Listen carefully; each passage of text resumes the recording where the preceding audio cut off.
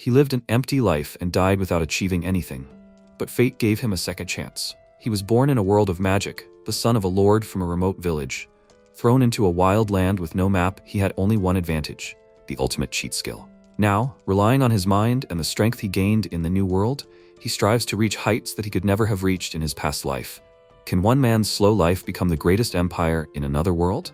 Let's find out. The story began with Carla, the protagonist's mother, hysterically saying that it was a lie. Her boy couldn't. Keynes, her husband, grabbed her and yelled at her to control herself. The woman exclaimed in horror that their baby. He replied that Enid had gone to heaven. No matter how bad he felt, he would live on until he saw him again. After a while, Carla used a massive rocket flash to aim the missile at the golem's head and destroyed it. Amelia, the protagonist's sister, exclaimed in admiration that it was awesome. She hit the target from a kilometer away. The woman called out to Enid, the protagonist, with a smile and said that she had set an example for him. Let him try aiming at the golem's chest to pierce its heart. Let him imagine that the stones around him are his allies. Let him try to focus only on the golem. MC aimed his staff, used the same skill, and blew up the golem. Amelia noted with a smile that he was the best. He happily shouted that he managed to destroy it. Carla replied that he did, but he destroyed it along with his allies. They died with honor. She told him to aim for the left chest. If he had shot at it like that in a real battle, he would have destroyed everything around him along with his comrades.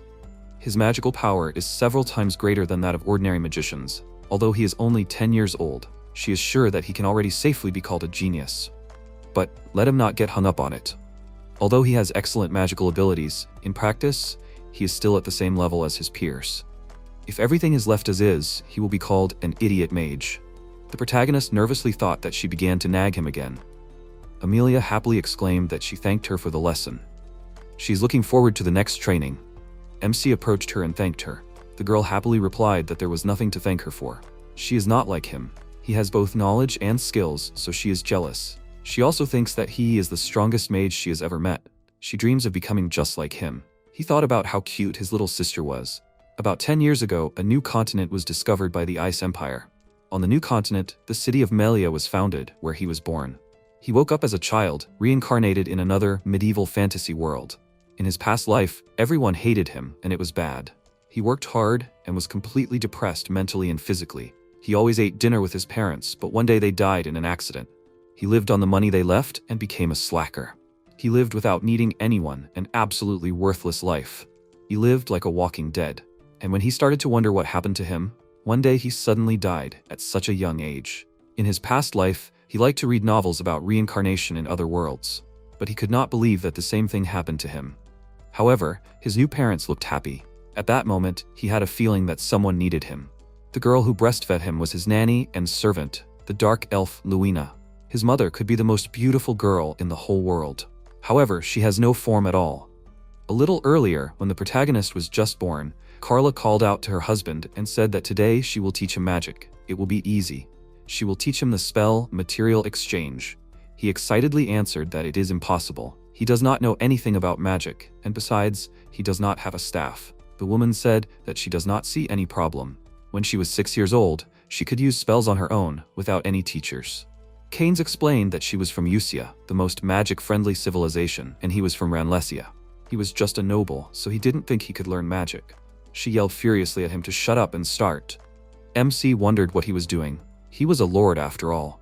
Even though his parents were nobles, they were just lower-class aristocrats. They owned Melia, an old village with a population of 70. After a while, Keynes tried to move the teddy bear. After trying unsuccessfully, he noticed that he couldn't. Carla said displeasedly that it only required 5 MP. No swordsmanship or magic skills were needed. He had no nobility or ability to rule. What a useless lord he was. He should not give up and continue like this. If he was a man, he could do it. The man answered with a smile that he loved her with all his heart, and in this he was better than absolutely everyone. Let her believe him. At night, the main character, lying in his crib, tried to use the skill of Material Exchange.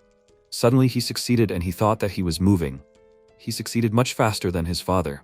Maybe he has a talent for this. He has a very soft body. After that, MC fell asleep and thought that from now on, when his parents have fun at night, he will practice Material Exchange. Because if he does this constantly, he will run out of mana. Usually, it takes about 2 to 3 days to spend all the mana, but 1 day is enough for him. This can lead to physical and mental damage. In addition to Material Exchange, there is also Material Redirection. When no one hears his cries, it is most convenient for him to move his feces into the trash can with this skill. But in his soul, he is already an adult, and so his childhood passed. At this moment, Carla, holding her son, said that she was starting the measurement. He has 496 MP. She can't believe it, his magic power is incredible. The protagonist happily thought that it was just as he thought. The principle of daily training and 24-48 hours of rest helps build muscle. Here he did the same thing, only with magic. As he expected, this principle works with magic too. He practiced high-level magic from an early age, and now at 10 years old, he has the highest magic power among everyone in his generation. When he told his mother about this principle, she said that it was nonsense. It was very strange. In general, magic power has no limit. Therefore, he thinks that there are also diseases related to magic. It's good that he is okay. Sometime later, a resident called out to him on the street and said that the carriage with food broke down. Let him please lend his golem. MC agreed and created a golem, thinking that it is created instantly with wood, earth, ore, and so on. It can be used as a tool. Melia is a quiet and developing village. The population is about 200 people. What they need most now are farmers. As the population increases, they need more and more food to support this population. However, everything around is surrounded by stones. So, in order to help everyone, he used his skill, golem creation. Although a very huge golem is created, it can still work for a long time, thanks to its magical power. Also, he can create a separate arm to collect small stones. His mother is very happy with his intelligence. His ability to build golems developed as a result of assembling various figures of anime and manga characters. So his life as a slacker was also a little useful. A villager, seeing the golem, was surprised to note that he could not believe that he was able to make such a large golem. The protagonist said that he would be able to work for a couple of hours for sure. A woman came up to them and said that if this boy helps her, she would be very grateful. He exclaimed with displeasure, "Let them stop calling him a boy. He is already an adult." The villagers replied that he is still a child. Not long ago, he was in diapers. MC thought that, frankly speaking, he is pleased that people notice him, especially after his life as a recluse in the past world. It is good that he got here. It makes him very happy. When this village becomes a city, this place will finally start to be marked on maps. This village is F rank. If the rank is raised, the village will definitely become larger. With his knowledge from the modern world, he will definitely make this village the largest. The villagers happily called him to them so that he can help. The protagonist, having climbed onto the golem, happily thought, how far can he go? This is his life after reincarnation, after all. He will enjoy it to the fullest.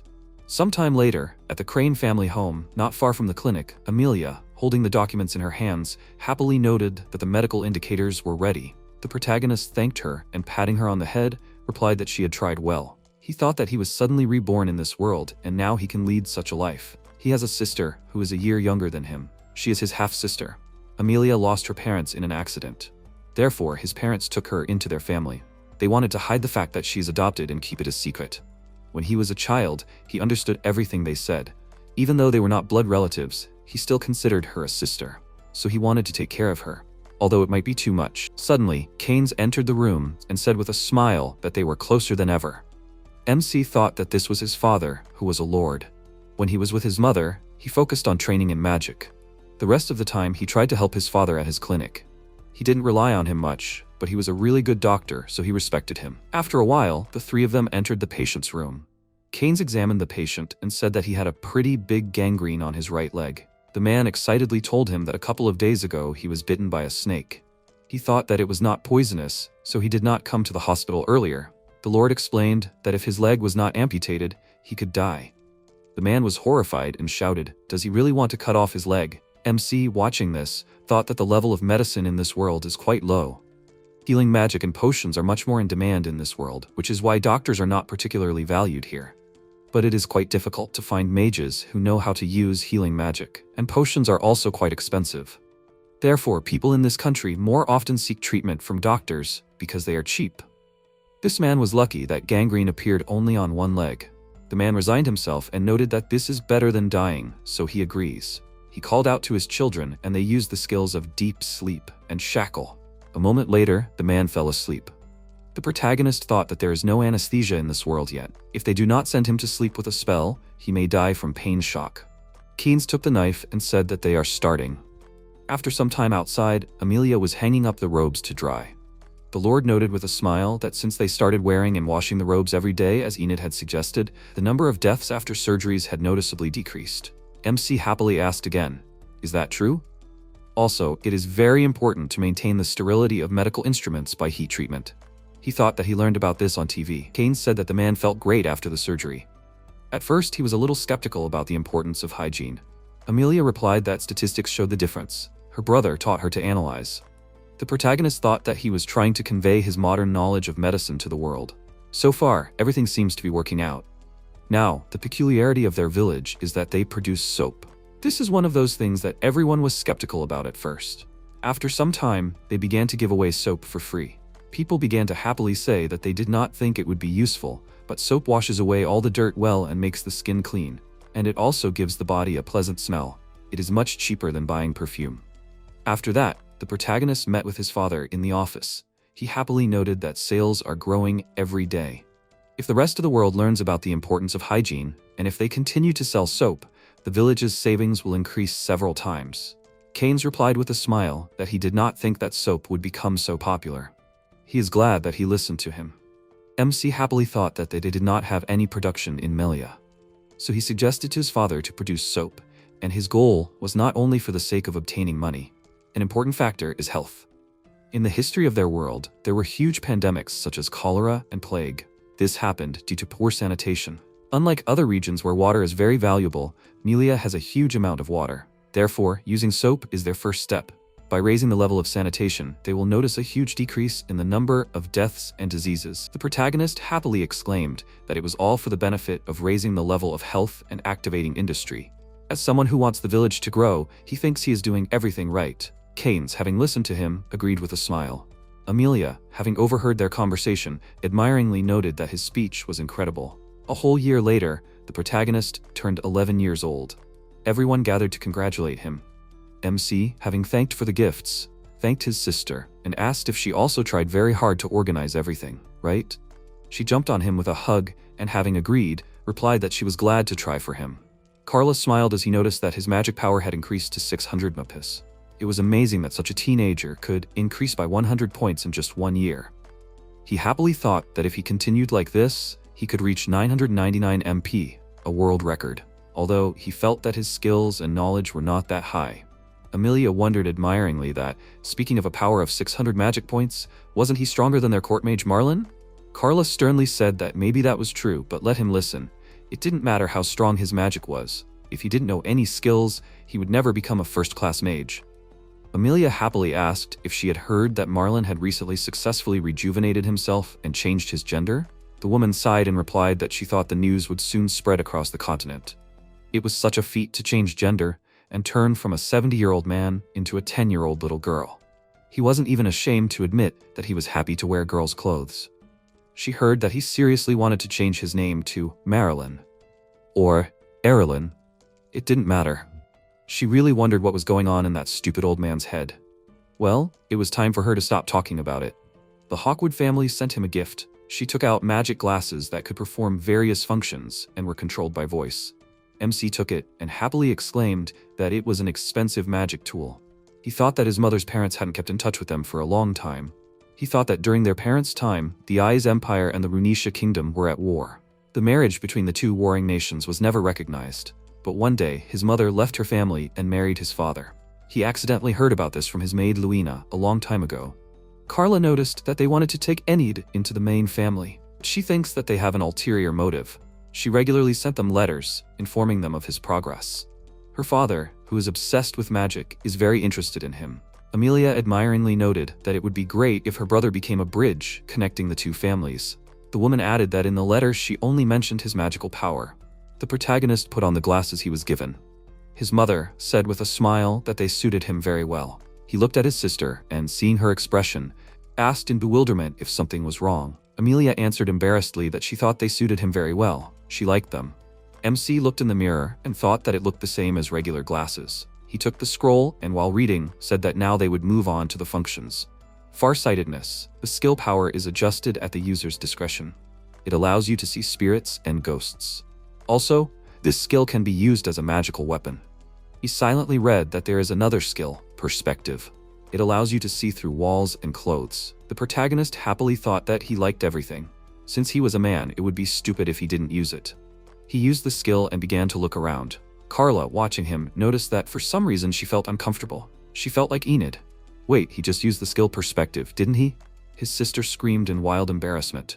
Luina asked with a calm face what he was doing. The protagonist replied that he didn't have time to look through their underwear, so they shouldn't worry. And he still bathes with her in the same basin, so she shouldn't be embarrassed. Amelia answered discontentedly that it doesn't matter. She really doesn't like it when her brother uses this skill to look through her clothes.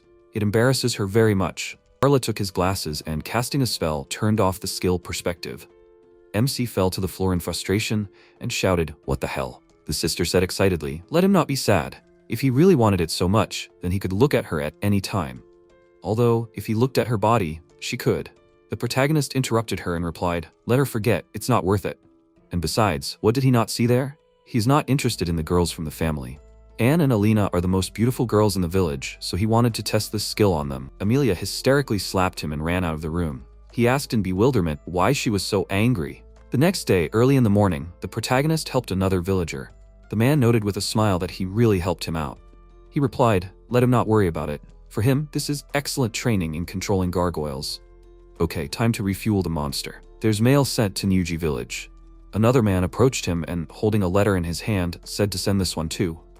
MC cast a spell and sent a gargoyle to deliver the letter. The man thanked him in surprise. He thought with a smile that postal services and sowing seeds in the field were in great demand in their village. The villager happily noted that Amelia also often helped them out with writing letters. "This beautiful girl is so kind to them, the common people. She's like an angel." The protagonist thought in surprise that they praise her so much. As her brother, he is pleased to hear it. Apart from the nobility and merchants, few people can read and write. Therefore, Amelia often writes letters on behalf of the locals and reads them out loud, and all because their mother is simply obsessed with their education. Be it simple speech, archaic, or even oratory. MC warmed up a bit and asked if he should work in the afternoon too. He looked into the distance and was surprised to see that he could actually clearly see what was in the distance. These magic glasses were really something. Thanks to this clairvoyance function, he could rest a bit while training in levitation, which he was not good at. Suddenly, the protagonist saw his father and Dutton, a dwarf, in the forest. He asked in surprise if they were really patrolling the forest. Even though his father had taken on the role of the village policeman, he was still unreliable. But Dutton, even though he was a dwarf, was a real mountain of muscle. He even once felled a saber-toothed tiger with one blow. Meanwhile, his father could not even grip his sword properly. So now he would try to change the channel on the glasses. The protagonist used the ability sensitivity, and upon seeing the fairies, wondered in surprise that this was an ability that allowed him to see creatures such as spirits and ghosts. Although he could see them with these glasses, interacting with them was forbidden. The Ice Empire had its own state religion, and the most common one on the Usia continent, the Church of True Magic, considered spirits to be evil creatures. However, on the new continent, there were many fairies, humans, and humanoid creatures who used and worshipped spirits. When entering them, let him follow their rules, which meant one must acknowledge their native people and communicate with them. They were so beautiful and elegant, and they were also completely different from how the church described them. Protagonist looked at the fairy and wondered if this wind spirit was a little different from the others. Was she telling him something? The fairy sighed and turned around, flying away. He thought with a smile that he would have problems if he got attached to her. He needs to change the channel to farsightedness. MC changed the channel and seeing the beak wings thought, is he heading to Melia? They usually don't appear in populated areas. More importantly, this is bad. Rook is a large magical creature that eats people and humanoid creatures. Judging by their appearance, they are afraid of being eaten. And yet, he will not forgive himself if he lets them die like this. These glasses are equipped with a self-tracking function. It's time to try out the attack mode. The Rook almost caught up with the beak wings, but first come, first served. The protagonist used the skill Magic Clear Sight and fired a magic shot, but the bird created a magic barrier and blocked the attack. He wondered in wild shock, how did an ordinary Rook create a magic shield? As a rule, they are no different from ordinary birds. He is flying straight towards him. At this rate, all of Melia will be destroyed. This time, he will definitely succeed. He tried to attack again and thought that the magic glasses could barely withstand it. The Rook created a magic shield again and blocked the attack. MC thought in fear that it was getting closer. 10 meters, no, it was more than 30 meters. This simply couldn't be. It was considered an extinct species. It was a prehistoric Rook. The largest Rook reached 18.5 meters, not to mention the magic shield. Could they really have remained on the new continent? What a discovery. Suddenly, his father called out to him excitedly from the ground. The protagonist thought in fear that if he devoured him, then those two would follow, and all his loved ones in Melia too. Did he really think that he would let all this be destroyed before his eyes? He shouted with a serious face that he would destroy him here and now. The protagonist began to release magic power through the glasses and thought that he would defeat him, even if he had to use all his mana. Come on, just a little more. Suddenly, Rook's magic shield broke and he, injured, began to fall to the ground. MC noted with a smile that the glasses served him well. Suddenly, he began to lose consciousness and, falling into the water, began to drown, and then fearfully thought that he did not want to die. Keynes, seeing this, excitedly shouted that he had exhausted all his mana and could not move. He ran up to him and, pulling him out of the water and hugging him, said that he would save him at all costs. His father threw him into the dwarf's arms and shouted for him to catch him. Dutton caught him and lowered him to the ground. The protagonist thought in horror that this was very bad. If nothing was done, his father would die. No, anything but that. He began to scream hysterically, and looking at Keynes' smile, thought, why should he suffer? If only he had not saved him. The gnome fell to his knees and said, let him take a good look at his father one last time. That is true manly courage. After a while, Pixie, the wind spirit, pulled the man out of the water and thought that she was free to travel the world with the wind. Today she met a bespectacled man who could see spirits. He defeated a huge bird with his huge laser from his glasses, and she became curious. And she just caught a man who saved a bespectacled man who fell over a waterfall. She lives by the principle of a good deed a day. Suddenly, the ancient beakwings, Iglus and Fowl, approached her. One of them apologized for scaring her. Pixie was scared and said that if they were seducers, art dealers, or church barkers, then her answer was no. Wait, they were the ones who were saved by the bespectacled man recently. Fowl noted that they would like her to give them this man. She asked in confusion, do they want to eat him? Buckbeak replied that it was their fault and they wanted to take him to the village. They were very loyal, and this was in gratitude for saving them. The wind spirit gave her consent and allowed them to take the man. After some time, the Buckbeaks delivered Keynes to the village. MC, waking up in bed, happily said that he was very glad that his father was saved. Amelia said with a smile that while he was sleeping, the Buckbeaks brought him. Thank heavens that they were all safe. Pixie, watching them from the window, happily noted that they really did it. It looks like everything is fine with the Four Eyes guy. Now she can continue watching him. By the way, why do they sleep together if there are two beds? The protagonist told his sister that he was, of course, surprised. In gratitude, he received the Ultra Buckbeak set. Putting it on, you can get the strength of a superhuman and the ability to soar in the sky. Amelia said that he would like to visit the village again and regretted that he could not thank him in person. The protagonist noted that the fact that they have connections with the rulers of the sky, the Beakwings, is a big plus for the village. Something is shaking today in earnest. The girl, feeling the shaking, happily assumed that they were probably wrestling there. It's great that Mom let them take a break today. MC replied that he had a feeling that she fell in love with her father more than before. Pixie, watching them, thought that she would continue to follow the Four Eyes for now. She will stop doing this when she gets tired of it. In the morning, the protagonist practiced magical attacks and noticed that there was not a single undamaged spot on him. Still, restoring mana is not that easy. The wind spirit happily exclaimed that he will sweep away both enemies and allies. She thought that the bespectacled man seemed to be working hard, but so far without any success, and he really got close to the Beakwings. Besides, it seemed that they were going to hunt a big bird. The Beakwings approached the protagonist and said that they were counting on him today as well. Pixie, eavesdropping on their conversation, thought with a smile that the big bird had brought trouble to people and would pay for it. She would go with them. After some time, Iglus noted that they were almost at the rock's nest. Was he ready? MC agreed with a smile and said that this time they were with him, so they would not give up the rock. The fairy happily noted that he really was a reliable friend. After some time, they arrived at the right place. The wind spirit, looking into the nest and seeing the eggs, said in surprise that it was huge. It must belong to all those birds in the sky. She looked at the main character and said admiringly that he had a helmet, robe, badge, and glasses in place too. He took the form of birds to defeat them. They managed to fly away while she was laughing here. So here it is, she will be their commentator. Their glasses are emitting a bright light. MC used the skill Shining Gaze and, blinding the opponents, called out the names of his comrades. Suddenly, Rook began to blindly attack them with feathers. Iglus, covering himself from the attacks, shouted that he attacked with feathers. He didn't care about his brothers. He wouldn't let them down. He created a magic shield and other fairies appeared nearby, who also created shields. Pixie, seeing this, noted in surprise that he called them all to help. Then she would participate too. She created a shield and, reflecting the feather and taking it, happily said that it was a white pointed feather. "Stop, Mr. Buckbeak is already rushing straight towards the enemy." Fall, armed, flew to the attack and began to deftly chop up his opponents.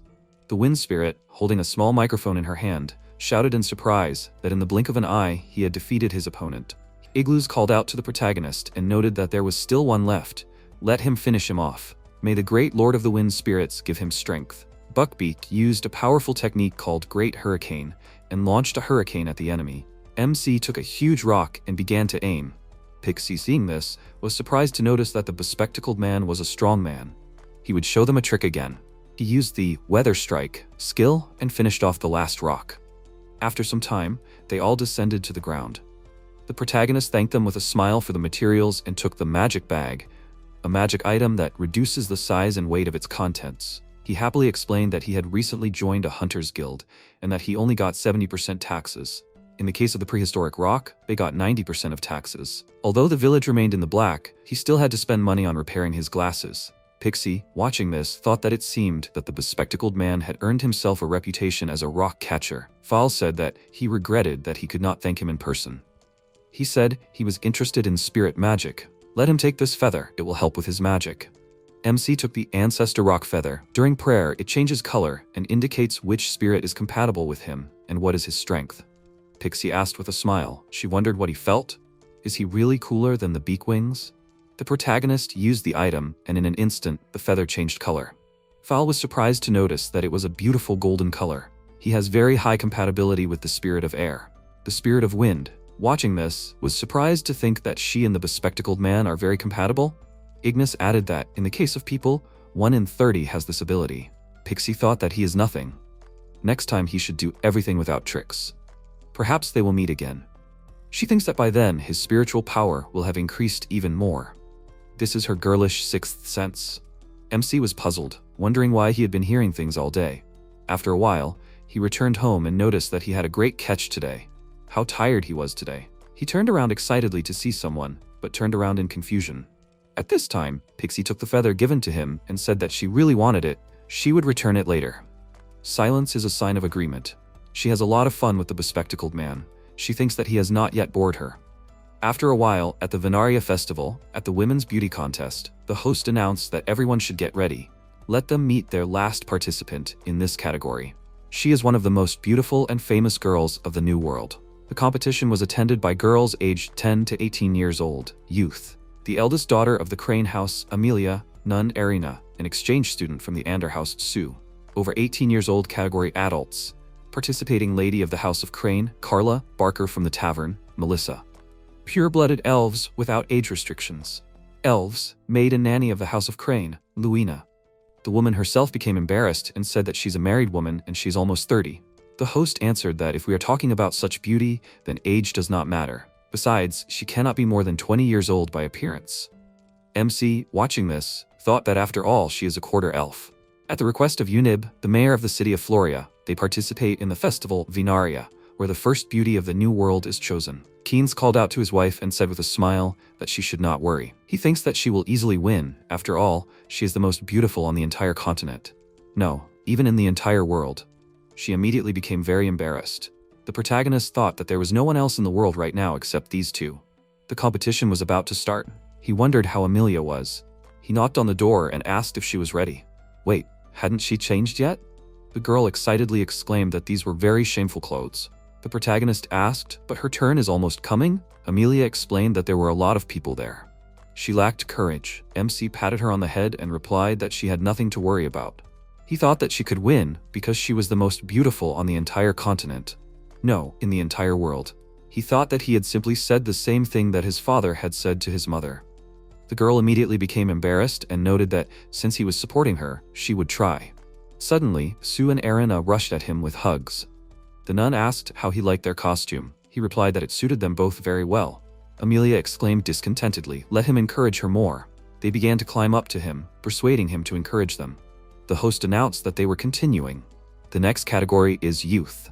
The first participant is Sabrina Kaakabanjian. Keynes noticed that he was late. The protagonist agreed and noted that the count's niece was nice. He thought that the participants from other cities were very cute. The girl herself happily said, let them vote for her. The host announced that the next participant is Melia. The girl came out shyly and, introducing herself, said that today she represents the village of Melia. Everything is wonderful in her village, from nature to people. Her favorite places and most beloved parents are there, as well as her older brother. He is very wonderful, he has a kind heart, and he always thinks about the village. He always teaches her magic with attention. Glasses suit him very well, and he is handsome without them. Anyway, her brother is very nice, she loves him. MC became very shy and turned away. The people watching started saying that she was cute. They would vote for her. After some time, the protagonist went outside with his father. He smiled and remarked that they still had time before the results were announced. Maybe they should get something to eat somewhere? The protagonist agreed with a smile, but then noticed Mizari Cambion and the woman next to her. She shouted in displeasure that she had told her to throw away the other contestants' ballots. Keynes remarked that they must have brought her from the Edge of Darkness. Enid thought that the Edge of Darkness was located in the south of the Usia continent. This land is covered in harsh deserts. The half-human, half-demon people who live there are born with a crystal in their foreheads that contains their magical powers.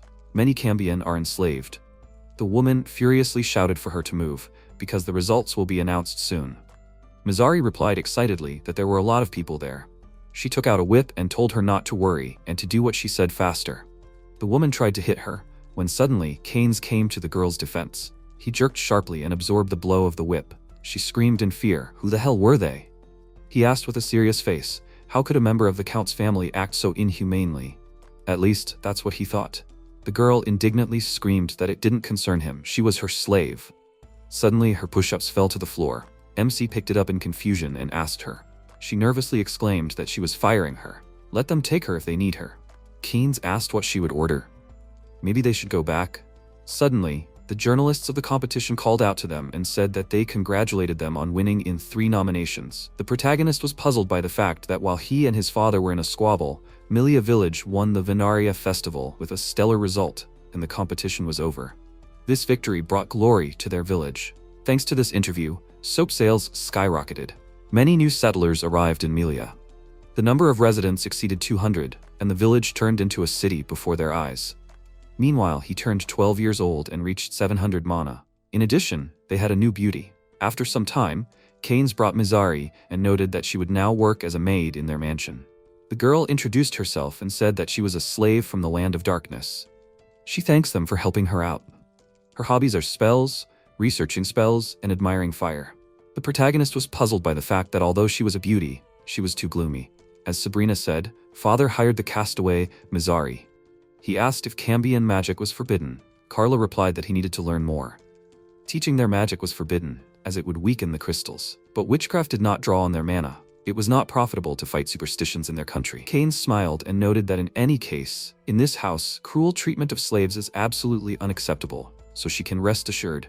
Mizari said in surprise that for the sake of the master who saved her, she will do anything. Of course, in bed too, she will try her best. He excitedly replied that her work as a maid would be enough. The girl said with a smile that this goes without saying, but at night. The man immediately interrupted her and said that this does not need to be done. She noted that then she will try very hard to serve the master, and as a reward, at night. Carla nervously interrupted her with a cough. MC was perplexed, thinking that she was too persistent. Let her stop, otherwise her mother will sew her up. Keynes called out to his wife, and after kissing her, noted that he did not have concubines and did not use the bodies of servants and slaves. He did not love any other woman except his wife. More precisely, he could not love them. Carla immediately became very embarrassed. The protagonist, watching this, thought that this was a beautiful scene, but as a child, he demands an explanation. After some time, Mizari did her duties as a maid and cleaned. He, watching her, thought that she was working seriously. His father was truly a stupid person. The moment the guy left, she took out a bottle of sleeping pills and said that since she could not get him, then it was better. After some time, the protagonist was training outside. Carla noticed that his technique was still lame. Instructions are very important. Suddenly, Pixie called out to him and warned that there was trouble with the house. He wondered in bewilderment, did he really hear things again? But it sounded very clear. And where did he get this premonition from? MC abruptly ran towards the house, and after a while saw in front of him how their house was burning. At this time, Mizari went to bed next to the sleeping Keynes. Pixie thought that the Four Eyes house was on fire. She was worried about him. She needed to ask other fairies to help. She called out to everyone and said that they needed to save people from that fire. They asked in bewilderment, Why should they care about them? The wind spirit asked them pitifully and added that it was the house of someone important to her. The girls replied that in that case, nothing could be done. When one of her friends asked, she thought with a smile that the crybaby's strategy had worked. Pixie pointed her finger and shouted that it was time for them to go. Let the four eyes try too. At this time, the protagonist himself, watching the fire, thought that his home was on fire. What should he do in such a situation? At this time, Dutton and Luina must be just not in the house. But the father and Mazzari are there. Carla, seeing the fire, fearfully called out her husband's name and ran. Amelia excitedly ran up to her brother and said that they needed to quickly get her. He replied that he thought they should leave this to her and they needed to take care of the others. Besides, they couldn't let the fire spread. Let her help the burnt ones with healing magic and let her stand by near the mansion. In the meantime, he would put out the fire. Amelia asked in confusion, did he want to put out such a big fire by himself? MC replied that at this rate, the fire would spread to the neighboring houses. If he didn't take care of it, it would be impossible to restore Melia village. He would definitely try, let her believe in him. The girl happily agreed and replied that she believed in him. The protagonist flew into the air and thought about how he would call down a rainstorm with the weather control skill. But it would take him some time for it to work. It was a race against time, so a golem would be the best choice. He created a golem water dragon and, having indicated the target, ordered it to put out the house. The locals, seeing the golem, exclaimed in bewilderment, "Is that a dragon? He is heading here." Amelia, watching this, admiringly noted that it was a very gigantic golem dragon. MC, hovering in the air, noted that he spent no more than 5 minutes in the air. This is a real express fire engine. He called out to his sister and asked if Mom and the others got out. She agreed, and the protagonist thought that he would not allow this city and his favorite places to be destroyed. The dragon released a squall of water and put out the fire in an instant. He descended to the ground, and all the residents began to joyfully shout that he had succeeded. He was amazing. Amelia hugged him, and with a smile noted that he was a hero who saved their city. She believed in him. The protagonist embarrassedly replied that this was not so. She was overdoing it. He did put out the fire, but the dragon's breath was so powerful that it destroyed the house as well. He didn't put out the fire, he only caused destruction. Let her forgive him. It's all because he controls his power so poorly. Besides, the source of the fire is their house. The girl exclaimed with displeasure. Let him not apologize and not take it into his head. The residents approached him and noted with smiles that even though it was his house, he destroyed it without a shadow of a doubt to put out the fire. Thanks to him, everything ended with minimal damage, and they will help with the repairs. MC was happy and thought that it was true. He destroyed the house by accident. Probably, this is called a lucky mistake. Suddenly, he remembered the others and asked how they were doing. Amelia excitedly pointed her finger to the side where there was only one bed and answered that they were there. The protagonist, seeing how Carla was looking at Kyne sleeping with Mazzari, wondered, what was that? Suddenly, Sue came up to them and told them that they were transported on the fly on beds from the house to the garden. She saw that the air spirits had carried this bed. They helped these two. Spirits are wonderful. They are wise. The protagonist thought that this girl was from the Ander family, who respectfully treat spirits. It seems that she herself knows how to use them a little. In addition, the Beakwings said that it was the spirits who helped his father when he fell from the waterfall. He needs to thank them for helping twice. It won't be possible to thank them openly, since they consider them evil. At this time, Pixie, watching what was happening from a tree, happily noted that the bespectacled man and the others were fine. In addition, she received an unusual magic item. It's good that she borrowed it. Theft from the scene? No, she did not hear about it. After some time, MC thought that after what happened, they were sheltered in the deputy mayor's mansion. Father and Mazzari have not woken up for 3 days.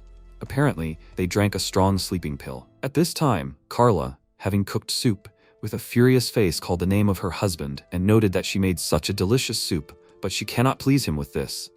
Maybe it is better for him not to open his eyes for now. The protagonist, hearing this, excitedly asked if everything was okay with her. It's not surprising. There's a possibility that they were trying to commit double self-destruction. Amelia menacingly exclaimed that if she did so, it would only be with her brother. The protagonist fearfully noted that no matter what, now they have no choice but to investigate the cause of the fire. Isn't he right? Let her calm down. He thought that he and his sister divided the responsibilities and began the investigation. When the two finally opened their eyes, the interrogation began.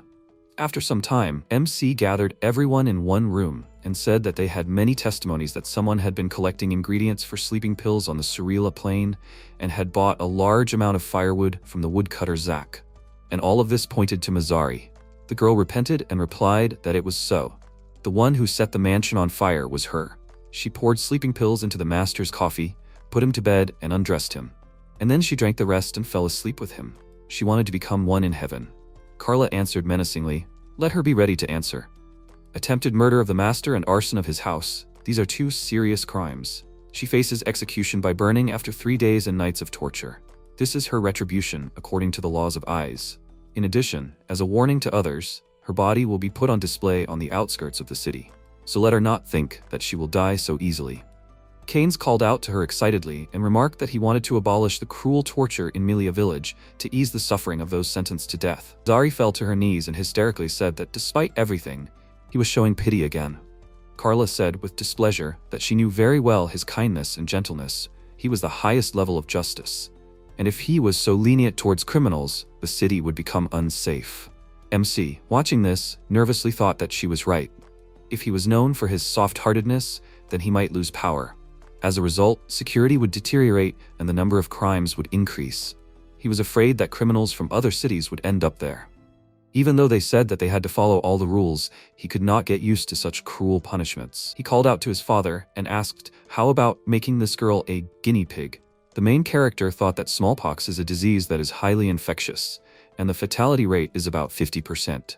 Even if he was lucky enough to recover, there would be serious consequences such as deep scars or blindness. This infection is so terrible that it is also called the devil's disease.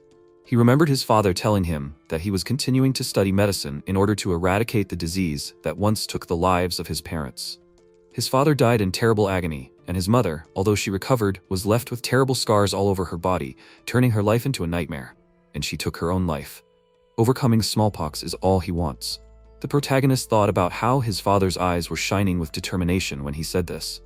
If the smallpox in this world is the same as in his past, maybe they can develop a vaccine. In the present, Keynes, hearing his proposal, exclaimed in surprise, "Really?" MC agreed and noted that he was talking about his experiments to develop a vaccine. This girl will be the test subject. Indeed, a deferment of punishment for especially dangerous criminals is possible for those who participate in medical experiments, and if this is successful, they will pardon her. He thinks that the townspeople will not be against it. Keynes asked Mizari what she thought. She hysterically replied that of course she agreed. Thank him very much for showing mercy to such a sinner. The man happily called out to his wife and said that he also thanked her for listening. Carla turned away discontentedly and replied that there was nothing to thank her for. If they can develop a vaccine, the name Keynes will thunder throughout the world. After some time, MC thought that since they still have no goals in developing a vaccine, treating Mizari became one of the points. As for the postponement of her punishment, there was an idea to put her in prison until the decision was agreed upon with the vice mayor and the townspeople. But her father and the others, out of the kindness of their hearts, decided not to do this. In return, Carla cursed the girl with the skill Cursed Nail, and explained that this nail would gradually turn green, and when it completely turns green, if she betrayed them again, she would turn into a vile toad. So let her never do that again. Mizari agreed and added that this was a sign of her loyalty to her master. After some time, the protagonist returned to the site of the burnt house and happily noticed that Dutton's foot thresher had survived. He thought about the fact that their mansion had a basement in which various experiments and research were carried out. It also stored most of his cheating developments, most of which he had not yet made public. After all, a sharp jump in development and population growth is no joke either. He went down to the basement and happily noticed that the experimental equipment had also survived. He thought that they would be able to get down to business soon. Keynes replied with a smile that it was great. MC approached him and said that they needed to try hard to save thousands of lives. The father thanked him with a smile. After a while, the protagonist went outside and thought that, even though he had said so, he could not remember something important. Smallpox had long been eradicated on Earth. The vaccine was tested on certain animals. What kind of animals were they? He had reincarnated 10 years ago. If only something would remind him. Suddenly, Irina bumped into him and, asking for forgiveness, noted that she was very inattentive. He replied that he should apologize because he was lost in thought. She hugged him and said that he was a very good and decent boy. The protagonist was embarrassed to think that she was only 3 years older than him, but treated him like a younger brother. Pixie, seeing this, was surprised to notice that she had a figure like a cow. MC thought that he was always hearing things. Wait, just like a cow. It's cowpox. Thanks to this girl for helping him remember. Cowpox is a skin disease in cows. It is contagious to humans, but nothing serious. After some time, the protagonist arrived in the village of Hein and began to ask the locals about cows. One of the girls answered with a smile that there were no smallpox patients in their area. He excitedly exclaimed, "Is this really true?" The protagonist thought that this village is north of Melia and is known for its thriving dairy farming. The life of all the locals revolves around dairy production. The girl added that even before they moved to the new world with Usia, they were always told that if they wanted to get over cowpox, they would not get the regular one. MC replied that the previous ruler, who visited the village and understood medicine, said that he was a fool, because it was just a belief. He thought that after all, people infected with cowpox can develop immunity to a related strain of smallpox. Could it really be the same as on Earth? First, he needs to report everything to his father. After some time, the protagonist returned to the village and told him everything. Keynes noted that this was important information. He would soon be going to Haina too. Let him go to Mazari. Before preparing for the experiment and infecting her, let him tell her to stop caring for the cows. The protagonist thought that with the help of the townspeople, a new mansion was built, which has stalls for horses and cows. Mazari was assigned to look after them. And thanks to his father's many trips to Hain for field research, he became convinced that smallpox here was exactly the same as on Earth. In other words, if they used the cowpox virus, they could control the disease. After some time, they brought the girl to the lab and asked if she really was okay with it. Mazari calmly agreed and began to follow the instructions. MC thought that they were already at the finish line. She would receive a vaccine developed from a cowpox blister. They had been increasing the dose for several days, and today she would receive the vaccine. Thanks to his father's vaccine, her body should produce enough antibodies. Mazari said that she was ready. This remarkable experiment was for the sake of saving people around the world, and of course, for her master. She would gladly sacrifice everything, and for lives, of course, and virtue. Keynes took the syringe and injected the vaccine into the girl's vein. The protagonist approached her and said that since there was a risk of infection, he would examine her after isolation. Suddenly, his father stopped him and noted that he also needed to be isolated. He also got the vaccine. Everyone present was shocked by this news. MC thought that he and his father had actually vaccinated themselves with the same vaccine after the research. But it was too early to talk about any results. Carla grabbed him in hysterics and screamed. What kind of nonsense was he thinking? Amelia asked with tears, what if something happened to him? Keynes replied that he had decided to vaccinate Mazari to make sure the research was successful. Of course, he should also test everything on himself. They needed as many clinical subjects as possible. He wanted to rid the world of this devilish disease as quickly as possible. The protagonist, watching this, was horrified to think that his mother had understood everything. His determination to stop people's suffering, to stop the virus, putting his life on the line. He would also like to be a test subject, but it could be very inopportune. The results might not be successful at all. Seeing how excited his father was about the idea, he wanted it too. He exclaimed with a serious face that he would also get vaccinated against smallpox. 6 months later, he turned 13. Carla happily congratulated him and said that she also congratulated him on reaching 800 mana points. He thanked them and thought that they had not infected anyone with smallpox. The experiment ended in the best possible way. The townspeople recognized Mazari for her service to society and dropped all charges. After that, Carla sighed and noticed that when Enid said that he would also inject himself with the virus, the blood left her face. MC chuckled and apologized for worrying her. Keynes called out to her with a smile and said that he was finally convinced of the success of the experiment. It was all thanks to the theory he put forward and his continuous help. He always helps them out, so thank him. Protagonist thought that success in the tests does not mean victory over the virus. However, it seems that thanks to soap, ideas about the importance of hygiene are spread. And the vaccine developed by his father, for which he put his life on the line, will one day save the lives of many people. Perhaps he exaggerates his knowledge from his past life, but perhaps he will be able to serve people as the happiness of the nation. Mouthwash is next. No, antiseptic is better. Sometime later, on a holiday, they were exploring ruins that were rumored to be over 1,000 years old. They entered, and the protagonist remarked that it would be great to find an artifact from that era. Suruto Hondo, the head of his own guild and the eldest son of the Hondo family, called out to him and mockingly said that if he believed in such fairy tales, then he was just a child. If it comes to that, then this literature and magical artifacts may belong to an even more ancient era. People have walked on the moon. People have descended to the bottom of the ocean. There was a weapon that could destroy the world 7 times. It's clear that these are fairy tales. MC was puzzled and replied that he wouldn't believe it either. He thought that these ruins were discovered by the settlers of the New World. They had already conducted internal investigations and found no treasures that could be out-of-place artifacts. It seemed like a normal study for such a budget. He likes this kind of thing, so he's expecting something interesting. Amelia hugged him and happily said that she thought that guys who never forget their dreams were just wonderful. Suddenly, Conan Doza Grey told Arthur, the second son of Lord Arthur of the Ice Empire, the Governor-General of the northeast of the New World, approached them and happily exclaimed that he believed it too. A romantic who often dreams, that's him. The girl replied with a smile that she thought that part of him was just wonderful. He noticed with incredible embarrassment that she said that he was wonderful. The guy approached the main character and happily asked if he heard that. He agreed with a smile and thought that what was important was that this time Conan decided to use the research to get closer to his sister. The guy smiled and said that he should stop with the formalities. Perhaps in the future, he would become his older brother. Suddenly, Saruto approached them and mockingly exclaimed that he was wise, brave, and even a romantic who did not forget his dreams. If he were a woman, he would definitely fall in love. MC, watching this, thought in bewilderment that this was the stunning flattery of this guy. The Conan family is older and higher in social status than theirs. Therefore, he and Amelia are careful with their choice of words. On the other hand, the upstart Hondo only surpassed their families in rank, but the difference in attitude is visible to the naked eye. Hierarchy is important to aristocrats, but he believes that his human qualities distinguish him from other weaklings. Suturo called out to Kane, a slave from the Cambion clan, with displeasure and shouted, "What is he doing there? Let him come here quickly." When the slave approached, he hit him with displeasure and remarked that since he had the blood of a beast, he could move faster.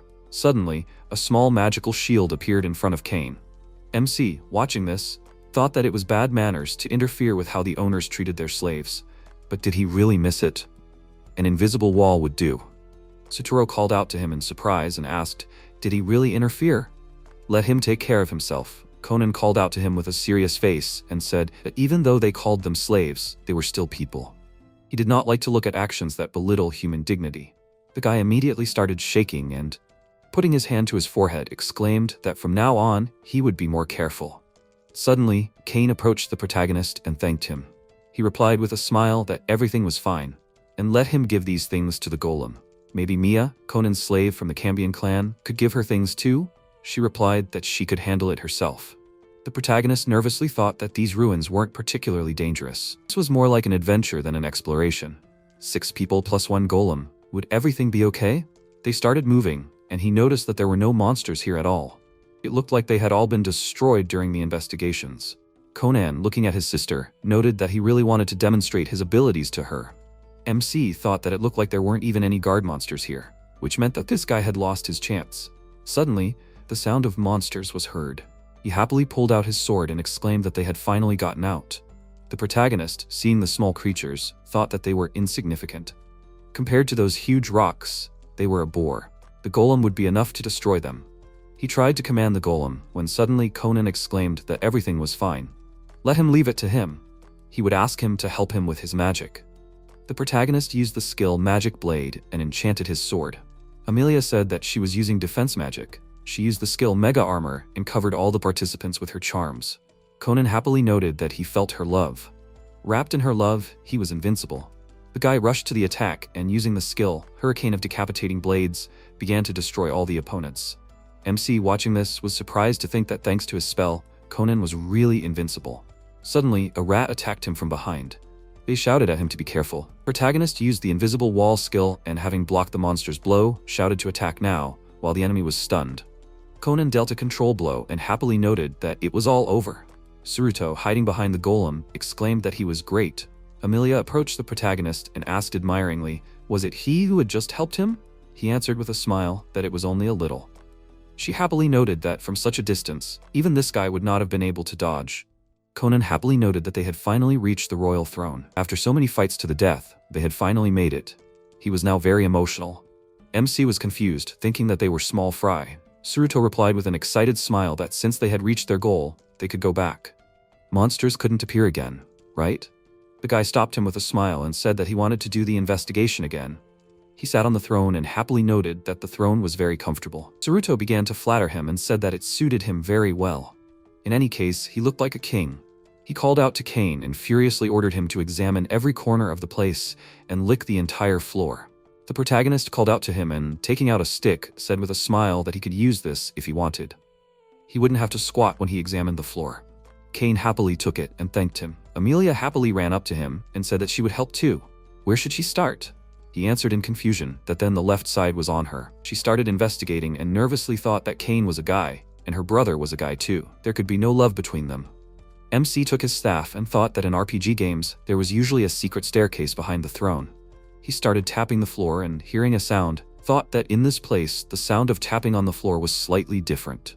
The protagonist asked with a thoughtful look, was there really a secret staircase? But this should have been discovered during previous research. Conan called out to him in bewilderment and asked what he was even mumbling about. He explained that it seemed that this throne could be moved. Could he ask it? The guy happily agreed to his request. Saruto called out to him discontentedly and exclaimed, was he really asking him specifically? Maybe he was worse in some way? Everyone started coming up to him and saying that they also wanted to help. Suddenly Pixie appeared, noticing that the Four Eyes guy had been found. It couldn't be helped, she would help too. A little earlier, she had created a clone of herself and happily said that she could feel the presence of the Four Eyes guy on the right. The clone immediately began to repeat her phrase after her. The Wind Spirit exclaimed in displeasure that she was stupid. What a copy. It looked perfect. The clone replied that it was because she was a carbon copy doll that she had stolen during the fire in the Four Eyes guy's house. She replied that it was not so, she had just borrowed it. She wanted to press the button so much that she only stopped her right hand. The left hand immediately pressed it by itself. The original fairy has her left hand tied up and the copy has her right hand tied up. Pixie happily pointed out that they had better look for the Four Eyes guy. They need to go to the right. She replied that they need to go to the left. The Wind Spirit exclaimed furiously that here we go again. The copy had better listen to the original. She replied that she sucked. The fairy grabbed her and shouted that she was a nasty copy. She even called her names in response. She used mutual elimination and, having destroyed the clone, noted that the original had ruined their beautiful friendship. Suddenly, she got into the room with the main character and joyfully exclaimed that it was the Four Eyes and his company. Going left was the right decision after all. She even adopted her ability to stalk him. Pixie, watching his actions, thought that it seemed like he was looking for something. Nothing could be done, she would help him. Suddenly, a golem approached the throne and moved it away. She said in surprise that the Four Eyes somehow controlled it. Something was about to happen, she was very worried. MC looked into the place under the throne and seeing the runes, wondered in surprise, was there really a secret staircase in the dungeon? He began to read, like only the one who made the entry can enter. Spirits cannot do registration, only living beings can do it. The protagonist thoughtfully noted that the conditions were quite simple. Pixie, hearing this, exclaimed in displeasure that this was discrimination against spirits. Melia excitedly asked if it was a fake. He agreed and asked what they should do. Conan asked what was written there. The protagonist replied that there seemed to be a secret staircase in the dungeon. There is a gate that leads to the heavenly city. Saruto exclaimed fearfully, it is dangerous to go to such a suspicious place. They should just go back. The boy replied with a smile, let him calm down. Then he will not be able to enjoy the adventure. MC thought, this is not a fun adventure anymore. They should go back and tell the adults about everything. Pixie exclaimed nervously, let him write an inscription and show her his bravery. He thought in confusion, he hears this voice when he doubts. Could it be the whisper of the gods? Many believers and holy knights of the main religion of Melia village, the Church of True Magic, say that they have heard the voice of the supreme deity Manasthesia. Because of his mother, he also became a believer. Oh no, he is an ordinary person. He goes to church mainly because of Aaron. Well, anyway, he will follow the voice. He needs to write his true name to finish the inscription.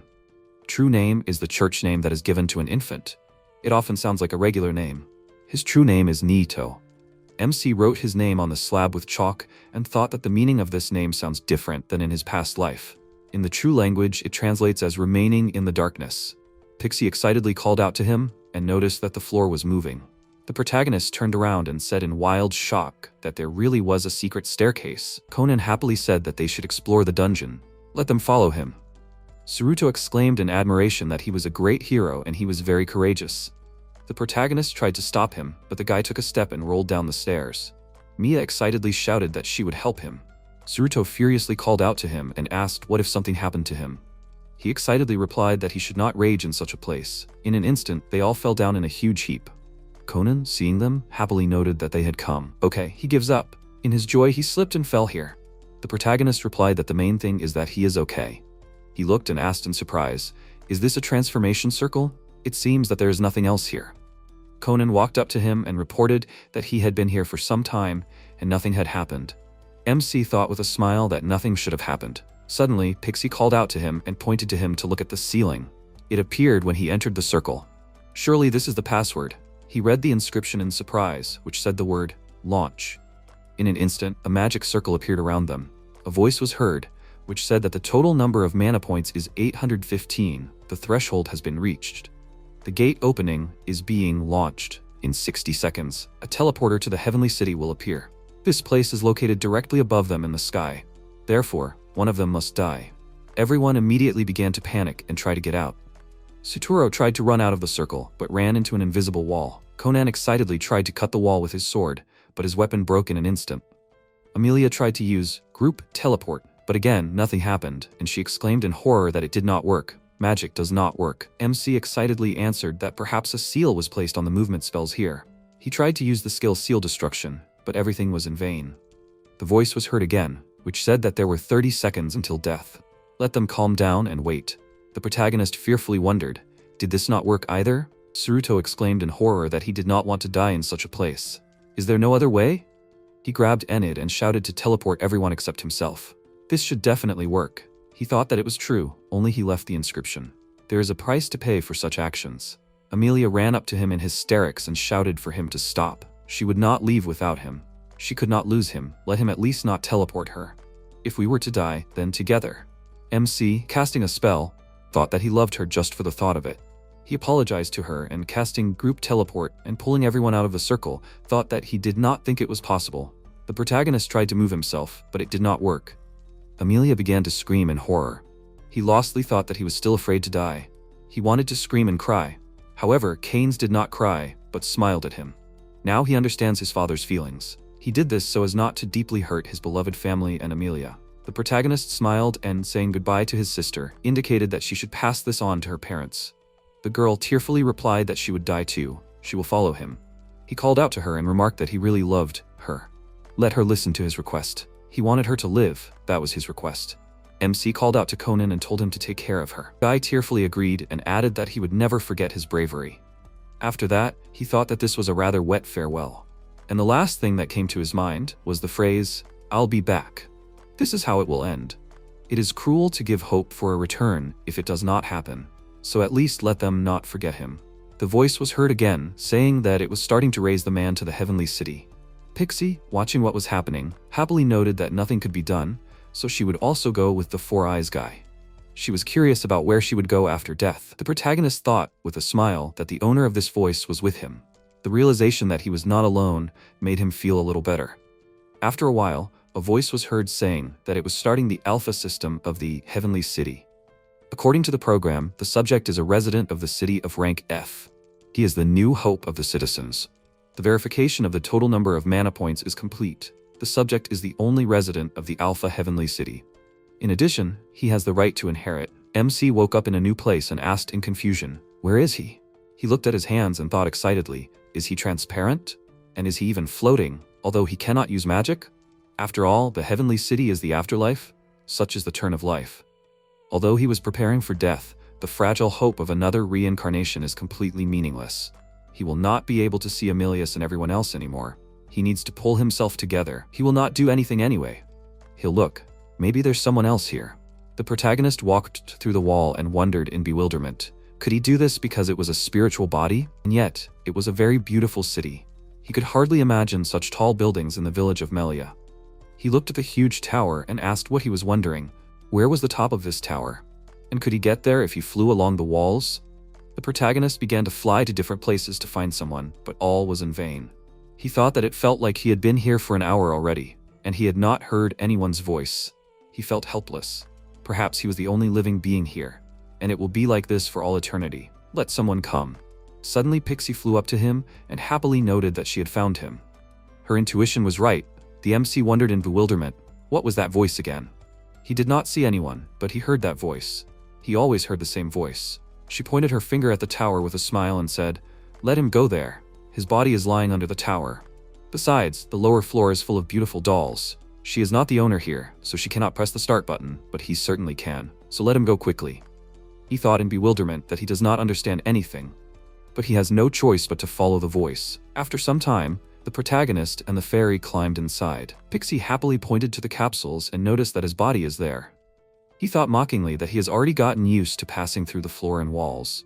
But despite this, he cannot pass through doors and gates. This place is straight out of science fiction, and he thought that it would look more like a medieval morgue. The wind spirit said in surprise that it looked like a refrigerator. Protagonist looked inside one of the capsules and wondered in surprise that his body is in there. Is this some kind of cryogenic sleep? She called out to him and flew up to the sign and noticed that it was an instruction. It said that if he was the king of ghosts, he should enter the underworld to return to his physical body.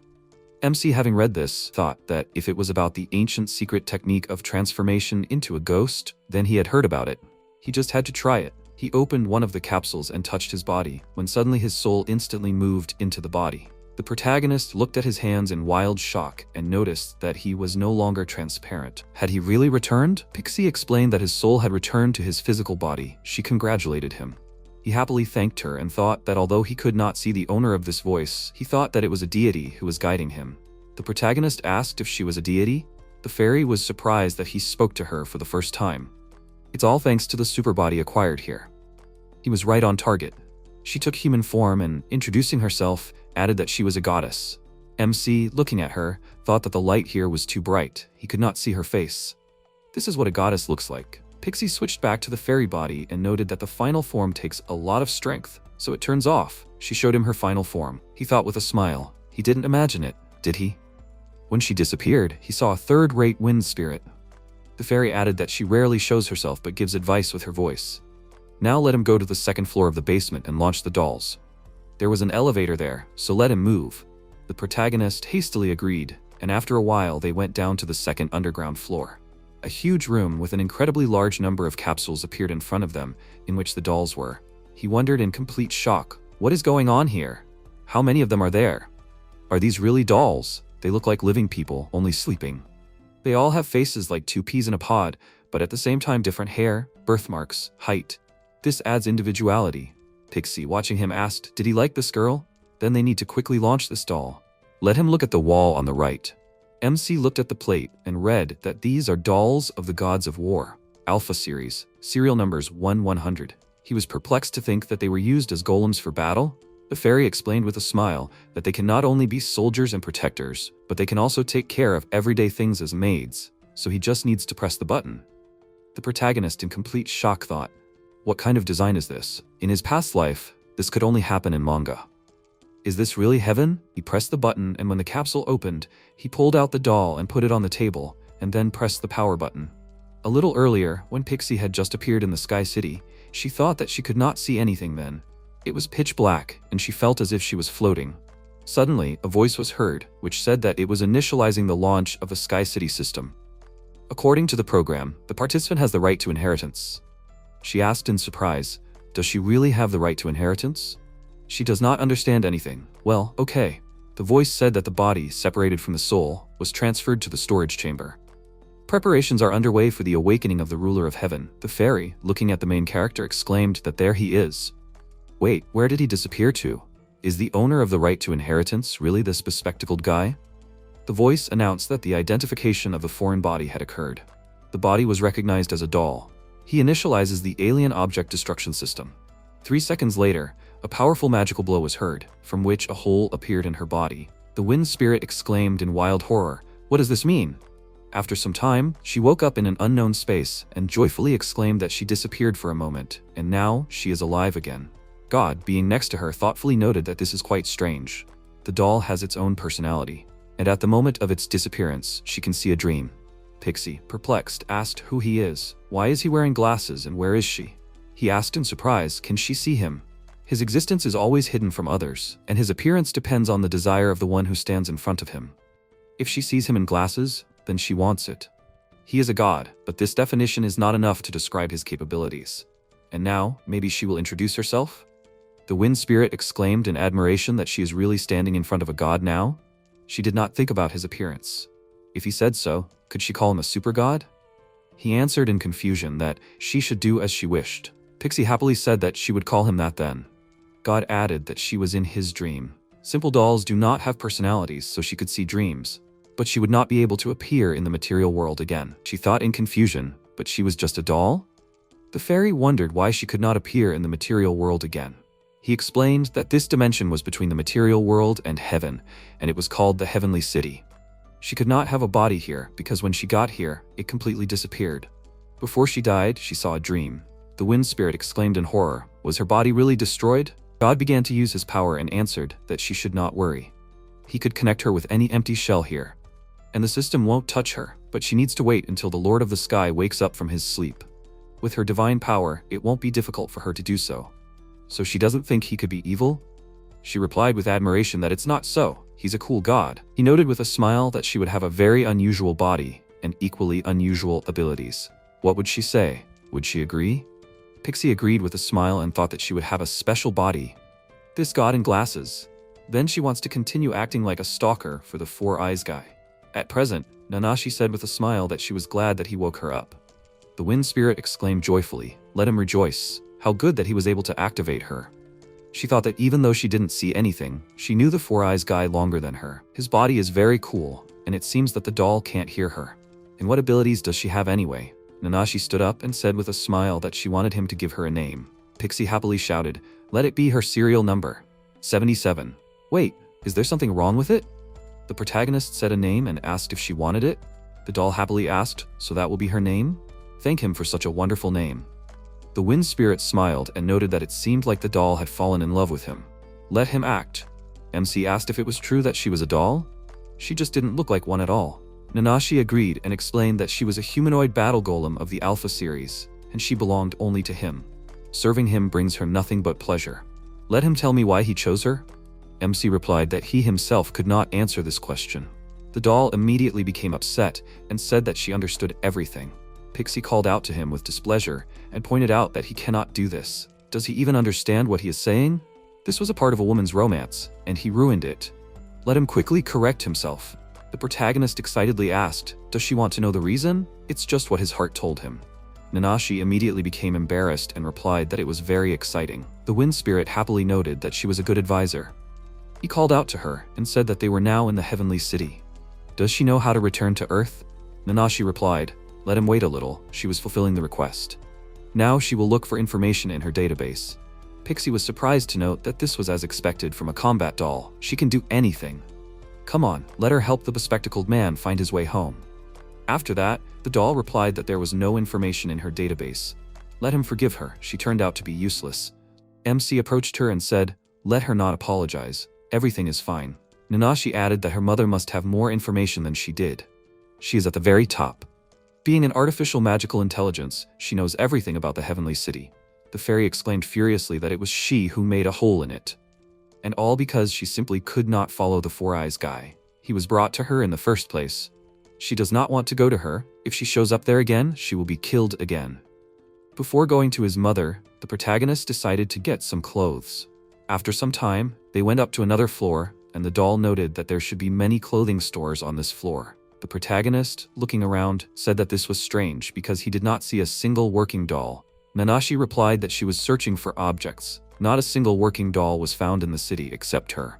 MC, taking an item of clothing, asked, "Nothing will happen to him if he takes things without permission?" The wind spirit exclaimed, "Let him stop nagging." Did he even hear what she said?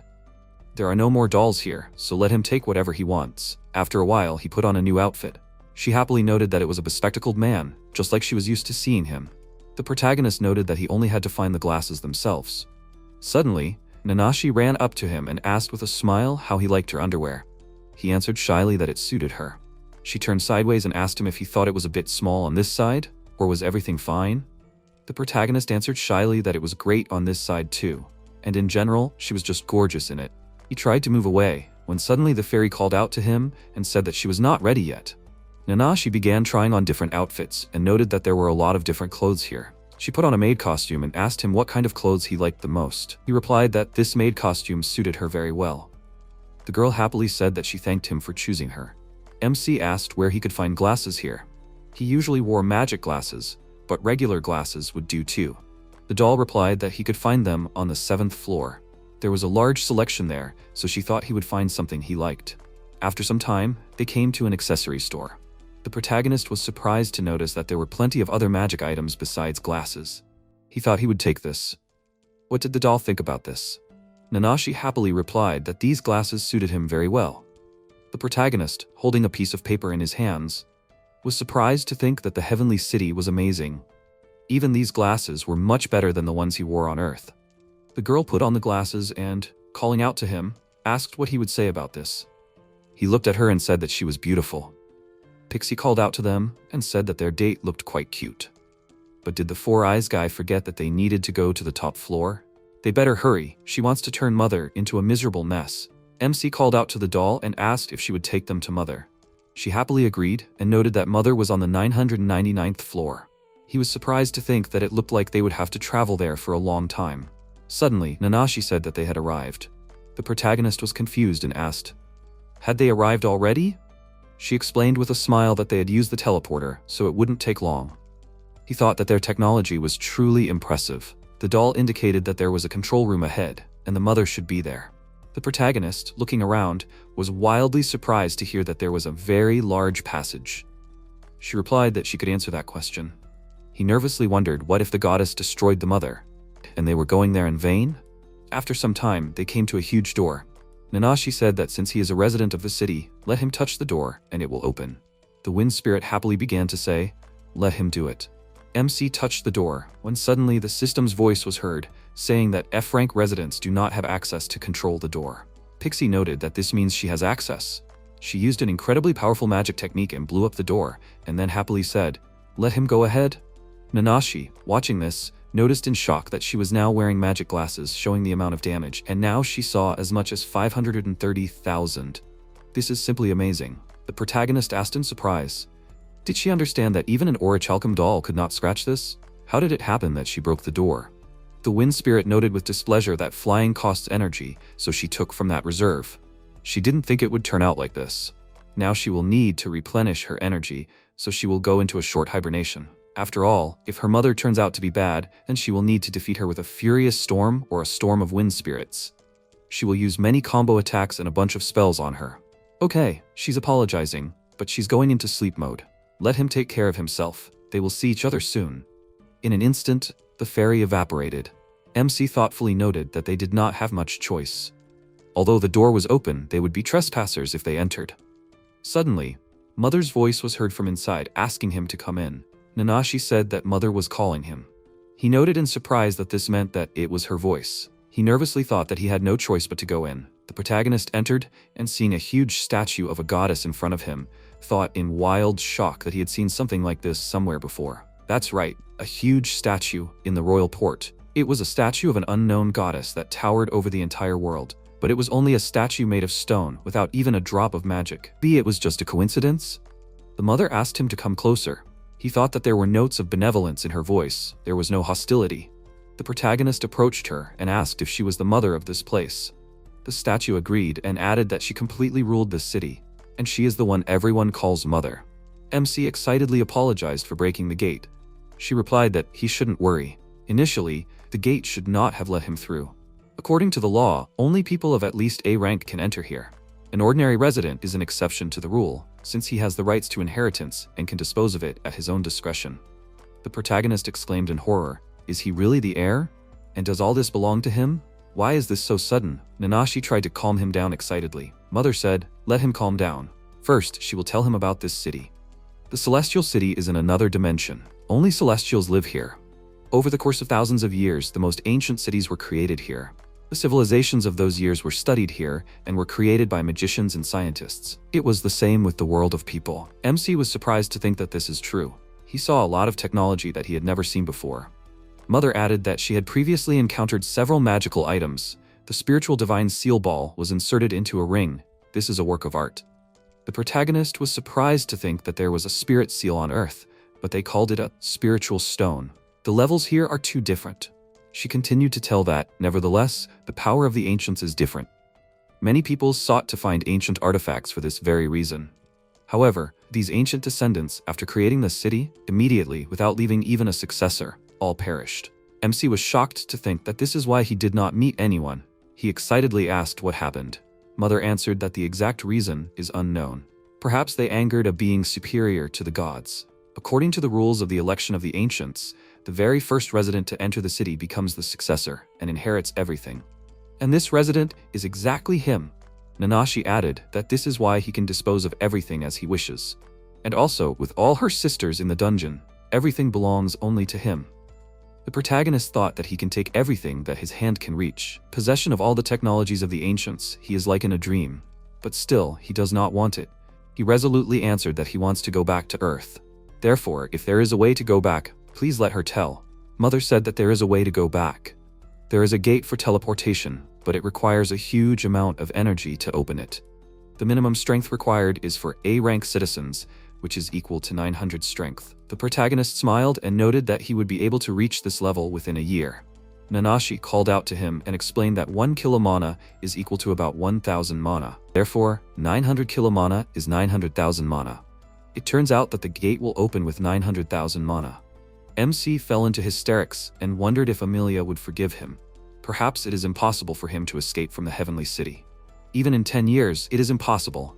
Sometime later, in the village of Melia, in the Church of the Order of Magicians, his sister prayed and said that the greatest god Manastasia would save her older brother.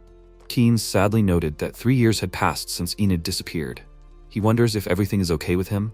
Melia came up to her parents and exclaimed that he was definitely okay. If she prays like this every day, then he will definitely hear. They would definitely see him again. If she could see her brother again, she didn't need anything else. She was ready to give herself entirely to God. So she asked and prayed. While the family was praying for the well-being of their precious son, the protagonist himself was living happily. Dolls started to climb up to him, and he thought that he should go back, because his family was waiting for him on Earth. Nanashi came up to him and asked if he wanted to spend the day with her in love today. The protagonist sheepishly agreed and thought that he needed to go back to Earth, but he could wait a little, right? After some time, he thought that 3 years had passed since he disappeared into the floating city, where he began to cultivate new land. This uninhabited city had found its inhabitants again. All the dolls greeted him happily and said that they congratulated him on exceeding 1 million in total magic power.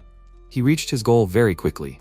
MC thought with a smile that it seemed like he had recently reached the 900,000 mark in total magic power, and now he was already surpassing 1 million. Nanashi came up to him and, holding a tray of food, remarked that she had been practicing cooking for a long time, so let him try this stewed duck meat. Today was his holiday, so they were all working harder than usual. He happily said that this was real heaven. He was surrounded by such beautiful girls and drinks. The doll began to feed him with a spoon and smiled. The protagonist tasted it and marveled that it was much better than the food on the ground. It had magic that prevented it from spoiling, so it was amazing. Battle doll number 20, named 20, approached him and, holding a tray, asked if he wanted some white truffles. The protagonist agreed and commented that it was also delicious. The doll happily said that 1 million magic power was really impressive. It was all thanks to the talent and hard work of the master. MC replied that it was all thanks to Nanashi and the others. Suddenly, battle doll number 82, Honey, rushed at him and began to hug him happily.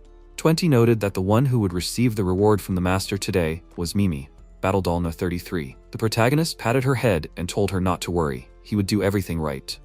After some time, in the central part of the floating city, in the sky, on the upper floors of the tower, in the living quarters, the protagonist thought that they say that these dolls need his love, not food. In this room, with each of these girls, he has fun. After he visited his mother, at Nanashi's request, he activated all her sisters in the basement. In general, just like her, they had a spare activation button there. It was quite difficult. Some of them are stored in another place, another 1,000 dolls servants who need his love. Another 1,000 of his new faithful servants.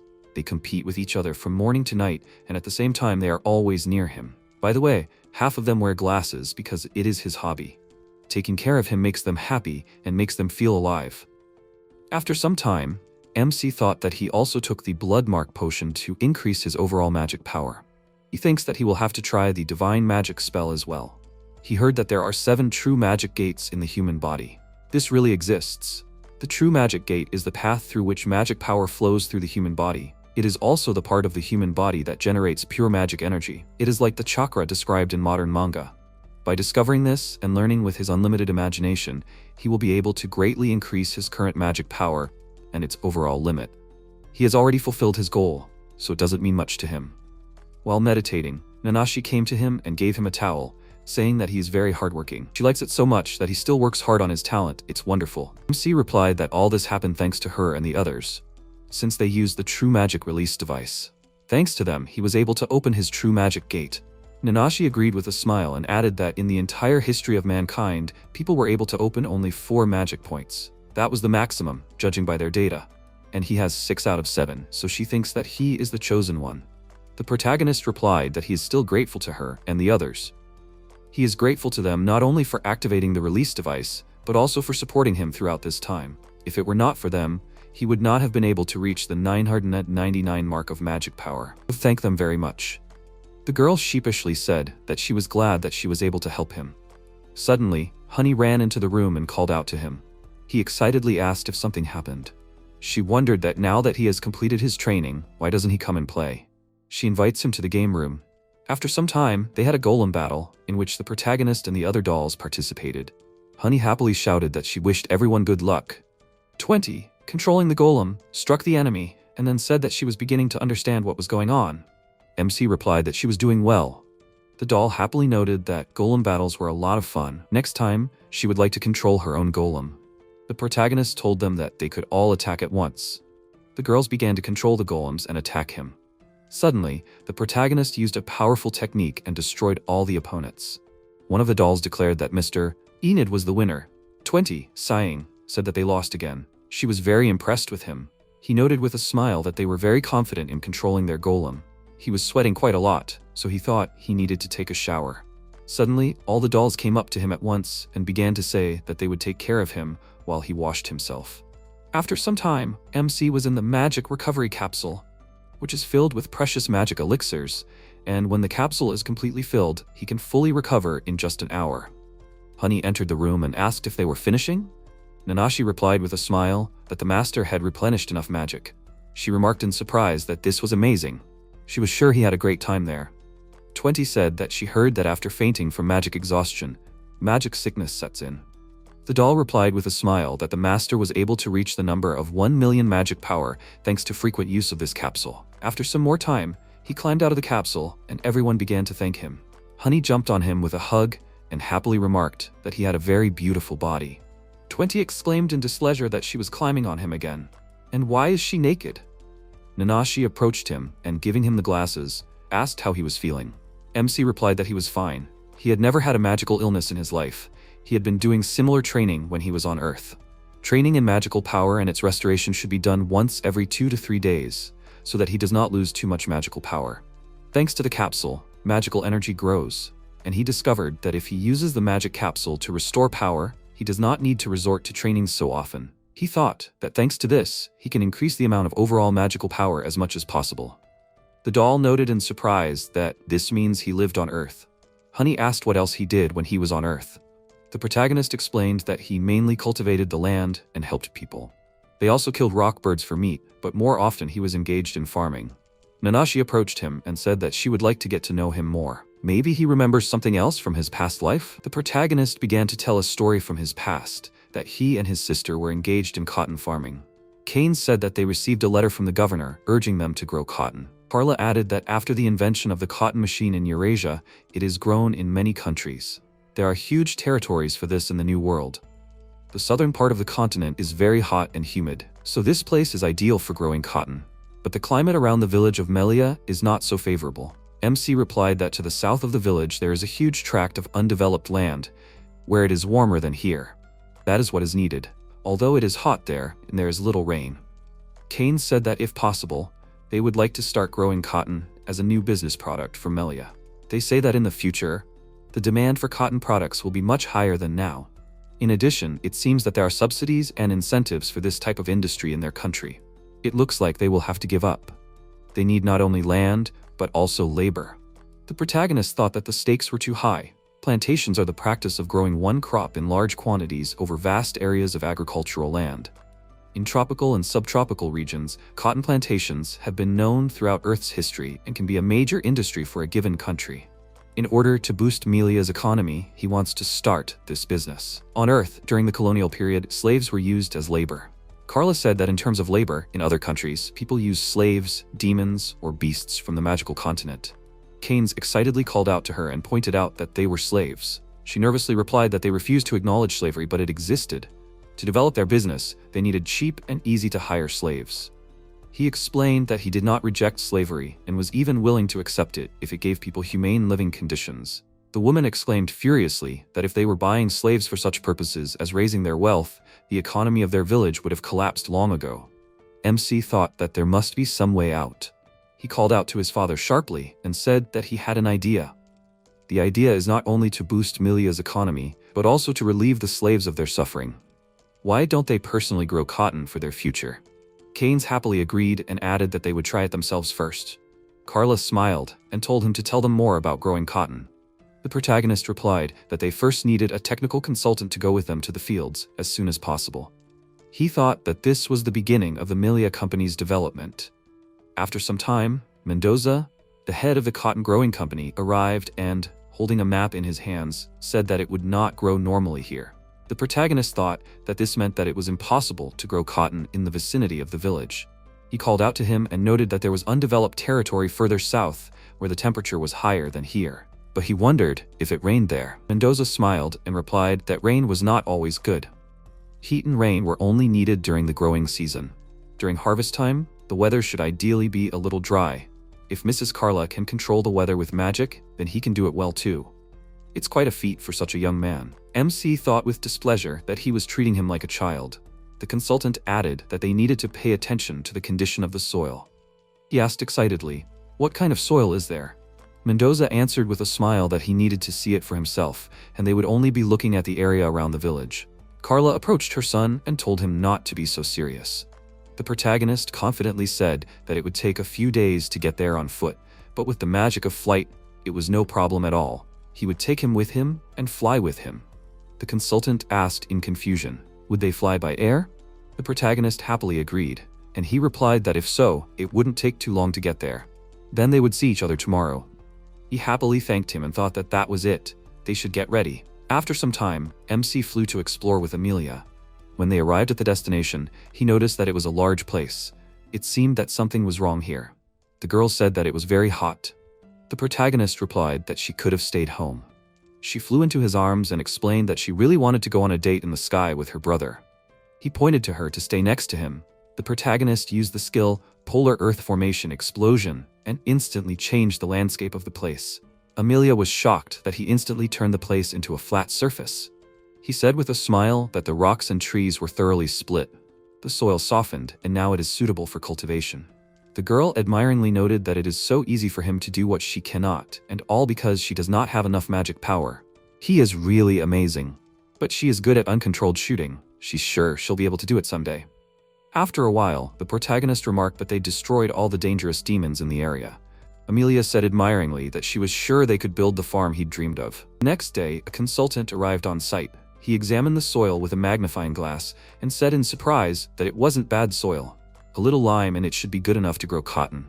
But was he sure magic was the only option? They had the south and the manpower. MC happily agreed and added that he'd leave weather control and golem creation to him. He summoned golems that began plowing the land and then used the weather control skill to instantly cause rain. Mendoza said in admiration that he was amazed. He never thought it was possible to use so many golems at once. After some time in the office, Keynes said that he was sure that he would need a little help with some things. He planned to hire some people to handle the inconvenience of being in an unknown area, and of course, he would pay them more for it. The consultant happily replied that even if they had to pay more, they would still be able to make a profit. The Lord remarked that he never thought that he would be able to start growing cotton. He thanked his son. Mendoza said with a smile that he was very impressed by his energy. They would do their best to help him in the future. It was quite an interesting experience for him. MC thought that in the past, slaves were treated inhumanely and cruelly on plantations. With his true magical potential, it would be possible to organize their business without such sacrifices. The harvest is still ahead. For now, the scale is small. But in the future, it will be a big industry. Melia will become even better. For the time being, he said that the story ends here. They did everything they wanted. What about their faces? The dolls sitting in front of him cried loudly, and then ran up to him and said that they loved him. He works so hard day and night for the prosperity of the village. 20 said with a smile that when she heard what he thought of the slaves, she realized that he was the same kind and sympathetic master he always was. She knew it from the way he treated them, the dolls, the ordinary servants. His kindness simply knew no bounds. The protagonist thought that he felt awkward when she said this. He trained every day to return to Earth. It had been a long time since he dared to remember the past. He wants to use this power to help those who need him. He wants to use this power for his family. These are the people who need him. They are more than family to him. MC said that he wanted to tell them something. He wants to return to Earth with everyone present. Will they follow him? The dolls happily exclaimed that of course they would go with him. Honey, rushing to him with a hug, noted that she was very happy. She was afraid that he would abandon her. Nanashi took his hand and said with a smile that no matter what happened, they would always be by his side. The main character happily replied that in that case he would tell Mother right away. After some time, the god, having listened to his request, replied that she could not allow it. He excitedly asked why not. He had enough magic power to activate the gate, right? Did she not want him to take the dolls with him? The god replied that he was the last citizen left alive. The only place he should be is here with her. The protagonist, horrified, said that she could not say that. She noted that he simply had no choice. She would have to partially reconfigure him and erase his memory. He excitedly exclaimed that he was not going to tolerate this. Suddenly, Pixie's voice was heard, saying that the battery was fully charged. How long had she been sleeping? Had it really been 30,000 hours? She thought she had finished charging in about 3 minutes. Oh well, since she had warmed up, it was time for her to smash this mother into little pieces. MC was surprised to think that he had a bad feeling about this. Suddenly, a powerful explosion was heard, and the door was blown apart. Nanashi noted with fear that this time the damage was 530,000 units. He excitedly thought that the door was in pieces again. The fairy called out to him and said that it was him. The protagonist thought that even though he could not see her, she was definitely the goddess who had disappeared 3 years ago. Did she really come to talk to him? She came to save him.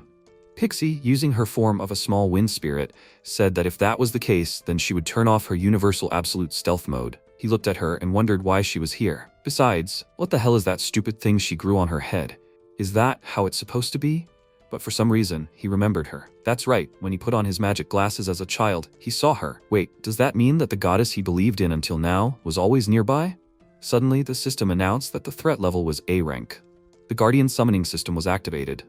In an instant, a huge gargoyle appeared. Nanashi explained that it was an orichalcum-made devil gargoyle, Pazuzuria. She could easily destroy 100 dragon lords on her own, the strongest of the guardians. Pixie, smiling, instantly blew the enemy into small pieces, and then noted that it was a firework. The doll said in fear that she couldn't believe it. She had a terrible destructive power. The wind spirit said with a sly smile that she would now transform and show them her true power to terrify them.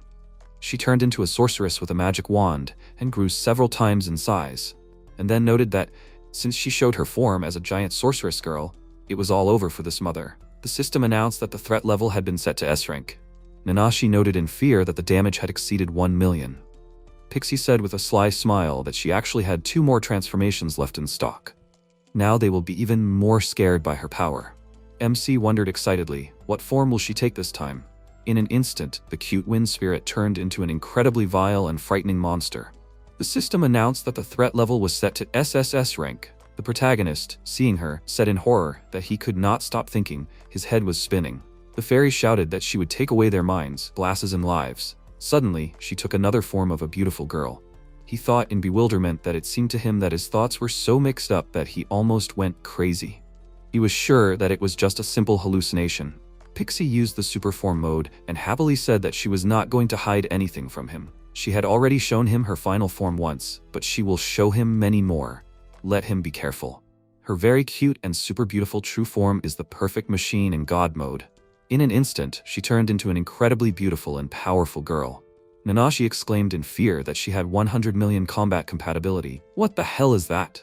The system announced that the danger level cannot be assessed.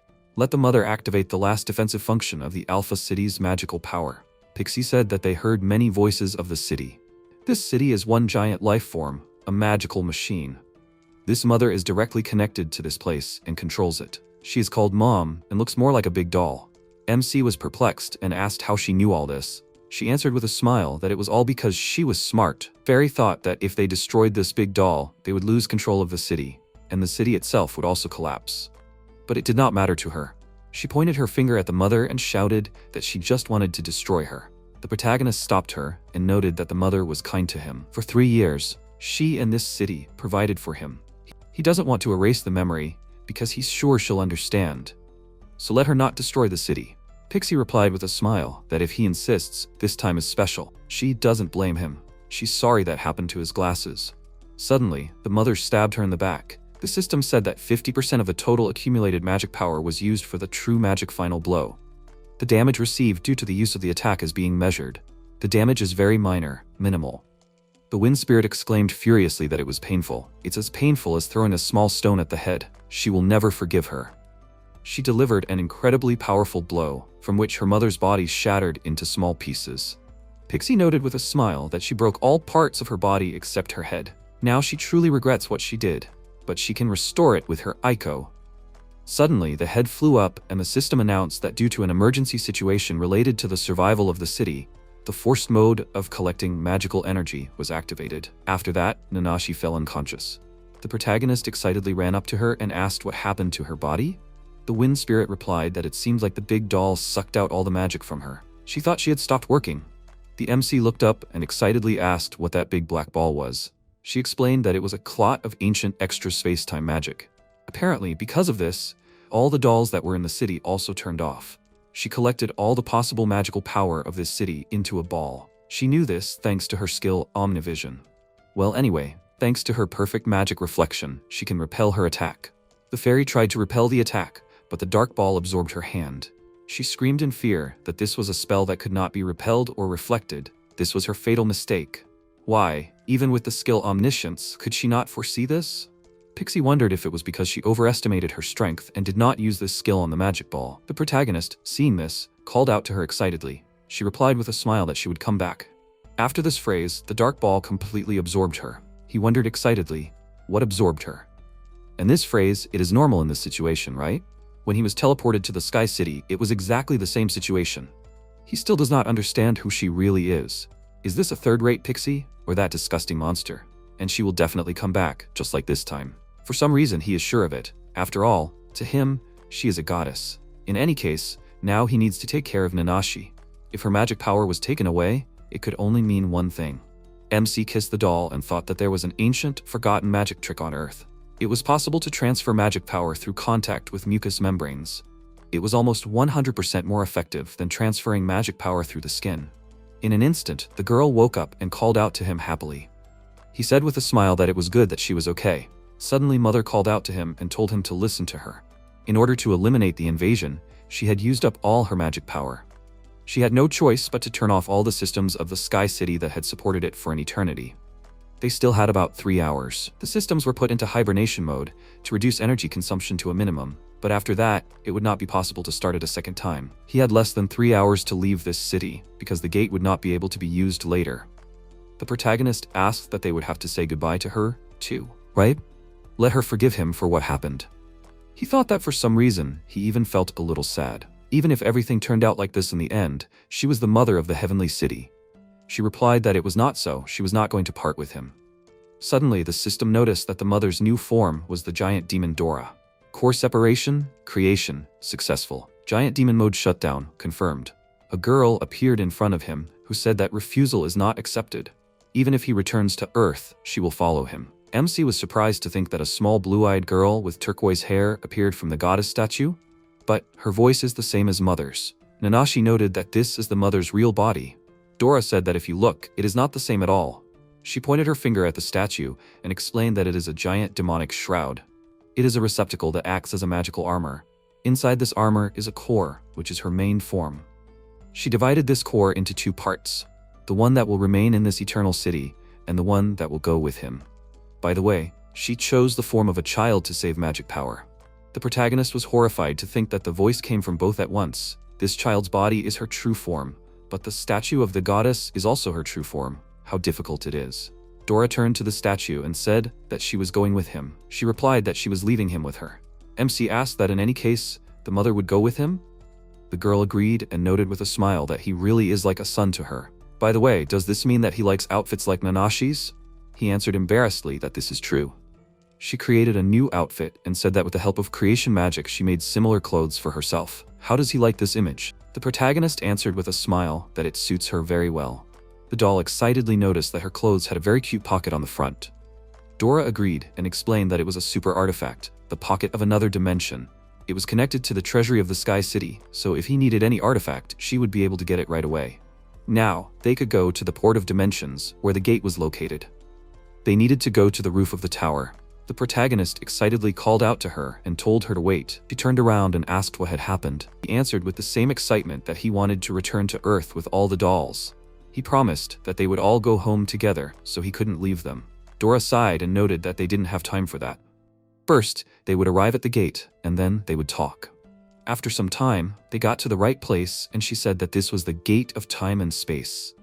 It is called the Gate of Anywhere. To activate the gate, 900,000 MP would be needed. To connect the gate to the final destination, it would take about an hour and another 10,000 MPs. He currently had 1 million MP, which was just enough. But it was not enough to awaken the dolls and take them with him. She could tell for sure that he did not have enough MP. MC asked if it was impossible to use the mana recovery device, right? Dora agreed and added that it was unfortunately true. He confidently said that in that case, he would use one technique that she taught him. The true magic gate, magic transfer, activation. Now that he had recovered his magic power, he could share it with the others. She nervously exclaimed that even if he had recovered his magic power, it would still not be enough to awaken all the dolls. The protagonist replied that meant he would do it as many times as necessary. Dora said with displeasure that if he were to activate the magical rebirth again and again, it would shorten his lifespan, time after time. That was impossible. They were just things. Was he really going to waste his life for things? The protagonist smiled and hugged Nanashi, saying that of course, because they were very dear to him. She smirked and said that she understood his feelings. Dora took out the helmet for controlling the mood and consciousness of magic dolls, and giving it to him indicated that he should call them with this artifact. If there are magic dolls nearby with whom he has a spiritual connection, then there is a chance that they will come here with the help of magic power. He will definitely be able to use it. MC thanked her, and putting on the helmet, thought that they feel the same as he does, so they will come. He believes in it. After some time, many dolls rose to the roof. Dora noted with a smile that he had not exhausted his mana, and the function of transmitting emotions was not turned on. But they still came to his call. It was not an artifact that brought them, but the call of the heart. The main character, looking at them happily, thought that they remembered that they had given him a promise to return with him. Dora pointed out that he should open the portal faster. He excitedly replied that not all the dolls were here. The protagonist thought that he probably had too weak a connection with the dolls that didn't come. Mother said that he should not worry. She will send him to the ground. She created a bottomless bag and explained that she would open a space-time portal using a magical artifact built into the bottomless bag and move the dolls there, so she would throw it in her pocket. MC was perplexed, noting that something had seemed wrong to him from the very beginning. Dora pointed out that they should pretend as hard as they could that they were pouring water. After a while, she noted that the dolls had already moved, so it was time for them to do the same. Let him drink the golden honey elixir. It would separate his body and soul, and also increase his spiritual power. If he didn't drink it, then during the transition between dimensions, his soul would simply be torn apart. Nanashi happily said that she would watch over his body. He nervously wondered if this was what he was afraid of. The protagonist drank it, and the soul separated from the body. He flew up into the air and thought that once he got to the Sky City, he did nothing but marvel until the very end. He enjoyed being there. So he really didn't want to say goodbye to this place. After some time, the protagonist woke up in the real world. Nanashi, holding him in her arms, asked if everything was okay with him. He agreed with a smile and looking around, thought, did he return? This is Earth after 3 years? Is he really in the real world? Wherever he looks, there is jungle. Are they on some other continent? Dora asked if he wants to know what the continents look like now. He agreed, and she, giving him the glasses, indicated that he should put on this magical artifact, divine glasses. This item shows a map in the real world. This is her gift to him on his rebirth day. MC excitedly thanked her and thought that he would like to know where they are. Okay, he hopes that he will know where he is when he puts on these glasses. At least he will see a map. In an instant, a huge map appeared in front of him. The protagonist, studying it, was surprised to think that this is a holographic map of the world, although there are some places here that are different from the world map he has at home. Dora pointed to the system window and said that this more luminous spot is where they are. Enid noted, so they are on a new continent. He thought about it being far to the west and thought that this side was an uncharted territory. He would like to return to the ruins from where he was sent to the Sky City, but is it in his position to say such things? He can't wait to return home, because his family is waiting for him, and if they continue moving east, they will reach the city of Melia. Suddenly, a small dot appeared on the map, and the protagonist asked in surprise, something is glowing red, the immoral city of Melia? Dora said that a place different from their current location is glowing red on the map. Enid thought, but what does immoral mean? Why such a strange name? He knows where Mary's house is. In any case, he must return as soon as possible. When suddenly something appeared on the system window, and he asked in surprise, "Is this a search function?" Nanashi called out to the protagonist, "Monsters are approaching." 100 cannibal demons were heading their way. Enid thought, "It seems like there is a nest nearby, and they should not engage in battle." She asked if he would allow them to destroy it. He looked at her in surprise and thought, although he had never fought them, but these girls, battle dolls, who are excellent in battle. Nanashi said that they were just waiting for his order. The protagonist allowed it and asked them to be careful. She smiled and exclaimed, "Then they are leaving." Dora asked, "They can do it, right?" Enid thought, "There are only 100 of them, almost as many as these demons, so this should not be a problem." After a while, the dolls defeated the monsters, and Nanashi said with a smile that the elimination is complete. He did not think that it would take them less than a minute, and not even a scratch. Dora asked, why doesn't he pour some magic power into them as a token of appreciation for their efforts? The protagonist agreed. He was even afraid of what they would do to him if he refused. And then he poured magic into them. Honey jumped into Enid's arms, and 20 said that she had been too excited since she woke up. She replied that it was because she could finally talk normally to her beloved. Enid smiled and remarked that he was glad that they all returned safe and sound. He thanked them for everything they had done for him. The dolls rushed into his arms and told him that they loved him so much. Nanashi said that now was not the time for games. They had a new biomarker in the northwest direction, and it did not look like a monster. The protagonist used clairvoyance and farsightedness, and then thought, even though they were far away, there was a reaction. He noticed 2 people in masks and thought, these are those 2. Honey resolutely said that she would never allow anyone to endanger her beloved. They won't let that happen, so they'll all protect their master. It looks like those 2 nearby aren't the only ones responding. There are about 10,000 responses from neutral creatures. Enid thought that the local population of the new continent could have created small states. He'll look into it in more detail. The system window gave information about the country of the Amazons, Amazonia. The protagonist was surprised. The country of the Amazons? Probably those 2 on the tree are on guard. When it came to the Amazons, he imagined lightly dressed warriors. But he wants to get back to Melia as soon as possible. That's the most important thing. But only a little bit. He said that they'll borrow some on the way to Amazonia. Honey exclaimed in bewilderment, "That's dangerous." 20 agreed. They don't even know their origin. Enid said that soon people will have to settle on this land, and he wants to gather information about these surroundings. They said it with admiration, as one would expect from the master. He thought awkwardly that he hadn't lied. After a while, Nanashi said that they were approaching the point where those 2 were. They were guarding him well so that he would not be in danger. Enid felt a terrible pressure among the dolls. She said that they were on that tree about 5 meters from here. The protagonist agreed he would come closer. He needed to explain that they were not hostile. Enid took a step forward, when suddenly the Amazonarians took out arrows and were about to attack him. Suddenly, Nanashi appeared behind them and hit him on the back of the head. Enid asked in fear. She did not kill them, but only knocked them out. She agreed. As a warning, they tried to shoot, aiming at the ground under his feet, nothing more. If they intended to shoot him, she would not hesitate to break their necks. Enid excitedly said that there was no need to break their necks, nor to behead them with a hand like a sword. He took away the bow with arrows and daggers that hung on their belts. Dora said that they needed to be undressed and examined, since they were wearing so much they could hide as many weapons as they wanted. He said in bewilderment, but it was bad for the girl. She said that even though they were intimidating, they were still going to shoot. Maybe they would attack again. Enid thought perhaps this would be partly noble. He allowed the coefficient to increase and looked at their faces, thinking about how beautiful they were. The protagonist examined them completely and said that there were no weapons under their clothes. Dora said that women can hide things in other places too. She ordered him to look through their underwear and not to be shy. The dolls helped him examine them, and Nanashi said that he could examine them. He exclaimed, there was no need to go that far. After a while, they came to their senses and looked at him suspiciously. Enid thought, this is natural. Of course they are too careful. For starters, he will make sure that they can at least communicate.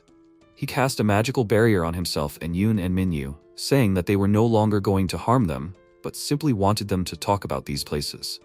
Nanashi asked him to make them talk. They were heading east, but they didn't know the area, so they were in a difficult situation.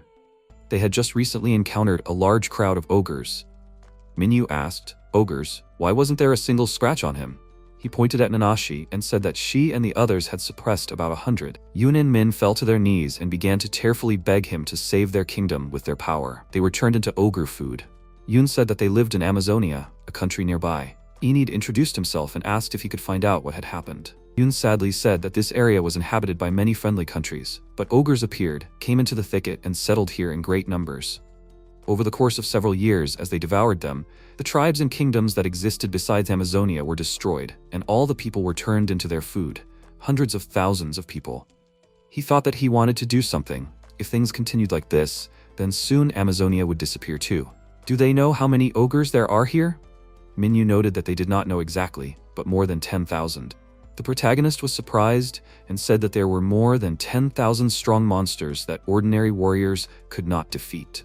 Even a medium-sized state with several thousand soldiers at its disposal would not be able to fight with such combat power. Dora said that it would only take a moment to destroy all the ogres with his hands.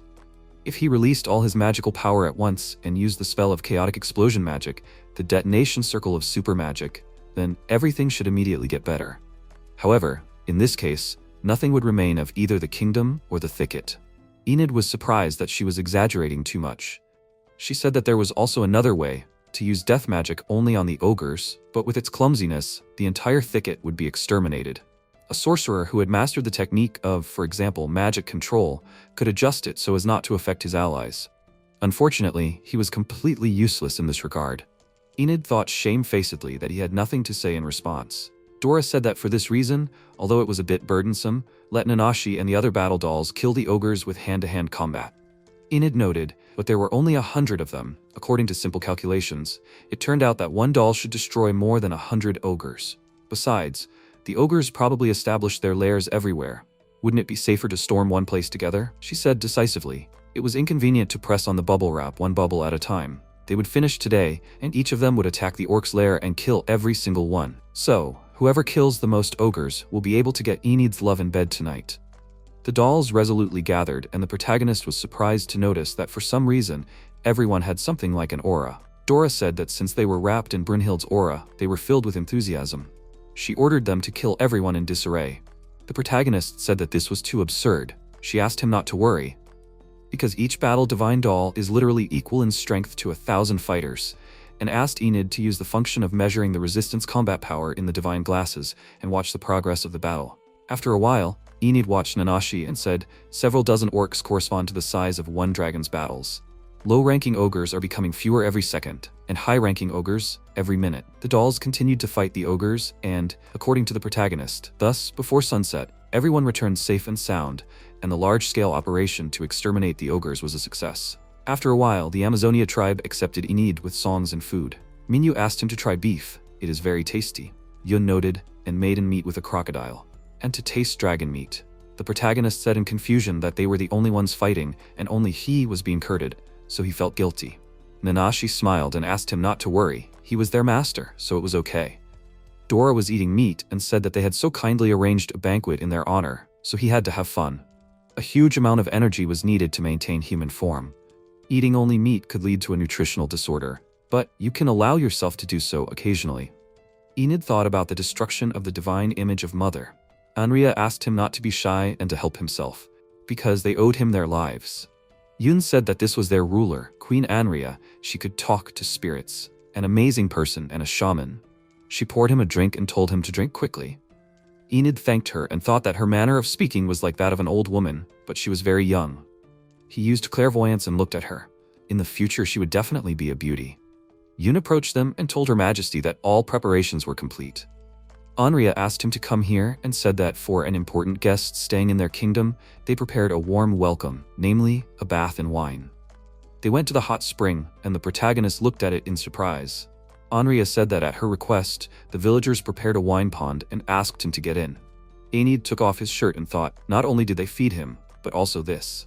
Suddenly he noticed how everyone was watching him undress. Anria asked him to ignore it and continue. The protagonist thought that it was a new thing for them to see a man's body, but when such beauties look at him, of course he felt awkward. However, maybe a warm welcome also meant something like services from them. He looked at Dora and noticed an amazing smell. It seemed like alcohol was penetrating through the pores, which made him drunk right away. Suddenly, Nanashi came up to him and apologized, asking if they could join him too.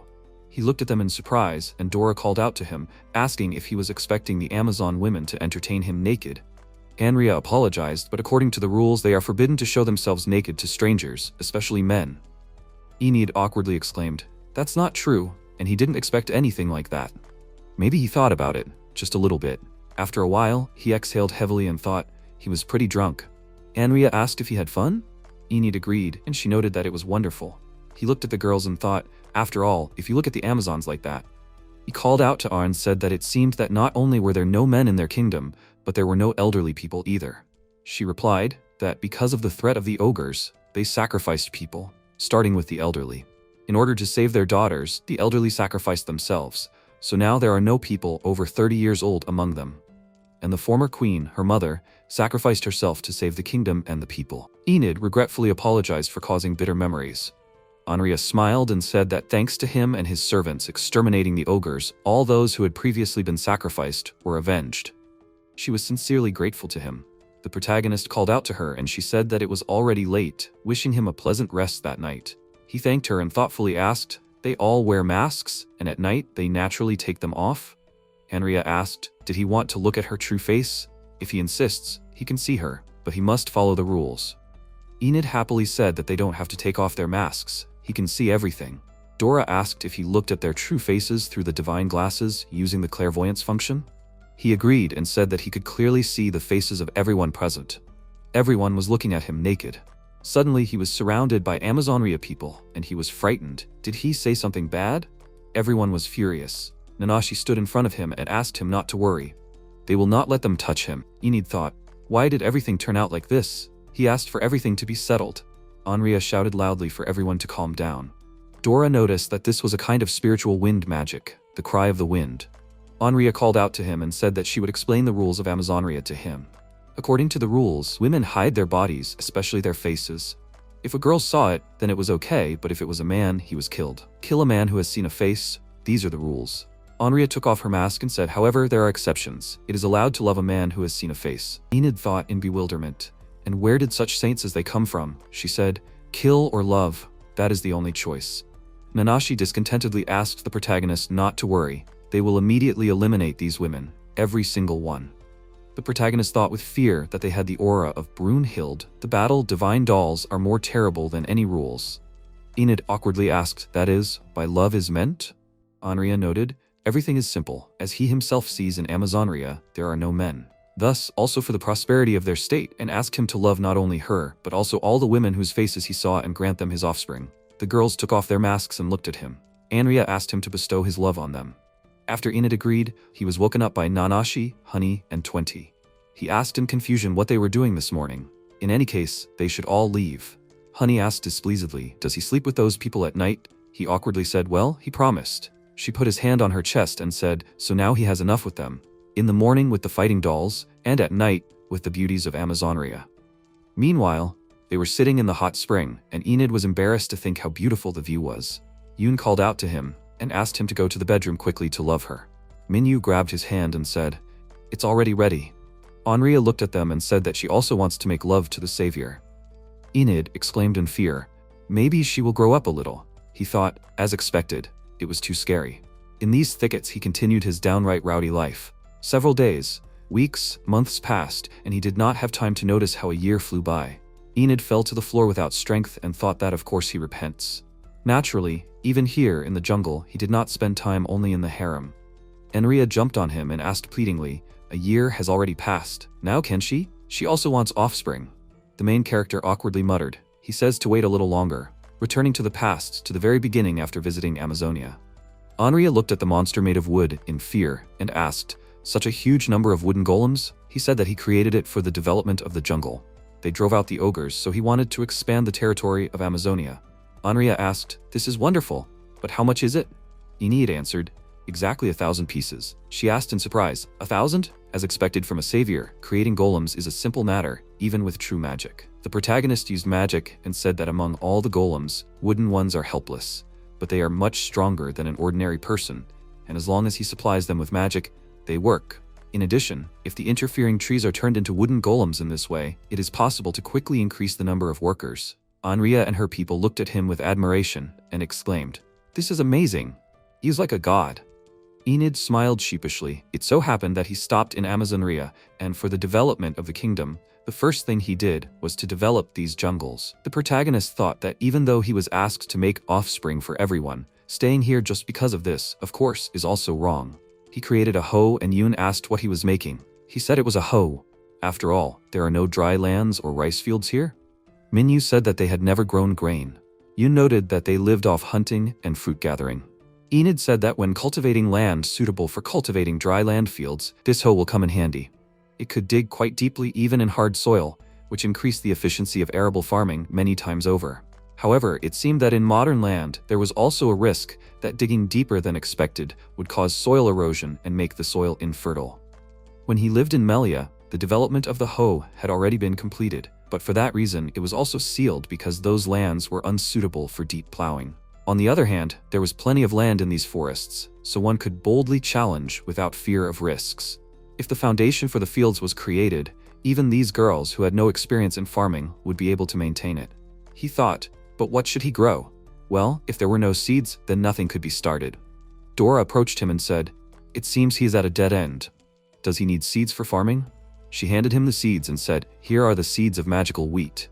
Enid looked at it in surprise and noticed that it looked the same as the seeds of ordinary wheat. She said that this wheat was developed in the era of the super ancient magical civilization. Unlike ordinary wheat, it requires water, oxygen, and mana as a source of nutrition. But it is much stronger, almost always produces a harvest. And the two types cannot even be compared in size. It will not grow well in an area with weak magic, but there is nothing to worry about here. The protagonist asked, "Is the magic here strong enough?" Dora answered, "This is where the air, water, and mana contained in the earth are concentrated. Usually, mana is scattered throughout each territory, but it is quite rare to find an area with such a concentrated mana in such a large area." He thought that this jungle was special, but was it also possible that the concentration of mana in the whole world becomes greater for some specific reason? Anyway, now they will be busy with development. Enid asked, "Does she have anything else?" Dora said, "Whatever he needs, she will give him both seeds and seedlings of each type of magical vegetables." After some time, the girls of Amazonia plowed the field and planted seeds. The protagonist used magic and thought the field was also prepared well enough. Minyu called out to him and happily said that they brought him coconut juice. Enid suggested that the others take a little rest and they asked, "Is he used to working in the field?" "No problem. Wait, thanks to the lessons of the savior." Enid happily said, "It seems that they are smart enough for the first time. Now even without golems here too, it will be peaceful." Dora said that she conducted a survey of the land here, and it seems that under this jungle, there are large deposits of coal. Enid thought, but in this world science has not yet advanced so much that it can be used as a source of energy. He doesn't think it will be useful, but in the era of the super ancient magic civilization, it was traditional to use coal. It seems that in ancient times, they also used mana coal, in which coal was magically synthesized. Dora replied, and in that period, when homunculi like her mainly used mana oil, obtained after refining mana oil. In order to keep the city itself clean and unpolluted, the use of both mana coal and mana oil was avoided in every possible way in the heavenly city. According to the latest science of magic, converting the action of the feeling called love into magical energy. Enid thought with displeasure that Mother's lectures had begun, and he felt sleepy. She said, therefore, Nanashi and other newest Battle Divine dolls also received the ability to rapidly increase their combat power due to the love of the owner.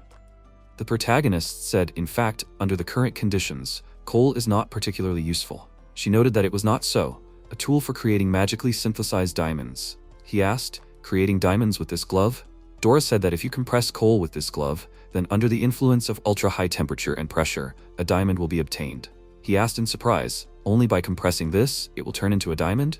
She said that the most outstanding thing about the tool for creating magically synthesized diamonds is that it is possible to automatically produce a high-purity diamond after purifying foreign impurities. The user requires a fairly large amount of total mana, but this is not a problem for him. Enid exclaimed that he is confident in his amount of mana. She answered, if only in his amount. Can he create a golem similar to heavy machinery? He thoughtfully said, there are rocks here that can serve as a material for its manufacture. He thinks that it will be possible to make a golem in the form of a hand. Dora ordered him to quickly dig up the coal that sleeps in this jungle, and they will create many diamonds one after another. About a year later, Enid held a diamond in his hand and said that it looked pretty good. Dora replied that in terms of carats of transparency, color, and cut, the level is still so-so, and in other created stones there are only a few dozen carats. Those that exceed 100 carats can be counted on the fingers of one hand.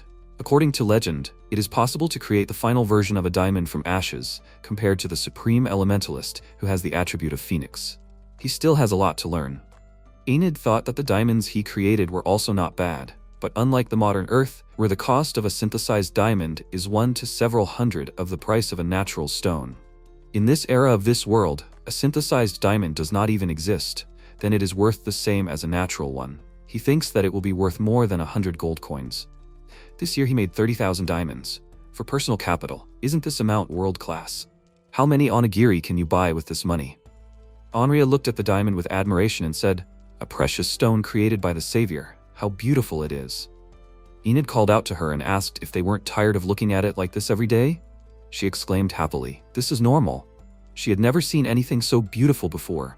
According to Enid, it seems that there are no objects made by people in Amazonia, like glass. He also understands that they are fascinated by diamonds, but nevertheless, everyone is terribly delighted. This year, he has mastered the jungle, increased its territory, and succeeded in developing this kingdom. It is also fortunate that the land contains a lot of mana. The harvest of mana wheat and mana vegetables was also amazing. Nanashi called out to Enid and said that they finished exterminating the local monsters, then caught a monster suitable for food. The protagonist happily thanked them. Besides, he expanded the territory. Nanashi with the other dolls hunted dangerous magical creatures, due to which, in this place you can live in complete safety. Someone asked the girls, are they injured? Nanashi said no, it is because the diamond given by the gentleman became her amulet. Honey said sarcastically, it is because the deer gave her a stone, bigger than theirs. Min handed her the diamond and said, hers has a color, so it is more beautiful. Honey exclaimed with displeasure, her diamond is definitely more beautiful and cooler. Onrya asked, are they at it again? The protagonist awkwardly said that today they were making a lot of noise too. She said, a year ago, she could not even imagine that the day would come when they would be able to live so peacefully, and it is because he came to them. Now they are really happy, and happily thanked him. Enid looked at her in surprise and thought that his knowledge and mana actions had eventually been useful to this country and everyone could live in peace. The fact that he had managed to feel it made him happier than anything else. Anria called out to him and asked if he had forgotten that he should not only plant the fields but also fertilize them. Enid looked at them in bewilderment and thought, but there had been an atmosphere of good conversation. It was time for him to seriously return home, where his family, Amelia and the others were waiting for him. But breaking promises was also bad. Minyu pitifully asked him to fertilize them and he agreed, if only a little. The girls immediately rushed at him and said that they would quickly start making children with the savior. Nanashi exclaimed with displeasure. It was still day. She turned to Minyu and said that they were inferior to them in night visits, so they must strictly follow the rules. She said it was necessary for conception, and when and where to do it was unimportant. Enid lay on the ground and thought that he was glad they thought it was important, but his body simply couldn't handle it. While he was trying to grow the kingdom and make children, something made him feel uncomfortable. He greeted Leah and thought that it was all about this girl. She looked so much like his younger sister. Even their names were similar. From the very beginning of his stay in the kingdom, she had become strangely attached to him. Day after day, he used to make similar requests from her. Within a year, she quickly became like his sister. It was no longer at the level of a random resemblance. Enid asked if she should stop calling him brother. Leah asked, why? He had taught her a lot that she did not know. He was kind and handsome, just like her brother. So he should quickly teach her how to make children.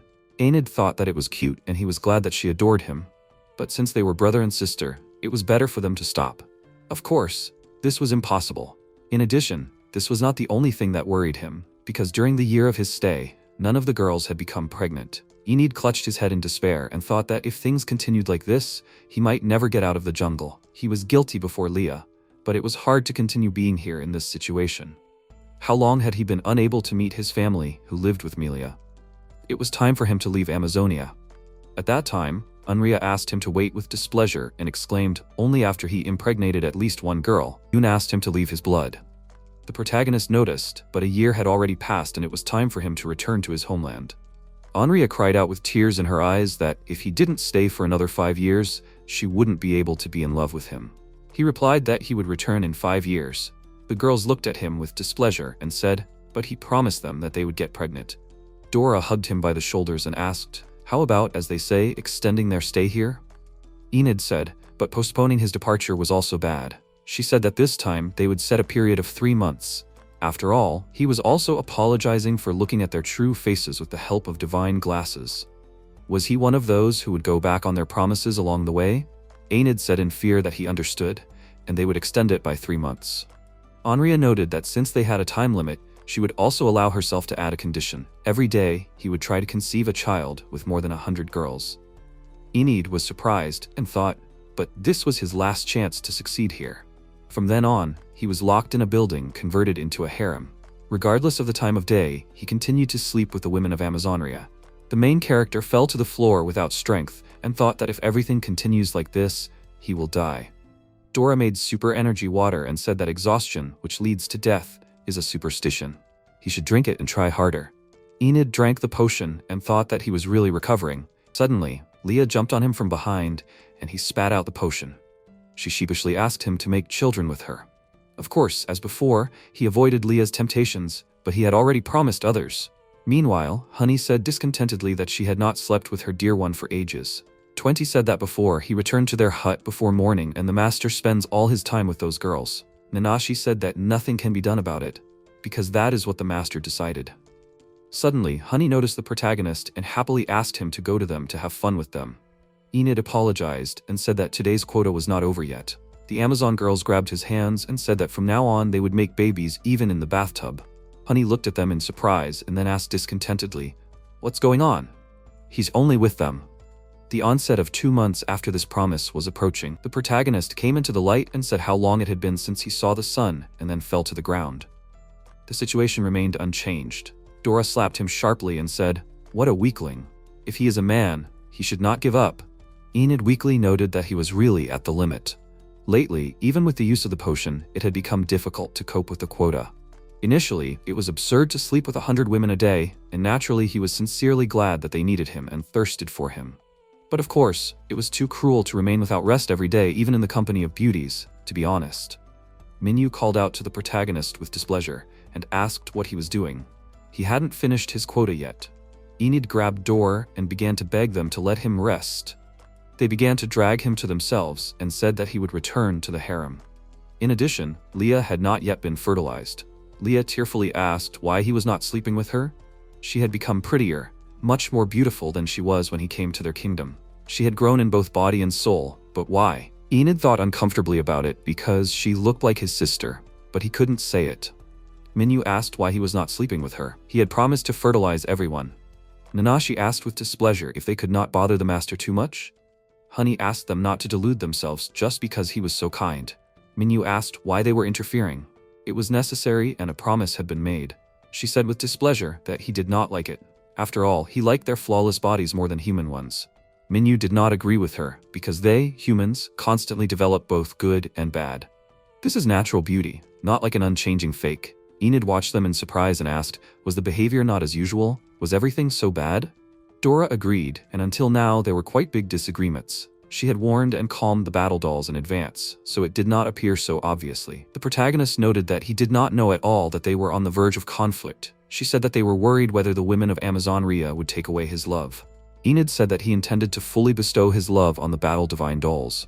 Dora noted that, after all, they were not like them. They could not be like him all their lives, so they were engulfed in these disagreements.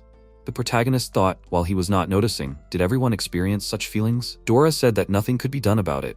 If staying here remains unchanged, then the dolls will accumulate even more dissatisfaction. It seems that he is already at the limit physically and mentally, so she offers a magical device with preservation of fertilization. ISEKAI'D asked in surprise, "What is it?" Dora answered that it is a super magical instrument that takes fertilization, preserves it, and injects it into the body. With this, it is possible to provide fertilization to 100 women at a time. Moreover, the probability of fertilization also increases rapidly. The protagonist exclaimed, then it could have been given much earlier. She said that at first, she hoped that he would fertilize them with his own strength. ISEKAI'D thought sadly about how, no matter what, it seems that this way he will be able to fulfill his promise. Dora said that in a month, it will be possible to fertilize about 10,000 women of Amazonia. About 10% of them should be able to fertilize successfully. ISEKAI'D thought in fear. 10% out of 10,000, so he would have about 1,000 children? Was he trying to do something unthinkable? Anria said that when she grew up, she would also receive seed with this thing. There were still 10 days left before leaving Amazonia. Enid showed Anria the diamond and thought about how they had managed to create a large number of diamonds as a parting gift. Fertilization with the magical tool was also going well. It seemed that they would make it in time. The girl approached him and said that he could fertilize her through direct contact. Leah hugged him from behind and happily said that she also wanted direct contact with him. Nanashi stood in front of him and asked that they had a magical device, so there was no need for this, right? Enid put his hand on his face and thought helplessly that the battle god dolls and the Amazons were still in a state of cold war. Suddenly, Minyu rushed in and said that they were in trouble and that a large crowd of giants were approaching their kingdom. Anria asked fearfully, how many giants were there? She replied that there were more than 1,000 titans in the 6 to 100 meter class. In addition, there were also super large giants, and she couldn't believe that the 50-meter class actually existed. Anria said fearfully, and another 1,000 of those huge ones, it's all over. Enid thought that giants were the most formidable enemy monsters, on par with dragons. He heard that there were even 50-meter colossal giants whose combat power surpassed the old dragon or dragon king. If they attacked them, they would be completely helpless. He asked, can they handle it, right? Dora said no problem, they have up to 100 combat dolls. Enid turned to Nanashi and asked if he could ask them for help. She replied that she would be happy if the master ordered. The protagonist was surprised and thought that they would refuse, considering their differences, and then thanked them. Dora said that if they were big giants, the dolls would definitely handle it, and more importantly, they now had the weapons that Enid had built for them. The Diamond Series, a weapon made from synthetic diamonds in a furnace of pure magic. It is a magical tool that can create weapons with powerful magical power just by inserting the material. If it is accidentally detonated, a 100-kilometer radius will turn into a deadly zone. This further increased their combat power, but the difference in physique between them and the colossal titan is surprising. Dora said that he should create a super large golem and make it fight. Enidal thought that the golem's durability depended largely on its volume and materials large enough to fight a colossal giant. He asked Minyu where the giants were. She replied that they were still in the meadow, just before the jungle. Enid said that they would meet them, and it was time to stop their mayhem. Anria asked fearfully if he thought he had the skills to deal with a giant. Even the lives of the saviors could be in danger. The protagonist asked her not to worry and promised to do something about it. Anria thanked him with tears in her eyes, and that evening, in the meadow north of the jungle, a huge battle began between the giants and the puppets. The fighting puppets deftly dealt with the giants, and Enid joyfully exclaimed that their army was suppressing it. The puppets attacked their opponents again and again, increasing the chance of victory. The protagonist thought that it was that famous phrase that represented the moment of death. Dora asked him to be on guard because it was too easy a victory. The giants were too strong for these dolls, and in the Diamond series, their stats were much higher. In addition, they also had a super large diamond golem created by Enid. It was worrying that the colossal giant had not yet joined the battle, but with a diamond that hard, it should not be a problem. He would not let Nanashi and the others lose to these giants. Enid used Farsight and saw Leah and the others in the bushes. He hoped that everything would be fine. Minyu said that the savior was in danger, and no matter how strong these dolls were, the giants were on a completely different level. So they must. She suddenly looked at the giant who was about to step on them in fear. She thought, what should they do? Nanashi and the others pulled them out and asked Leah if she was okay. They will lower them down and ask them to wait in a safe place. They looked at them in surprise, and the protagonist exhaled with ease. They came to their aid. Dora said that they dealt with this situation, but now they have another problem. Enid rubbed his eyes with his hand and thought that they must be on guard, since the future of the country is in danger. When suddenly the colossal giant's form changed, and he thought in surprise, dark green armor? Dora noticed that it was an Earth Titan, also a top level, blessed and protected by the goddess of Mother Gaia. They must have been stalling for time to activate the magic of the Supreme Spirit. Nanashi asked to give it to them. They will kill them while they are still standing. Enid thought in fear that he had a bad feeling and ordered everyone to retreat. Suddenly, the giant used magic and large tree roots began to grow from the ground, destroying everything in their path. Nanashi asked him in fear, is he injured? He replied that he was fine, but where was everyone else? Nanashi said that they shouldn't cover for them. They were humans and knew that they needed their help. They were just human creations, and even if they broke, they would never die. The protagonist hugged her and asked her not to say that. He would repeat that it wasn't that. He didn't care if they were dolls or not. They were just normal girls with kind hearts. He stood behind the golem and asked them to leave this to his invincible creature and let them protect him. Nanashi and the others happily agreed, and Dora asked if he was ready. He agreed with her and ordered the golem to attack the enemies. Meanwhile, the giant stood in the middle of the forest when suddenly the golem attacked him, and the protagonist asked in surprise, was he accumulating power? He swung his fist, hitting the golem. ISEKAI'D said that diamond golems aren't that easy to break. It looks like there's a crack in his chest. One more hit and they'll be in trouble. He won't let that happen. The golem hit the giant in the face, and Dora called out to him and exclaimed, he can't destroy him with one blow. The protagonist said that he will protect them all and began to make rapid attacks over and over, eventually hitting the enemy. Dora praised ISEKAI'D, and then peace returned to the jungle. Venaria thanked the savior with tears in her eyes. First the cannibals and now the giants. She doesn't even know how to thank him. ISEKAI'D asked her not to worry. It was his personal whim. She noted that even if it was for the sake of the country, they were not respectful enough to him. Minyu asked why they helped them. Nanashi said if they harm them, then harm the master. They know how they feel about their homeland and master. They understand everything. Yun and Minyu burst into tears and thanked them. ISEKAI'D thought he was glad that the rift between the dolls and the population had finally ended peacefully. It was encouraging. Suddenly, Leah jumped on Nanashi and she asked what was wrong. She said that she was so grateful that she had saved her life. She always wanted to be with her. ISEKAI'D thought that it helped that she had stopped pressuring him to have a child, but it was also alarming. Still, it was a real joy to see the smiles on the faces of the villagers now. 6 months after fighting off the giants, Anria said sadly, it was finally time. ISEKAI'D said that there was no danger that the giants would return, and it was time for him to return. Because of the reclamation project they had resumed together, they were forced to stay. He thought that it would be better to survey all areas of the dense forest anyway. After a while, a large-scale superclass magical battleship flew in. Finally, the day came to leave Amazonia. Anria looked at it in surprise and exclaimed, what a huge ship! The protagonist was surprised and said, this is amazing. Dora pointed out that this is a magical battleship made of orichalcum alloy. It is about 333 meters long and about 45 meters wide, and can accommodate about 5,000 people or more. ISEKAI'D said that the giant Earth battleship Yamato is only 260 meters long and 39 meters wide, but this one is incredibly huge. He thought, isn't it a coincidence that it is about the same size as the converted space battleship Yamato? Dora pointed out that it flies using magical power and there is a weapon for it. The protagonist asked in fear, a weapon? He had never heard of a magical airship that can move, as expected from an ancient advanced power. She said that's not all, because it has a super large magical cannon that emits magical dimensions. ISEKAI'D asked, how amazing is that? Dora replied that it can destroy a meteorite with one blow. In any case, they will be able to return soon. Anria tugged at his cloak and said that she was grateful for his help, because thanks to the savior, Amazonia had developed. It had become a beautiful country where everyone could live in peace and prosperity. Even if the savior were to leave, as a queen, she would firmly protect this country and its people. Yun said that they would protect it for the sake of these children who were born thanks to the savior. Anria said that she also wanted to have offspring from the savior. ISEKAI'D awkwardly asked her to wait a little. After a while, Dora called him and said that it was time to leave. They said goodbye to the people of Amazonia and mentally wished for them to be okay. Now he felt that he had sown something outrageous in this country. Meanwhile, the protagonist was lying on a lounger, and Nanashi brought him a mug, saying that it was coffee made from Amazonia beans. They also had fruits. Their training would resume soon, so he should have a good rest. The living space on the ship was really spacious and first class. The speed was amazing. In the half day since they left, they were quite close to Melia, and only a few hours left. ISEKAI'D said that if she had let him go earlier, he would have been home already.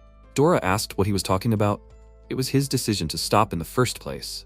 20 said that since the beginning of the trip, they had not encountered anything. ISEKAI'D thought it was strange that on a new continent there were villages and cities built by pioneers. There were countless settlements of indigenous people. He thought it was a dense forest, but the concentration of magic power was higher. Nanashi asked, is it really possible to live on such a desolate land? ISEKAI'D said that a few years ago it was greener and there was more water. Honey asked, did the people in Amazonia not say anything, right? He said, because they originally lived in a limited area of dense forest, maybe they did not know. He thinks something very unfortunate happened to this world. Dora said that in 5 minutes they will be there. Now she will switch them to absolute invisibility mode. If they fly over the city like this, the residents will panic. ISEKAI'D said, they have a stealth function. It's time to stop thinking about strange things. Finally, he can meet them all. Finally returned to Melia, his home. He looked at the city in surprise and asked, is this Melia? Honey said with a smile on her face, even though it is night, it is amazing. It seems that it is more prosperous than she heard from the stories of the master. According to ISEKAI'D, the streetlights that light up with magical power are everywhere. He can't believe that Melia has come so far in just 5 years without him. Such a speed is unthinkable. Dora said that it looks like a decadent city. Melia is not as good as it used to be now. The gap between the rich and the poor is huge. Nanashi looked ahead in fear and exclaimed, "Someone was stabbed." Dora said that they can't help him. He was stabbed. His luggage and clothes were stolen. Why does no one care? And there are people doing this all over the street. There's a demon summoned with magic? Enid thought, Melia, is this a city without morals? He really saw what was written in the name. Melia, where he was born and raised. Why is it such an important place, and his family? What happened to them? He turned to Dora and said that he was going to the city. He rushed forward and thought about Dad, Mom, Amelia, friends and acquaintances, anyone who was here. Enid looked at the system window and said, "What's going on?" Nothing familiar. Even his parents' house is gone. Suddenly, he heard a man order the bartender to bring drinks and food. The old man said in fear that he has no food. He can give him gold or silver. He replied, "If it was a few hundred years ago, then yes, but in their days, it is worth nothing." Now alchemy makes it easy to make gold or silver. The protagonist watched this from the window and thought, has alchemical magic technology increased so much? Moreover, he said a few hundred years ago? The man swung an axe and displeasedly ordered him to give it or die. Enid used the sleep skill and the men fell unconscious. He went inside and asked, "Is he okay?" The old man began to thank him for saving him. How could he express his gratitude? The protagonist asked if he could ask a slightly strange question. How long had it been since the discovery of the new continent? The old man asked in surprise. Now? He said that it was the year 998 according to the new calendar. Enid was surprised and thought, he was born in this world a few years after the discovery of the new continent. It was the year 9 of the new calendar. When he was a little over 10 years old, he went to the Sky City. There he spent 3 years and a year and a half in the dense forest. According to calculations, he should be 14 or 15 years old. The old man asked what happened. He brought his mother and asked if something happened. Dora said she doubted that time flowed differently in the Sky City there. Now she remembered that time flowed differently there. She completely forgot to say. She used the mirror to transfer and apologize to the old man. Most of the world was devastated. Was it caused by the war called the Demon War that happened a few years ago? He agreed with her and she said, however, it is hard to imagine that the magicians on the surface of the planet could have such an impact on the planet. In that war, true explosive magic was used, so the true explosion, fusion, and explosion of pure magic nuclei. It is a real magical thermonuclear explosion. The old man said, that is correct. Even though she is small, she knows a lot. Dora replied that a real magical thermonuclear explosion has too much of a negative impact on the planet. In her time, it was a forbidden magic technique. What a stupid thing to do. He replied that he did not quite understand what the young lady was saying, but it is true that people were stupid. The development of alchemy led to a significant decrease in the value of gold and silver. The Great Depression hit the world and escalated into a great war. People are now much less ethical than before, as a result of the real explosion.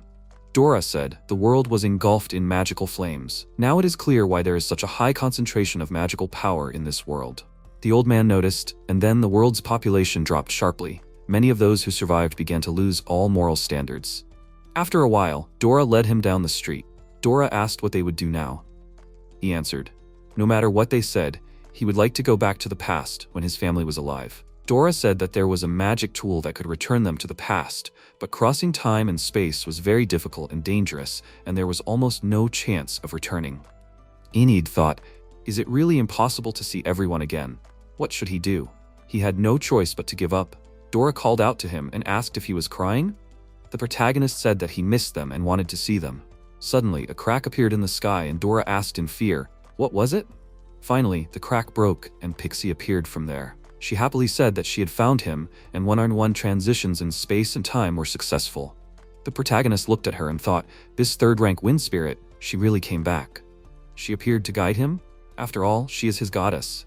Pixie exclaimed happily. She was so happy to see his smile again. Enid thought about how he slightly expected her to appear beautiful, but he was happy too. She asked in surprise, can you see her clearly? It's just beautiful. Now we can talk. Enid looked at Dora and asked, is she okay? She has changed somehow. Come to think of it, Mom was inside a giant statue, and then it was blown up by a goddess. Now she is injured? Dora picked up the planet destroyer bomb and tried to throw it at Pixie, saying that she will end it. The protagonist thought that this is not good. She has completely lost her mind from fear of the goddess. Dora threw the bomb at Pixie, and Enid thought in fear. Did she throw it without thinking? Pixie said that you can't throw such dangerous toys. She will confiscate it. She absorbed the bomb and said that she confiscated it with the black hole. Dora looked at her in confusion, and she said that the black hole is connected to some universe in some dimension. Somewhere now there was a huge explosion.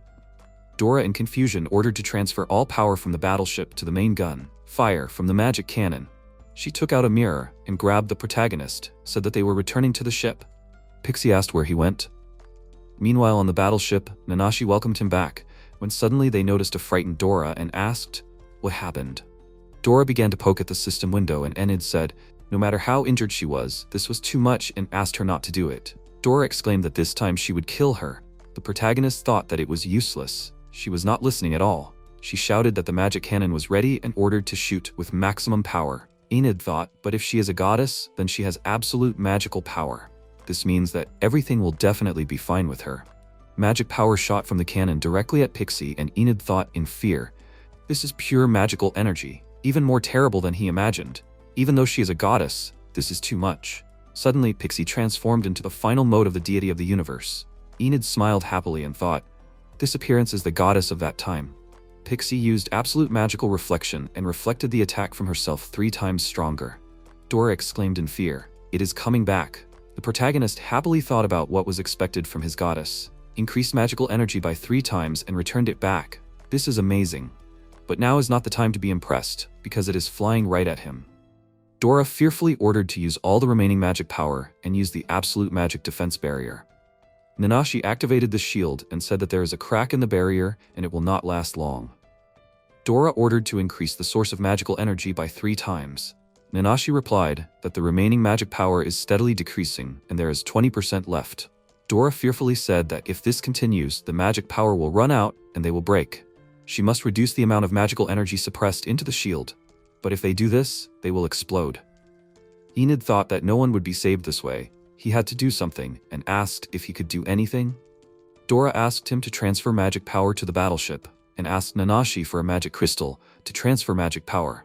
She asked him to touch that magic crystal and pour as much magic power as possible into it. They were relying on him.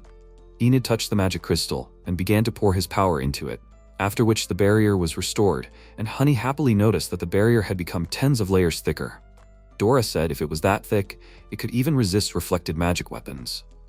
The protagonist thought that the crisis was over, but the supply of magic power was too great, and the amount of his magic was not infinite. Nanashi said that the amount of remaining magic power had begun to decrease again. Dora worriedly asked if he was okay.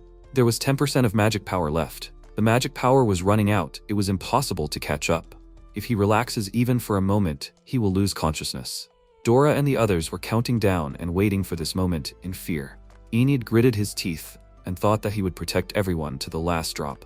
Suddenly, a magic mark appeared on his forehead, and Nanashi said in surprise that on the master's forehead are the true symbols. The 7th true demon gate. It is strange that his magic has already reached its limit, but the power is overflowing, Nanashi said happily, as expected of the master. He finally reached the 7th true magic gate. It absorbs the magic around it until it runs out, so he can use magic power infinitely. He was able to open it with his own power in this situation. In the city in the sky, he thought that 6 was the limit, but now he wants to save everyone. Suddenly, a magic attack crashed into the protective barrier and it saved them. Nanashi said that the shot from the magic cannon was reflected. Disappearance confirmed. Honey jumped into the protagonist's arms and said, "He did it." Nanashi said that it was really amazing and thanks to him, they were all saved. Dora said with tears in her eyes that he really surprised her. Enid wanted to take a step forward when suddenly he began to fall to the floor. Pixie caught him and said that he was good, and then greeted him. Dora fainted in fear and she thought that among all the excited voices, she had passed out and was incontinent. Is she that traumatized? She reacted like that to her appearance? Enid thought that for now the matter was resolved and he ran out of magic, so he passed out. Pixie happily said that by returning pure magical energy with the absolute magic reflection, she knew he would think of something. When a crack appeared in the magical barrier, she thought it was a mistake, but something unexpected happened. Nanashi approached Dora and asked, "Is she okay?" Pixie happily said that it was true and asked him to believe her. Enid said that he believed her and thought it was true that he had been saved many times. Also, how did she come here? Pixie replied that she had used her super teleportation function to damage their ship's movement suppression barrier. That's how she got inside. Enid said that he didn't mean that. In the Sky City, in Mother's magic ball here, although it was transported, how did she end up here? Pixie asked to listen to her and said that she was lonely. After that, she was transported to a world 50 billion years in the future, where there was no sign of life at all. Too much for time magic. That's why as a goddess, she is equipped with space-time transition as standard equipment, so she returned to his era. Nanashi asked if the goddess's story was true. If so, then she can return the master to his time. The protagonist asked in surprise, can he go home? Pixie said that she already understood what happened, and if he wanted to go back to the past, that she would bring him back. He asked in surprise, really to his family, when everyone was young? She said that she would leave it to his discretion.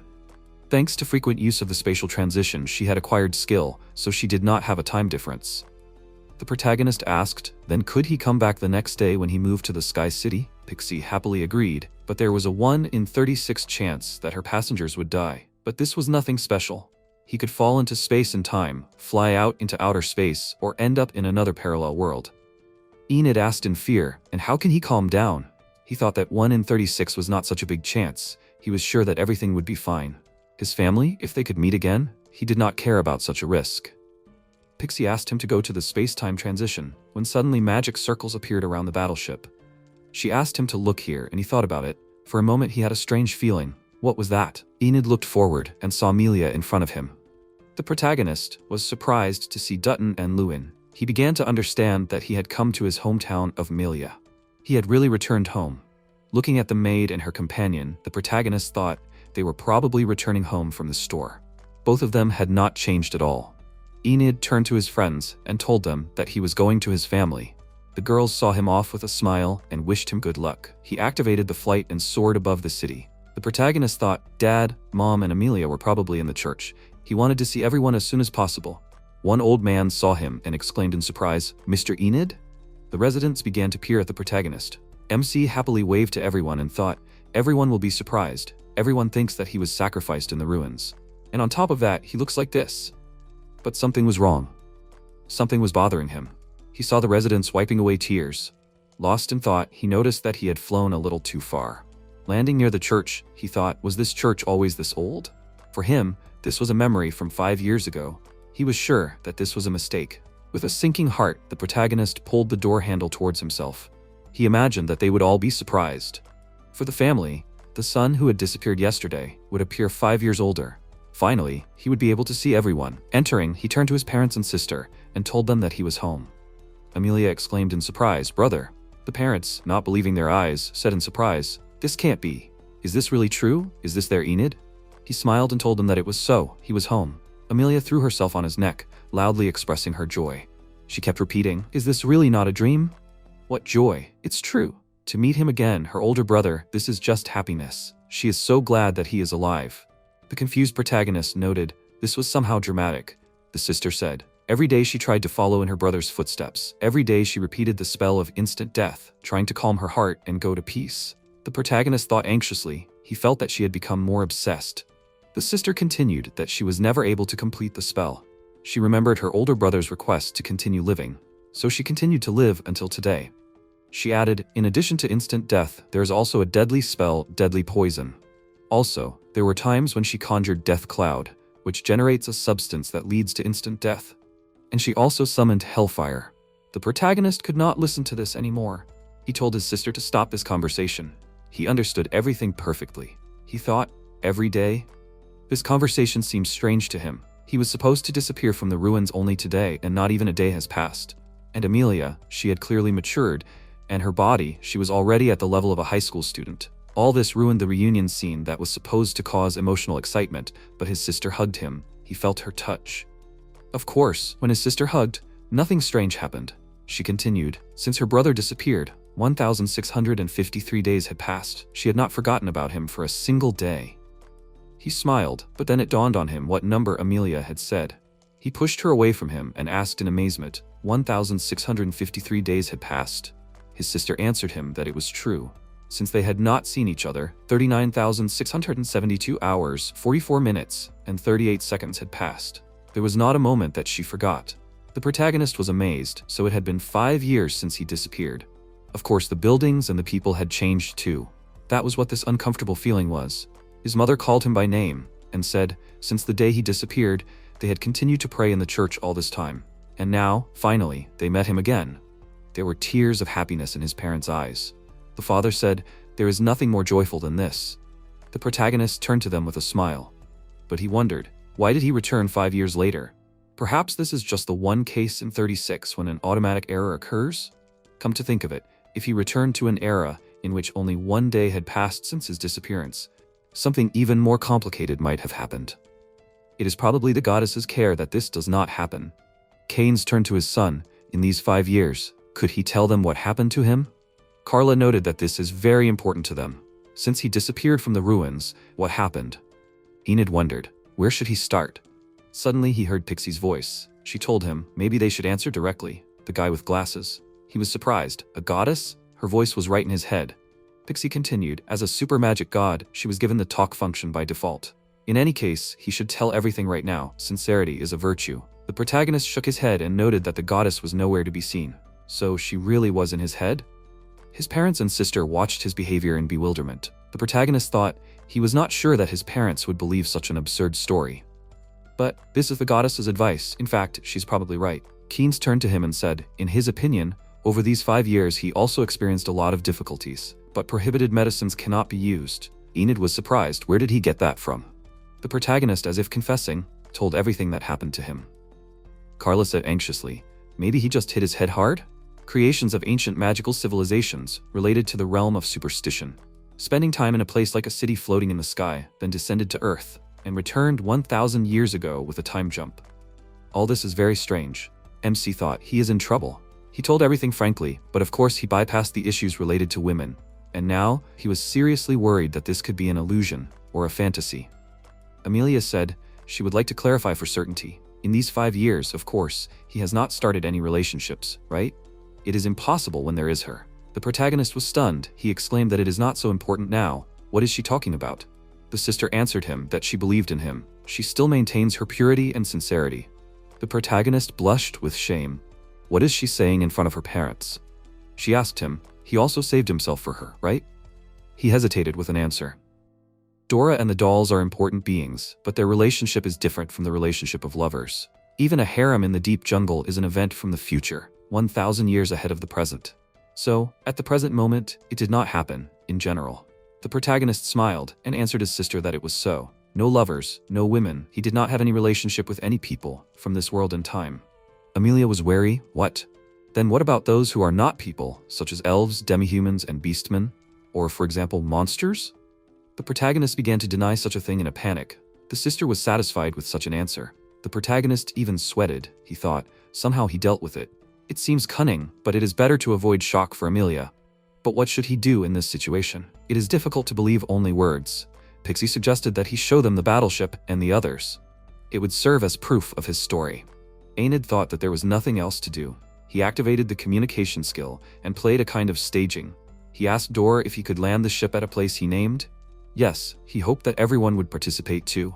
He also asked the doll mother for permission to organize a mass transfer to head there. Keynes, not believing his ears, slowly said, and even such talk? A system window appeared with a message that the next event was happening several dozen kilometers to the west, in the wilderness. Suddenly, a huge ship appeared before the eyes of the protagonist's relatives. Carla, not believing her eyes, noted in amazement, "What is this? Such a huge magical flying ship, does it exist?" The protagonist explained to his mother that this is the magical battleship Earth. It is made of orichalcum alloy. It is about 333 meters long and can hold more than 500 people. Carla was amazed. What? It is even bigger than the world's largest galleon, a magical flying ship. And what is this substance that she has never heard of? Orichalcum alloy? Enid told her that orichalcum has the highest defense in the world. It is created using other metals and magical technology that has been lost in modern times. It is the most expensive metal. Well, something like that. From the floating city in the sky, these are the ones who cared for him. He showed his girlfriends and noted that they were artificial life forms and a goddess in human form. Carla was amazed that she did not believe it. The existence of a super ancient magical civilization? It was incredible. The protagonist took out a bag and with the help of magic placed the ship in it. The mother noted in surprise he easily placed such a huge object inside himself. What is this? Could her son explain to her? Even with the use of compression magic and weight reduction, it is impossible. The protagonist noted, that is not all. His spatial pocket also allows you to store things in different places, and in different dimensions. Enid looked at his mother and sister as they both looked at his projection with interest, and thought, they really got along. Keynes put a hand on his shoulder, and noted as a maid she seemed very interested. The father apologized to him for what he said to him earlier. He could not believe what he was telling them. The father added he was probably tired from the long journey, they can rest in the manor. The protagonist happily agreed to his parents' offer. Hani whined. They were being separated again. The protagonist apologized to her, but it had been a long time since he saw his family. The doll said, it is true, but she misses him. Nana came up to her and told her that she couldn't be so selfish. She turned to MC and told him with a smile that he should spend time with his family, but please don't leave them alone for too long. She added that she would stop the ship 5 kilometers southwest of the city, by the lake. At that distance, they would arrive in a few minutes. If he needed anything, he should contact them. Amelia tried to convince herself not to be angry. They were dolls. They were just dolls. The protagonist turned his attention to his sister and asked her what had happened. After a while, when the protagonist and his family returned home, his mother, sister, and Luina gave him a surprise, very tasty dishes. The protagonist was delighted. This is simply magnificent. Is this food that you can afford once a year? There is even an omelette made from the precious eggs of the cockatrice. Amelia exclaimed, this is a celebration that he returned alive, and that they were able to meet again. They put all their efforts into it. The protagonist thanked all 3 of them from the bottom of his heart. He noticed Misery standing aside and greeted her. Carla said that she doesn't touch the cooking. Whenever she has the opportunity, she tries to add strange things to her food. That's why she doesn't cook anymore. The protagonist was surprised. Strange things? Luina listed everything that this girl could add to the dishes. The protagonist shuddered at this. He asked the maid about harassment. She told him that it could rather be called an expression of love, but this is a very distorted concept. Amelia said that she understands her feelings. After all, unrequited love is very painful. She thinks that sometimes you can go too far because of this. Enid told her sister that it was kind of her to protect Misery. She told him that she was also glad about it, but doing something like that, adding something like that to the dishes, it was certainly too much if he agreed to it. Carla said coldly, well, no matter how much she expressed her love, her husband only loved her. It was useless. If anything happened, or even in the billionth case, if something happened between these 2 people, the cursed blue claw will not only activate on Misery, but will also cause her much more horrific torture. Of course, she would continue to subject her husband to punishments worse than death. Kane smiled and told her that he was going to ask her something later. The protagonist sighed. A mother's love was as hard as ever. Amelia told him that she understood how their mother felt.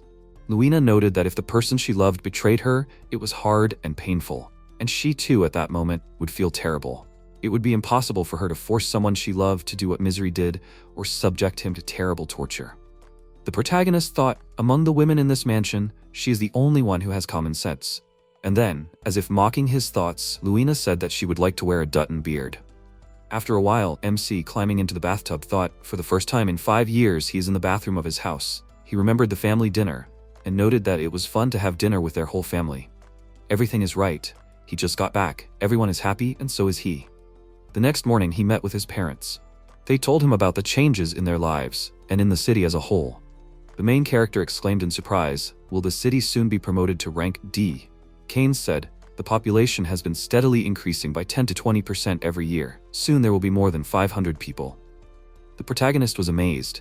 Before he disappeared, they had about 200 people, right? In just 5 years, and such a figure.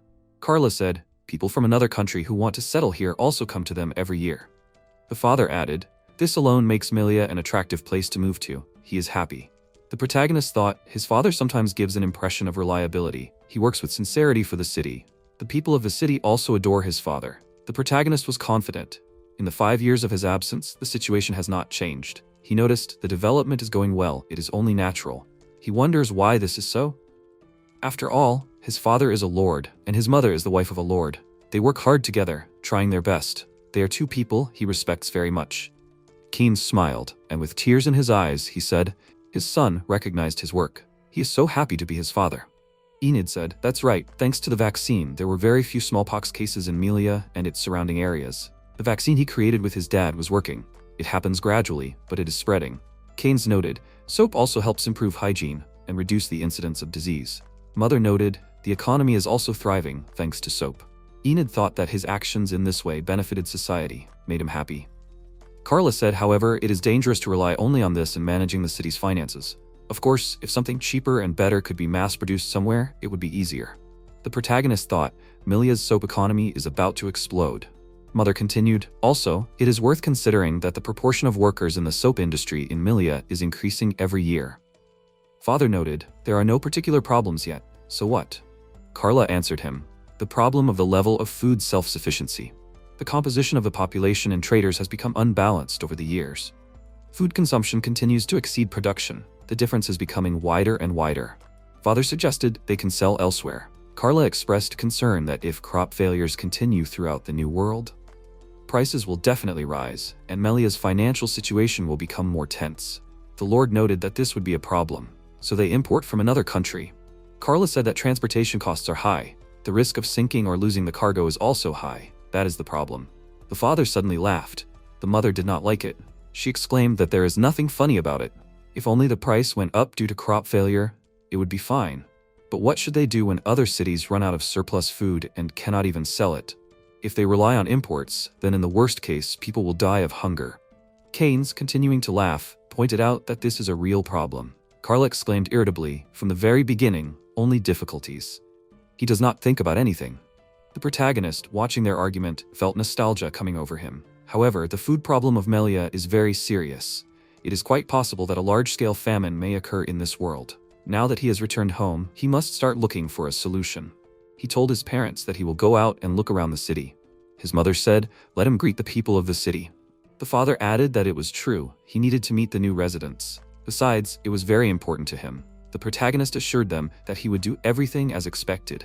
Going outside, he muttered that he would walk around the city and greet all the residents. Suddenly, a guy ran into him and shouted how happy he was to see his friend. The protagonist recognized him as Conan. The guy hugged him again and said, is this really true? It's like a dream to meet again like this. The protagonist tried to calm him down. At that moment, Melia called out to him.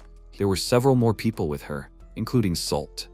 The sister laughed and told him that when everyone heard about his return, everyone rushed here from the royal port. The protagonist was surprised. Such a long distance. She answered him that they got there on magic ships in an instant. Conan, not letting him go, said with a smile, it is quite natural that the friend of his heart and the savior of his life returned home. Moreover, his future relative. The protagonist exclaimed, Salt came too. The guy answered him, not quite. He came here only because Conan invited him. He admits that he helped him, but nothing more. The protagonist grinned. He cannot be honest. Cain ran up to Enid and happily greeted him. The protagonist expressed his gratitude to him. Cain said how lucky he was that he was alive and well. That day, when he sacrificed himself for their protection, they did not forget about him for a day. The protagonist soothingly told him not to cry like that. Melia at that moment, burning with jealousy, kept telling herself that Cain was a boy. Then Alina came up to him and hugged him tightly. She congratulated him on his return and added that she was glad that he was alive and well. And it was all thanks to his family, who continued to pray for him every day at the church. In addition, everyone in the city was also praying for his return. She continued to hug him. Melia could hardly hold back from bursting with anger and jealousy. The city residents began to approach them and began to greet him joyfully. The protagonist, touched by such attention, asked them for forgiveness for disturbing them.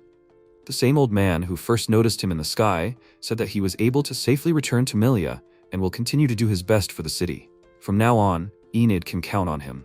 He looked closely at the protagonist and noticed that he was even more magnificent than before. Enid understood that the past few years had been incomprehensibly harsh for them. He thought that, unlike them, he himself had lived well. The residents, one after another, said pleasant words to him. They were also happy to finally meet the Lord's son. One woman admired, to meet him again while she was alive, it was just incredible. She couldn't believe it. Everyone, as one, said after all, they needed him. Welcome home. The protagonist was incredibly touched by the warm welcome from the residents. He thought, now he was home, and he wanted to make all these people happy. But, where should he start? When he returned home, his thoughts overwhelmed him. Not paying attention to anyone, he thought about what he could do for his city. He thought about his magical ship. The problem is food self-sufficiency. He returned. His life began to revolve around moving between his parents' mansion and the magical battleship. He promised to come to Nana and the others every day because they did not want him to leave. He had just spent time with her, for which she was very grateful to him. After some time, he came to his girlfriends for advice. Nana, tying her apron, said he was so quick to start solving the problems in his native place, as expected of him. He complained to her that nothing was progressing yet, but he did not lose hope to think of something. She noticed that it seemed that he was in a difficult situation. The doll turned to Dora and connected her to thinking.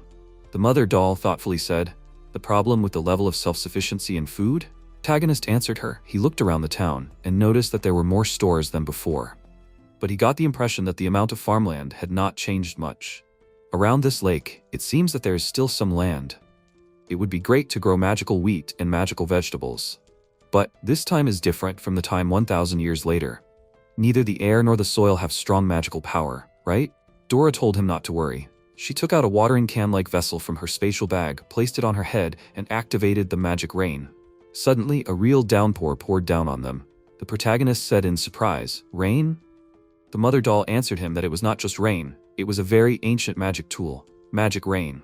When water is poured into it, and a person with magical power holds the handle of this vessel, the water inside turns into magic water, which contains magical components. It will increase the concentration of magic power in the soil.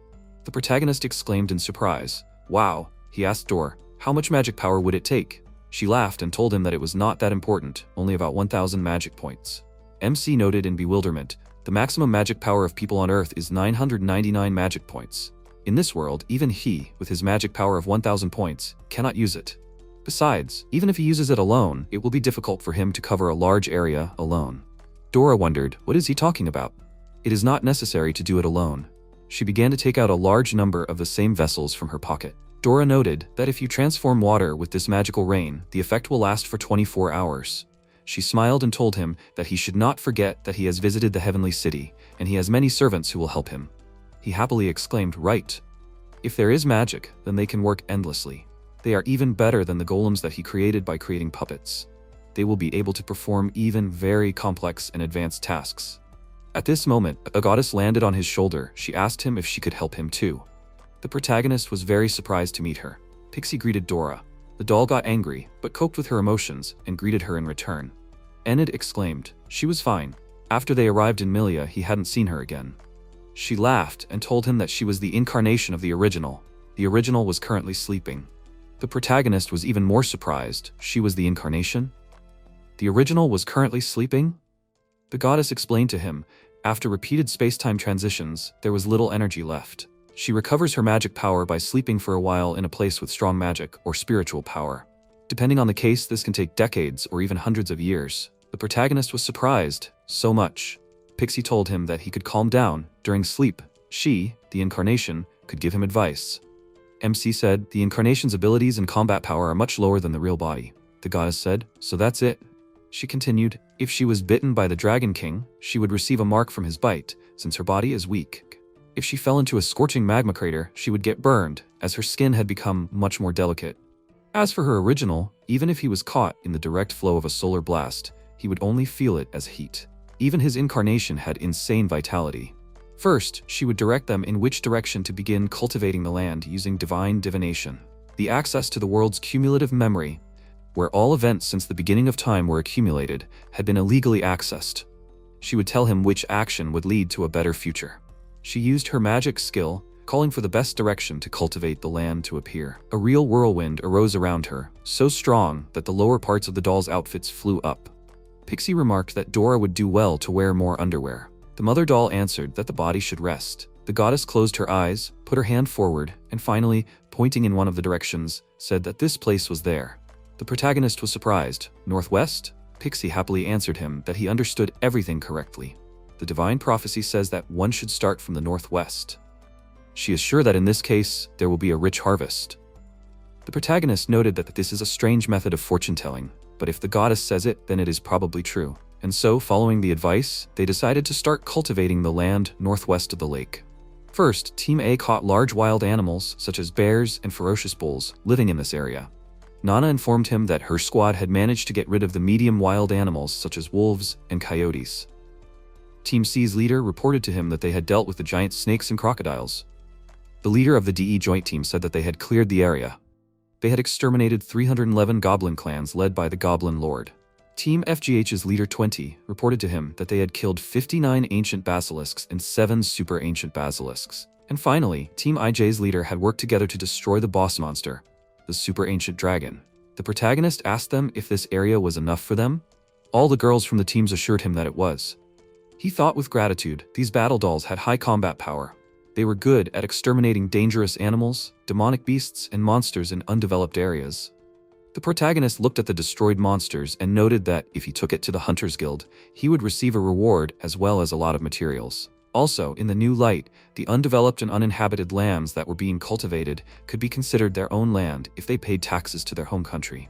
MC told Dora that they should start preparing the land from where the clearing was already completed. She agreed with him. They should split up, and they would do it. She added that watering with magic water required fine-tuning. A servant doll would be suitable for fine work. Simple tasks that required physical strength, such as removing rocks and cultivating the land, they would leave to the created dolls. The protagonist asked her if they should use ordinary clay golems then. She approved of his idea and also suggested that why not use wild soil suitable for cultivation as a material for creating golems. This soil is more durable. After some time, his mother suggested that he continue everything else tomorrow. She also asked him to try harder tonight. They decided to reward the team that showed the best results this time. The mother doll added that they had worked very hard to get their reward. The protagonist agreed to this. Much later, when he came home, he noticed that he was so tired, and it was already so late. Today was not only the exploration of the territory, but also the awarding of more than 10 dolls. Now was the time for him to rest. At that moment, Melia called out to him. She wished him a good return home. The protagonist did not expect to see her so late, so he shuddered in surprise. He asked her if she was still awake. The girl answered him that she was. It is a sister's duty to wait for her brother. She asked him if he wanted to have dinner, or maybe he wanted to take a bath. The protagonist refused. He had already done both. Melia was upset, that's how. She looked at him and angrily exclaimed, "What is this kiss mark on his neck?" He cursed and covered this place with his hand. His sister was indignant. "Is it those magic dolls again?" Enid noted that he had a hard time returning to Earth. She hysterically asked him, is her brother cheating on her? Then she suddenly calmed down and said, even if he has special hobbies, and for the last 5 years he has been with magic dolls, even if unusual hobbies have awakened in him, she will accept it. The protagonist thought in surprise, in this world, magic dolls are considered almost like objects, so they are considered something strange. He thanked his sister for understanding. She asked him to lie down and sleep next to her. He noted that here he will keep silent about the fact that it is not entirely about kisses. The next day, the protagonist and the dolls got to work. The girls scooped up water from the lake and brought it to him. After turning the water they had collected from a simple lake into magical water, they began to spray the magical water using the servant dolls. According to the mother doll, if this process was repeated for several days with 1,000 dolls, this land could be turned into arable land, suitable for growing magical wheat and magical greenery. The stones and trees that were in the way were removed, and the main character also had a new role. He became the master of the servant dolls. After a while, one of the dolls came up to him, looking dejected. She told him that she had run out of magic power, so he should replenish it. One by one, other dolls also began to approach him. They all asked him for recharging. The fact is that the technology for transferring magical energy occurred through a kiss. This was the ceremony of transferring magic. Other technologies have already been lost on Earth. No matter how human-like the dolls were, they were magical dolls, and they couldn't move when their magic was exhausted. So he helped them by filling them with magic. Then, Rena came to him and told him that it was her turn. Nana stopped her. She told her that her remaining magic power should be enough. Kissing the master was only allowed after the magic power dropped below 10%. The doll apologized to her. The protagonist thought, Nana is working as a supervisor today. He knew that the girl's magic points showed both the total magic power and the remaining magic power. The fraud seemed to be exposed, and yet, Nana is a beautiful secretary, or perhaps a beautiful teacher. So they divided the work according to our specialties. Everyone tried hard. The cultivation of uncultivated lands steadily continued, and the cultivated lands steadily expanded. His doll allies worked tirelessly, sowing the lands with magical crops. After some time, his parents came to them. Keynes, not believing his eyes, exclaimed in surprise, "It can't be." Carla also had a hard time believing that in such a short time they managed to create such a vast and well-groomed land. The protagonist explained to his parents that seeds and seedlings were planted on this agricultural land, which were obtained during the development of the jungle in the future, in 1,000 years. He added that next year, they can expect a bigger harvest. The father, looking at his allies, asked him, "These magic dolls from the Sky City, they were also engaged in the development of the territory, right?" Enid answered him, "In any case, it was necessary to change the quality of the soil. Now, we can temporarily forget about the issue of food self-sufficiency, right?" Keynes thought about it, and then answered him, The lands of the New World are very large, but there is also a lot of barren land. Vegetables do not grow well, especially in the cold northern regions, and people suffer from hunger. If possible, I would like to somehow help others. Carla noticed he thinks so much about others. They can't afford it, right? The protagonist thought sadly that it was true. It was sad, but they still didn't have enough surplus food to send to other cities. Father thoughtfully said it would be great if they could find some kind of crop that grows well even in cold regions. The protagonist thought, right, a crop that exists on Earth that can be grown several times a year, even in cold regions and on poor soil, and it is very nutritious. This crop saved many Europeans from starvation during the Age of Discovery. He didn't know if such a crop existed in this world, but this could be a hint of a discovery. He held his head in his hands. What should he do? At that moment, Pixie flew up to him and called out to him. She told him that she had come again to give him a prophecy. She added that now only he could see her. Enid asked her what the prophecy was. The goddess closed her eyes, pointed in one direction with her hand, and said what they were looking for was in the southwest. This place is high in the mountains, but you can't eat the sprouts of this crop. Its buds are very poisonous. If everything goes wrong, you can say goodbye to this world and go to another. MC thought, southwest, mountains, inedible sprouts. Suddenly he remembered. One of the 4 main crops in the world, along with wheat, rice, and corn, is the potato. He was delighted by this. Well, if so, they have no choice but to go to the southwest. They will save the cold regions with potatoes. To help people in the cold regions suffering from hunger, based on the prophecy of the goddess, the protagonist decided to go to the mountains in the southwest, in search of potatoes. They flew with Melia above the ground. The sister enthusiastically exclaimed that she and her brother were traveling alone. She was so happy. How long has it been since they flew together like this, holding hands? The protagonist noticed that she said it right. Melia continued, and these magical dolls are gone too. Just the 2 of them. Enid, of course, planned a comfortable solo trip, but he could not refuse such a situation. When he told his parents about his plans, his mother told him that she would allow him to go on an exploratory journey, but he must definitely return within a week. This is the most important condition. She simply cannot find a place for herself at the thought that he can disappear again. He assured his mother that he understands her and will do everything extremely carefully and return home on time. Melia whined. They had been separated for 5 years, and only a week. No, she couldn't stand it. She would go with her brother too. That's how they came to this. By the way, he himself didn't understand how he managed to convince his allies to stay. The protagonist thought excitedly, the discovery of potatoes, I wonder if it would only take a week? The new continent is divided into north and south. However, the settlers from the Eusia continent live only in the north and only in a limited area in the eastern part. The southern continent they were heading to was completely unexplored. Suddenly, Pixie appeared next to him. She told the surprised MC if they were to adjust to his sister's speed, they would have to fly for too long. He thought with a smile, to be honest, this is a trip of 3 people, including the goddess who acts as a guide. The goddess wrinkled her nose comically and asked him to hurry up. He spoke 10 times faster than now. His sister asked him in surprise, what is he talking about? The protagonist thought that they should switch to telepathy. Pixie was indignant. Now the speed is only 50 kilometers. Even if they try, they can only move 200 kilometers a day. The protagonist objected. His sister is having a hard time. Her magic power is not that great, and he also needs to recover. Pixie told him that this problem can be solved if he takes his sister in his arms and flies with her. At first he wanted to be indignant, but then he thought, for sure it will be more effective, so he will follow the advice of his ally. The protagonist turned to Melia and asked her if she would allow him to hug her. Needless to say, she, of course, agreed. He told her that he would take her in his arms and fly faster. By the way, she can even sit on his back. The girl said embarrassedly, since her brother offers her such a thing, will he carry her like a princess? She settled herself more comfortably in his arms, and he sped up. The protagonist noted that this position, frankly speaking, made it difficult to fly. Besides, carrying a person in his arms would consume more magic power. He looked at his sister and thought that she seemed happy. Well, as for his magic power, there should be no problem. Also, he created a thick wind barrier using magic, so he did not have to worry about the impact on his eardrums at high speed. He sped up 10 times and rushed forward. Enid noted that the goddess's speed was now the same as a jet plane. He suggested that she try to catch up with him. She exclaimed then, they will speed up another 20 times. The protagonist was just amazed at her speed. After a while, MC asked her where they were going. They flew almost 1,000 kilometers. The pixie slowed her flight and told him to stop. Watching him, she noticed that he was terrible at stopping. The protagonist smiled and asked her for forgiveness. Surprised, Amelia asked him if he was okay. The goddess showed him that over there, near those mountains, there was what they were looking for.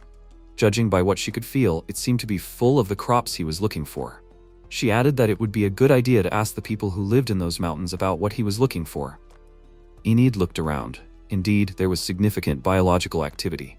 Perhaps this was an indigenous settlement. Maybe they even grew potatoes. Suddenly, the system gave him some information that surprised him. He thought, what was going on? What did Amazonia have to do with it? The system showed him that he was in the land of the Amazons, called Amazonia.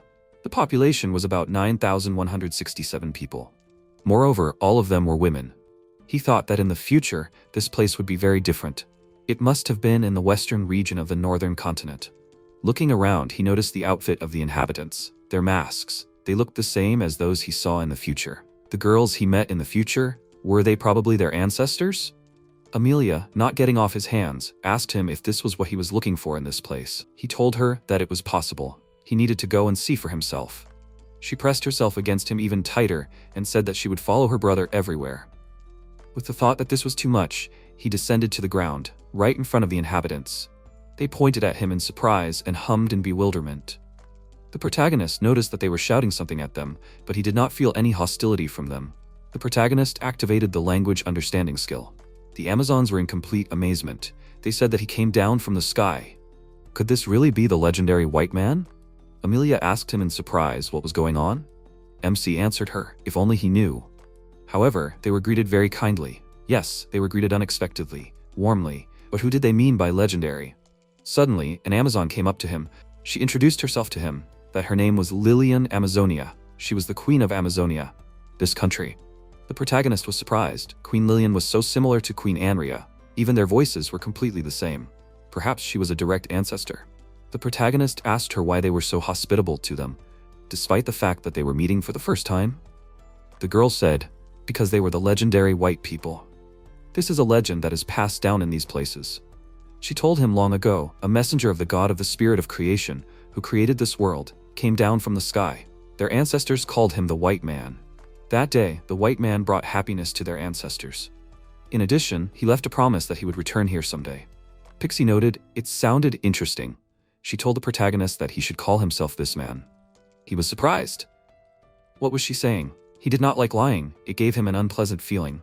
The goddess assured him that everything was fine. He wondered, is this right? But it seemed that introducing himself to them like this would make everything go smoother. Besides, this was the advice of the goddess. So he smiled and told Lilian that she was right. They are the legendary white people. Amelia looked at him, puzzled. The queen noted, as expected. Do they have some business with them? MC said, he came here because he wants to know something. He is looking for plants that can grow in cold regions and on depleted soil. For example, he is interested in potatoes. Lilian told him that they have a lot of potatoes growing here. The protagonist could not believe his luck. Who would have thought that it would be so easy? Amelia noted that this was what her older brother was looking for. Enid, meanwhile, was happy that he had a magic bag. He asked the queen if it was normal for them to give so much of it. She answered him, of course. The protagonist took 2 diamonds out of his pocket and offered them to the queen as a token of gratitude. He simply did not know how else to thank them for the potatoes. The eyes of the queen and her subjects lit up brighter than fire. Watching the diamonds sparkle with amazing brilliance, she exclaimed, what a beautiful thing. The protagonist thought with warmth this nostalgic reaction. It's good that he brought them from the future. But why was there no information about agriculture or legends in the future Amazon? The area of residence had also changed. What had happened during this time? He began to think that he was thinking too much. That's it, they had safely received the potatoes. The queen kindly allowed them to stay for the night. The protagonist thought he was again quietly slipping into the lifestyle of a lazy person. After that, in the morning, they went to deliver potatoes to the northern part of the New World. Amelia yawned and was happy, flying in the sky like this, being hugged by her older brother. Her head was about to explode with happiness. The protagonist thought, in this position it was possible to fly stably. He simply followed the advice of the goddess. He had no intentions. Pixie advised him to hold his sister as if he were hugging her. It would be easier to fly. She was right, indeed, it was much easier. And by evening they were able to fly to the largest city of the cold region. It was a city called North Hole, the territory of Asleria, with a population of 592 people. When they landed in the Aslerian kingdom, they met with the governor of the new lands, Marquis John Hoffman Eric. Having explained to him the entire food situation, they showed him the root vegetables they had obtained. The Marquis, turning it over in his hands, winced and noted, "So this ugly plant is a potato? Is it true that it can be grown even in cold regions and harvested in large quantities?" The protagonist assured him that it was. He added that, no matter how it looks, it tastes good. John told him that if MC was willing to give this to him, then let him, the Marquis, express his gratitude. He would make sure that the governor's records were kept stating that he had donated a new type of crop, just in case. The protagonist noted in surprise that this did not sound like words of gratitude. But then again, these were the words of a man from another country, and they had just met. It is probably unrealistic to expect that he will be believed immediately. The protagonist stretched and told his sister that he had finished his business here and that they should return home. Amelia looked at him with admiration and told him that he was doing a great job. He had worked hard not only to solve their food problem, but also for the people in the remote cold regions. The protagonist, embarrassed by her praise, told her that this was some kind of charity project. Honestly, he thought that it would be good for Melia if her fame spread. But he wanted to reduce the number of people suffering from hunger as much as possible. These were his sincere feelings. His sister smiled at him and said that she was proud of her older brother. She jumped into his arms and repeated that she would follow him, her brother, everywhere until the end of her life. The protagonist noted that he felt hard.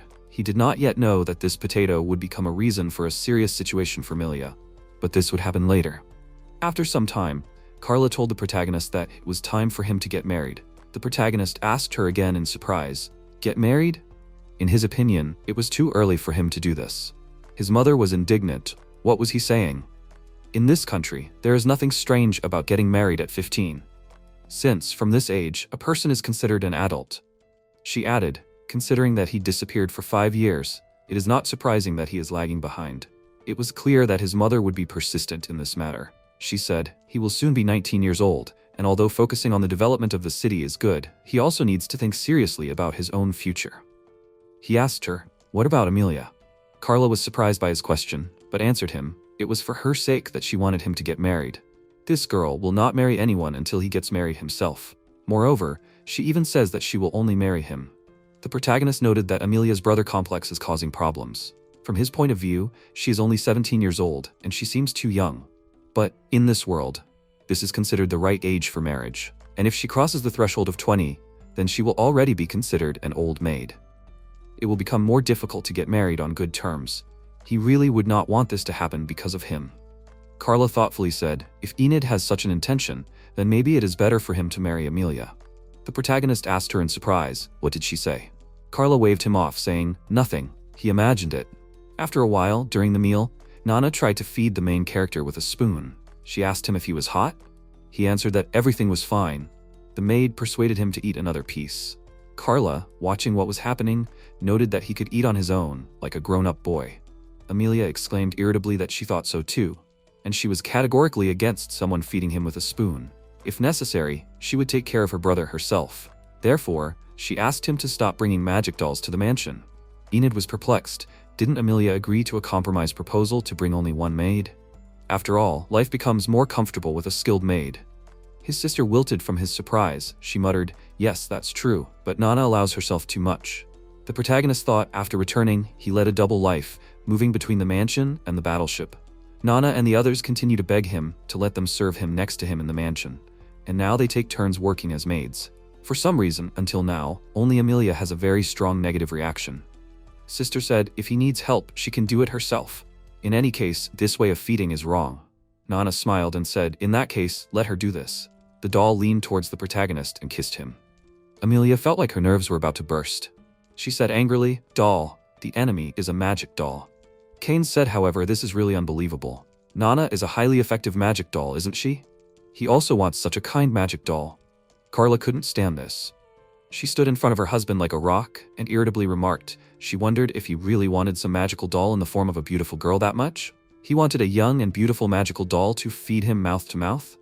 Keynes embarrassedly muttered that it was not so. There was nothing wrong with his words. That same day, he and his father approached the deputy mayor named Sabs. The man listened carefully and exclaimed, he thinks that in order to increase the birth rate, it is necessary to arrange marriages among bachelors like him and Amelia. Keynes said that he understood. This concerns the discussion of the city's policy. He asked the deputy mayor if he had any suggestions. Sabs answered him regretfully that they had nothing at all. Therefore, he thought that it would be good to get help from all members of the Crane family. The protagonist thought, what a timely appeal. He told the deputy mayor, in fact, if we think about long-term development, we should increase the population ourselves, without relying on immigration. Sabs answered him, exactly so, as expected from him, the future ruler. The deputy mayor noted, if only one of his daughters married a man like Enid. Keynes noted, the policy aimed at encouraging marriages. Everything needs to be thought out here. The protagonist exclaimed, there is something. Creating meeting places can help revitalize the region, and an economic effect is expected. He thought while doing so, both he and Amelia can also make new acquaintances. The protagonist continued, to put it bluntly, it is about meeting places. The deputy mayor and father summed up with surprise that it is useful. After a while, the protagonist watched with a smile as the youth were having fun. Everyone was chatting, getting to know each other, and laughing. He thought that it was a great success. About a month later, after consulting with Mr. Sabs, they successfully organized everything. They managed to organize a large-scale group date organized at the city level. Although the participation fee, including food and drinks, was 8 silver coins, it was about 8,000 yen. The city group date took place. Surprisingly, more than 1,000 people, including participants from other countries, gathered in Melia. If couples are formed, and a certain percentage of them get married, the celibacy rate will decrease. This should lead to an increase in the birth rate, which was the original goal. Amelia came up to him and thanked him for his work in going around the venue. He wondered, why did she come here? Wasn't she socializing somewhere over there? She told him that everything was fine. The older brother was a priority. He thought that the advertising of Amelia, the winner of the beauty contest at the Venaria festival, had a tremendous effect on attracting the public. He wished that she would already start distancing herself from him. But this time, Amelia really helped. She pointed out that if her older brother was also participating, then she simply had to come. She needed to be careful that her older brother did not get close to other women. Amelia summarized, looking around at everyone. Everyone seemed to be having a good conversation, right? The protagonist answered her. He was relieved to see that the groups that did not fit in the barbecue in the square and were distributed among different restaurants seemed to be having a great time. Although, 90% of the participants this time are not people, but magical dolls. A week ago, during the discussion of this event, the protagonist was worried. The ratio of men to women among the participants was 9-1. It was too unbalanced. Although some were attracted by the participation of the Venaria festival members, and nothing can be done, but it will still cause discontent. Dora told him not to worry. She suggested that they just pass off the dolls here as people, and let them participate. The protagonist was surprised by her suggestion, and expressed concern. What if someone finds out?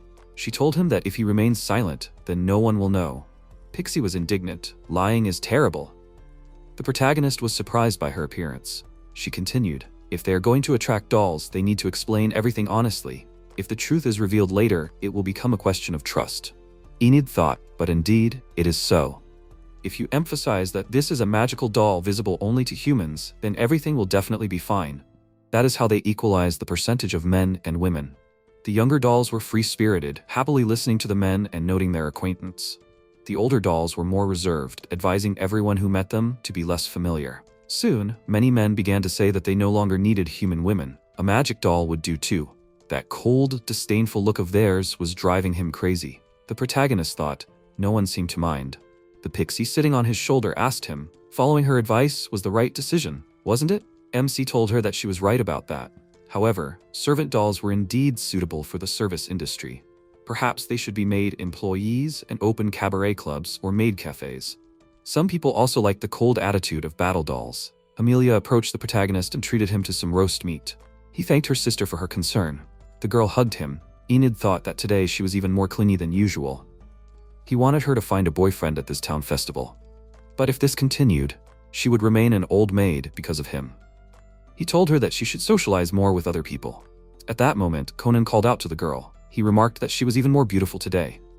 The protagonist thanked him for joining them today. He asked the guy if he liked barbecue. Conan told him that he did. He liked everything very much. Amelia exclaimed that it was good. Both the vegetables and meat were special products from Melia and the neighboring towns. He told her, that's it. Everything was incredibly delicious. The girl said that she thought that men with a good appetite were very manly and attractive. If she saw how they continued to eat silently during this town dating event, her heart might have begun to flutter. Conan silently began to devour the dishes prepared for this event. Amelia laughed and told her brother that the dancing was about to start. She called him to the dance floor. The protagonist looked at Conan, who was eating, in surprise, and thought that this was the first time he had heard of anyone liking gluttons. When the music started, Amelia asked the protagonist to dance with her. She thought that this would be a good chance to prove herself. ISEKAI'D told her sister not to worry about him. Let her look around, there were plenty of people who wanted to dance with her. The girl said that she only wanted her brother. He was confused. What was the point of dancing with a brother at a dating party? Rita came up to them and asked the protagonist to dance with her. He exclaimed her name in surprise. Rita was Sue's younger sister who participated in the festival. About half a year ago, she returned to her village to get married. She came to study in Melia, replacing Sue. The girl said that she was participating today to win the main character. He was surprised. What did that mean? She told him that she had turned 14 3 days ago. In the tribe, 14-year-olds are considered adults and are allowed to marry. Therefore, she asks him to marry her. A furious Amelia stood between them and shouted that she was refusing her proposal. Rita asked her in surprise why she was refusing her. The hysterical woman answered that she had expressed her brother's feelings as his sister. The main character was perplexed, but that was not true. He was not going to refuse right away. Rita exclaimed with joy, "Is this true? She is about to marry ISEKAI'D? She is so happy about it." Amelia thought that she was going to go crazy. The main character asked Rita why she wanted to marry him. The girl, looking into his eyes, told him that he was amazing and kind. She heard from her older sister about how he defeated an ancient giant bird. When she first came to Melia, she did not understand the language, and he helped her a lot. Besides, he is very handsome. The protagonist was embarrassed and thanked her. He really enjoyed receiving such direct compliments. The girl noticed, although you wouldn't say it, but she has a penchant for beautiful faces. Everyone says that what she considers cute is actually creepy. The tribe considers her strange. She can no longer be sincerely happy. Rita offered him a dance, to which he happily agreed. Suddenly, like a whirlwind, his hysterical sister flew up to him and asked him to dance with her first. He pushed her away, telling her that this is not how to behave. At that moment, Alina grabbed him into her arms. She greeted him. Amelia was indignant. Why didn't her brother fall on her chest? The protagonist was surprised. What kind of jealousy was this? Alina noted that the fact that they ran into him here was at the will of the goddess. She asked him to dance with her, and she led him in the dance. Amelia stopped them and told her rival that she was just about to dance with her brother. Rita reproachfully said, addressing Alina, that it was very indecent to cuddle up to a partner like that. The protagonist looked thoughtfully at the girls. Amelia, Rita, and Alina begged him to dance with them. He had a great idea. He exclaimed that he would dance with them in order. First he twirled Rita, then Alina, and finally his sister. Amelia, blushing, said that she was so happy that she could dance like this with him, with her brother. The protagonist thought resignedly, right. After all, she had never managed to successfully get rid of her brother. Besides, the looks from Nana and the others had seemed somewhat frightening for some time now. He noticed some strange tension. At that moment, Sabs took the microphone and announced the last event of the day. He exclaimed that it was time for confessions. The more modest participants could write the number of their desired partner and a message on a confession card and hand it in. Let no one be shy about expressing their feelings. He added that relationships with the goal of marriage, as well as confessions with a proposal of friendship, are also welcome. The deputy mayor hoped that his daughters, who had become problematic assets, would also quickly find a partner. Enid noted that it was written all over his face. He smiled. In any case, the more couples formed, the easier it would be to attract participants to future events in their city. The young people gave preference to dolls. They asked them to marry them, but the dolls refused them. The protagonist, looking at the dejected failed grooms, thought, from the very beginning, a mountain of people rejected by servant dolls and combat dolls. It was a sad situation. Something must be done so that couples can finally form. Rita came up to him and asked him to marry her. He simply had to do it. The protagonist stared at the girl in surprise. Amelia also looked at her in bewilderment. Suddenly, Ellen's voice was heard, asking everyone to wait a little. She told MC that if he took Rita as his wife, he would have to renounce his faith. He, who belongs to the correct magical order that worships Manastasia, who controls magical power, his marriage to Rita, who worships spirits considered evil, cannot be recognized by the church. Rita said that spirits are very important to her. She cannot renounce them. Besides, if their church does not recognize them, Enid and she can marry under the blessing of the spirit priest. Alina categorically said that this is absolutely impossible. She explained that a marriage blessed by spirits that should be avoided is wrong. The protagonist thought, but she is right. Indeed, for him, the future ruler of the city, such a marriage would be a serious problem. In the worst case, it could lead to condemnation from the archbishop of their country. Alina noted that the wrong love had to be stopped. Therefore, she proposed to the protagonist to marry her. She will lead him down the right path with her example. Enid noted in amazement, after Rita now her? What should he do? Should he choose one of them? Rita is certainly sweet, but marrying her will face great obstacles. On the other hand, Alina seems to be proposing out of a sense of duty. After all, he would like to marry someone who truly loves him sincerely. Pixie told him his sister's name. The protagonist stared at Emilius in amazement. He thought, no, this can't be. His sister's good feelings for him are not romantic love, but rather familial love. Of course, this is a rather unusual familial love, but in the end, in order for her to be able to separate from him, he needs to marry one of the two girls, Rita or Alina. The goddess said in surprise, does he still not understand the feelings of his younger sister? The protagonist shuddered at her appearance. He exclaimed in surprise, a goddess? What does she mean? What feelings of Amelia is she talking about? She told him that she had foreseen it with her ability of prophecy. If he accepted the proposal of one of the girls, Rita or Alina, then something very, very bad would happen to his little sister. Enid stared at Pixie in amazement. She continued that she had seen it and predicted it with divine revelation. His sister would get sick in the future, her heart would be broken, and even at 30, 40, and 50 years old, she would remain alone. Locked in her room, she would eventually say only one word, little brother, and die alone. Enid grabbed his head. What a terrible future. The goddess advised him to refuse the proposals of those two girls. MC noted that he was not so inclined to marry in the first place. He could not marry if it made Amelia unhappy. She was as dear to him as a sister. The protagonist turned to her. He asked her if she would be against him marrying another woman. The sister, without a second thought, immediately exclaimed that she would be against it. The protagonist apologized to Rita and Aelin, and told them that since his sister was against it, he would not date anyone now, and would not be able to marry. The girls and even Amelia looked at him in surprise. Enid exhaled. Well, he was able to refuse the girls without harming them. Although for him, this turned out to be a big social consequence. For now, the situation was resolved. Amelia turned to him, looked at him with puzzled and hopeful eyes, and asked him, is that all? The protagonist was surprised. What kind of look did she have? Pixie indignantly noted, he is so insensitive. What his sister prayed for was not that he would refuse the marriage proposal. She prayed for him to confess his love to her like a man. He objected to her in bewilderment, but they were brother and sister. The goddess answered him, even if he thought so, Amelia loved him like a man. She was very much in love with him. Enid thought about it. He was afraid of such a possibility, but he tried not to notice it, because this is something that should not be. At that moment, Amelia came up to him and told him that she loved him. She was in love with her older brother. She wanted to continue saying something, but the protagonist covered her mouth. He knew perfectly well that socially and religiously, marriage between a brother and sister is unacceptable. Neither Amelia nor the people in the city know that they are, in fact, not related by blood. If he lets her say more in front of so many people, her situation will get worse. He looked at her pained expression and thought, this is sad, isn't it? She tried so desperately to confess her love, and she was forcibly stopped. Did he have the right to do such a thing? Having made up his mind, he took his hand away from her mouth and asked her to marry him. He realized that it was done in the heat of the moment, but it was done.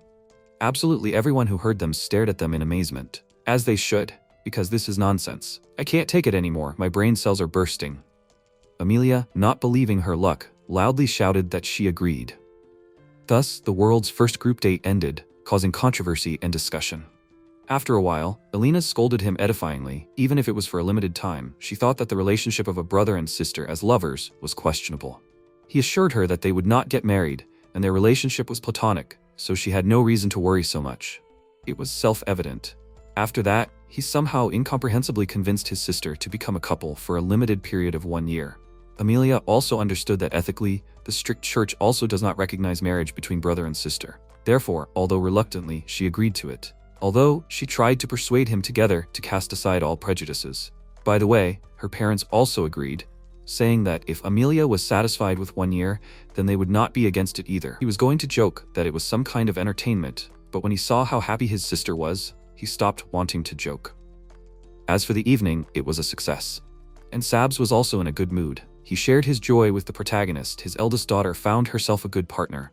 He suggested that the protagonist continue to have such evenings. Rita also told him that she could not wait a whole year to show her grandson to his elderly father as soon as possible, she was giving up on the protagonist. Alina told him that he did not need to propose to her in order to teach her the right way to love. Everything was fine, he had no reason to worry so much. She proposed to him not only for this reason. He asked her what other reasons she had. She told him that it was nothing special. She gave him her order that he should not commit any indecency in his decision. The protagonist said that he understood everything. When he returned home, Amelia happily greeted him. She rushed to hug him, happy to see him. He thought that he was home. Although he and Amelia had become a couple, the feeling of distance had not changed compared to what it was before. She offered her face for a kiss, and he kissed her. She said that she was very happy. The protagonist noted that if the relationship is close, then a greeting kiss is quite normal. As always, Pixie suddenly appeared and remarked that, having learned about his younger sister's love, now he will begin to perceive her as a representative of the opposite gender. He thought, even though the goddess had said so, this could not be. Suddenly, Amelia remembered that guests had come to visit him.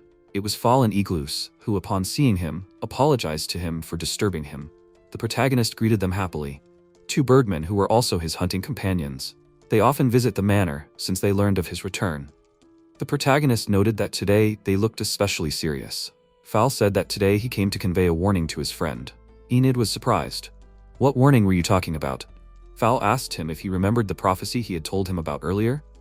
MC asked him if this was the prophecy that was said to have descended during his disappearance.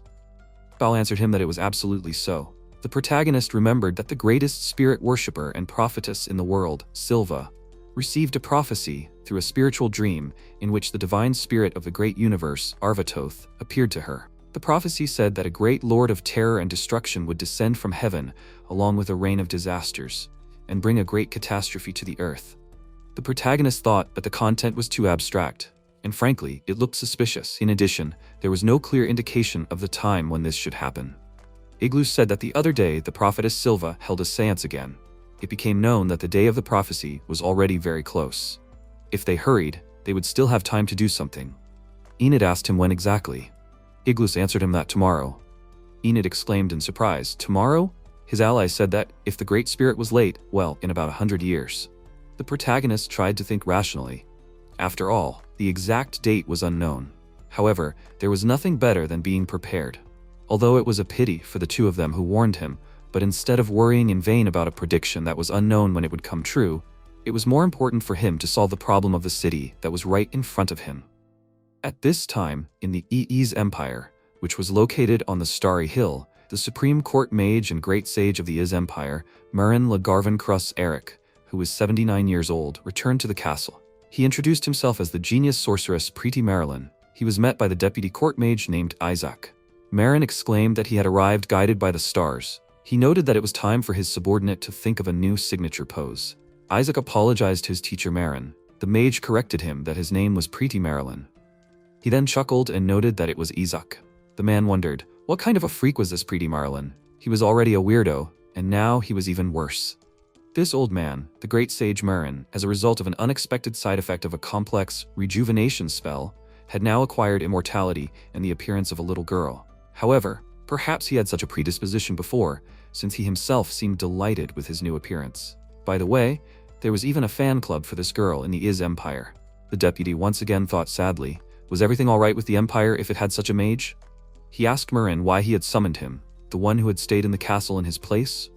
The mage pretended not to remember anything, then laughed, and noted that it was just a joke, just a little prank. He had summoned his deputy because he had predicted that in a few years there would come a day when the arrangement of the stars would change dramatically. His assistant knows that he is not only a mage, but also a genius astrologer. The guy told him that he knows it. The mage continued, during this research, he discovered that if you perform a secret ritual at the moment when the stars deviate greatly from their path, which happens once every 1,000 years, you can cause a rain of disasters that can destroy even a great country. The deputy said in surprise, "A rain of disasters?" The mage told him that it was a group of giant meteorites, possessing destructive power that surpasses even his signature technique, Meteor Shower. Although his technique, due to its power and vastness of coverage, is even considered a strategic attack spell that surpasses the tactical level, the Rain of Disasters is even more powerful. If this group of giant meteorites falls on the continent or something like that, perhaps half of the entire population could die. Mage continued, frankly, he doubted that anyone would be able to perform this most complex secret ritual at the right moment. considering that even he could not yet accurately determine the date and time, but just in case, he decided to tell him, his student, about it. Marin grinned and expressed hope that this would not happen. Meanwhile, the protagonist's allies told him that the coming disaster was called the Reign of Disasters. After some time, the protagonist received another letter of gratitude from his lordship John from the kingdom of ISEKAI'D. After reading it, MC noticed, so the cultivation of potatoes began not only in Norshof, but also in ISEKAI'D itself. It seems that, thanks to potatoes, which can be harvested several times a year, it was possible to solve the problem of food shortages in the colonies of the kingdom of ISEKAI'D on the new continent, where people used to die of hunger. The governor of the kingdom wrote to him. No matter how many times he thanked him, it was not enough. Soon, His Majesty the King will also probably send him a letter of thanks and grant him the title of honorary citizen. The protagonist did not receive a financial reward, but he felt that he had gained something more. For him, who in his past life was a nobody, who had achieved nothing, and who was not remembered by anyone, this was the best possible reward. But he must be careful and not allow himself to depend only on potatoes. If the disease that affects them breaks out, it can lead to catastrophic consequences. MC visited the new land they had developed, and was very surprised by the rich harvest. He noticed that this time too, they were simply happy with the harvest. Dora told him that the magical vegetables and magical wheat, which feed on magical energy, give much more fruit than ordinary plants. In addition, this year they have made significant progress in developing new lands, and thanks to these magical farms, they have also solved the problem of self-sufficiency. As a result, they began to actively accept those wishing to migrate, and the population finally exceeded 1,000 people. Thanks to this, Melia raised her rank to sea level. Enid said that it was a good decision to switch to a 3-field farming system so as not to deplete the soil. After all, in addition to magical energy, other nutrients were also necessary. It was a system in which farmland was divided into 3 parts, and each year these parts were alternated. Since the land was given time to rest, it allowed the soil to restore fertility. The doll mother noted that it was surprising that despite such efficiency, many regions did not use this system. The protagonist told her that this was due to climate problems, and land use control was also difficult. It seemed that the continent of Usia, which is the center of this world, is dominated by a 2-field farming system. This is due to the fact that the climate there is close to the Mediterranean, with little rainfall in the summer. It seems that drought-resistant crops such as grapes and olives are grown there. At that moment, Nana, who had come with the almost tame buffaloes, called out to him and thanked the dear Lord for his work in going around. He thanked everyone in return for training the great buffaloes. They had done a great job. Nana saddled one of the animals and said that they were now domesticated, so he could rely on them. The thing is, they grazed cattle on the fallow lands, but they needed more heads, so the animals helped in restoring the land. He asked the battle dolls to domesticate them. Originally, the great buffaloes were considered magical beasts because of their wild nature, but in front of the power of the battle dolls, they instantly become domesticated. Even the boss buffalo became quiet, as if he had always been like that, after Nana broke his horn with one blow of her palm. Dora noted, "Oh yeah, that happened too. But maybe it's time to limit their number? Even if they domesticate them, there is not enough food, and when winter comes, almost all of them will have to be slaughtered." The protagonist admitted that slaughtering every winter is inefficient. It is time for them to move on to the next stage. The doll mother asked him what he meant. The protagonist answered her that he was thinking about a 4-field system. Dora was surprised. How is that? Enid explained to her that this is a method of farming in which arable land is divided into 4 parts and sown in turn. Clover and turnips can be used as livestock feed and also increase the nitrogen content of the soil, restoring its fertility. The mother doll said that she now understands everything. This reduces the load on the soil and eliminates the need for fallow fields. This is a revolutionary method of farming that increases productivity. The protagonist completely agreed with her. When plots belong to different farmers and are intertwined with each other, it is necessary to redistribute the land. But, since he is the sole owner, there was no problem with this. It was an agricultural revolution that further increased grain production. The protagonist rejoiced at the results of their labor. He said if so, it is decided they will begin preparations for the development of new lands. The dolls approached him and called out to him. Nana said, starting to develop the lands means that he will again perform many rituals for supplying magical power. In that case, they can also count on a reward when they defeat the monsters, right? The protagonist was embarrassed and told her that it was so. Dora sadly noted that it looked like he would be busy again. After some time, he and Amelia were walking. They went into a street cafe, where the protagonist's sister tried bread. She noted that the bread here was really delicious, and since this was a date with his older brother, the bread seemed even tastier. The protagonist grinned. This was also part of the city tour. The waitress told her that the wheat grown in the field of young Master Enid was of very good quality. Therefore, the bread turned out incredibly tasty. Amelia proudly noted that it was expected from her brother. The protagonist thought that if in this era wheat yielded a harvest of only 3 to 4 grains from one sown, then the magic wheat brought more than 50 grains from one sown.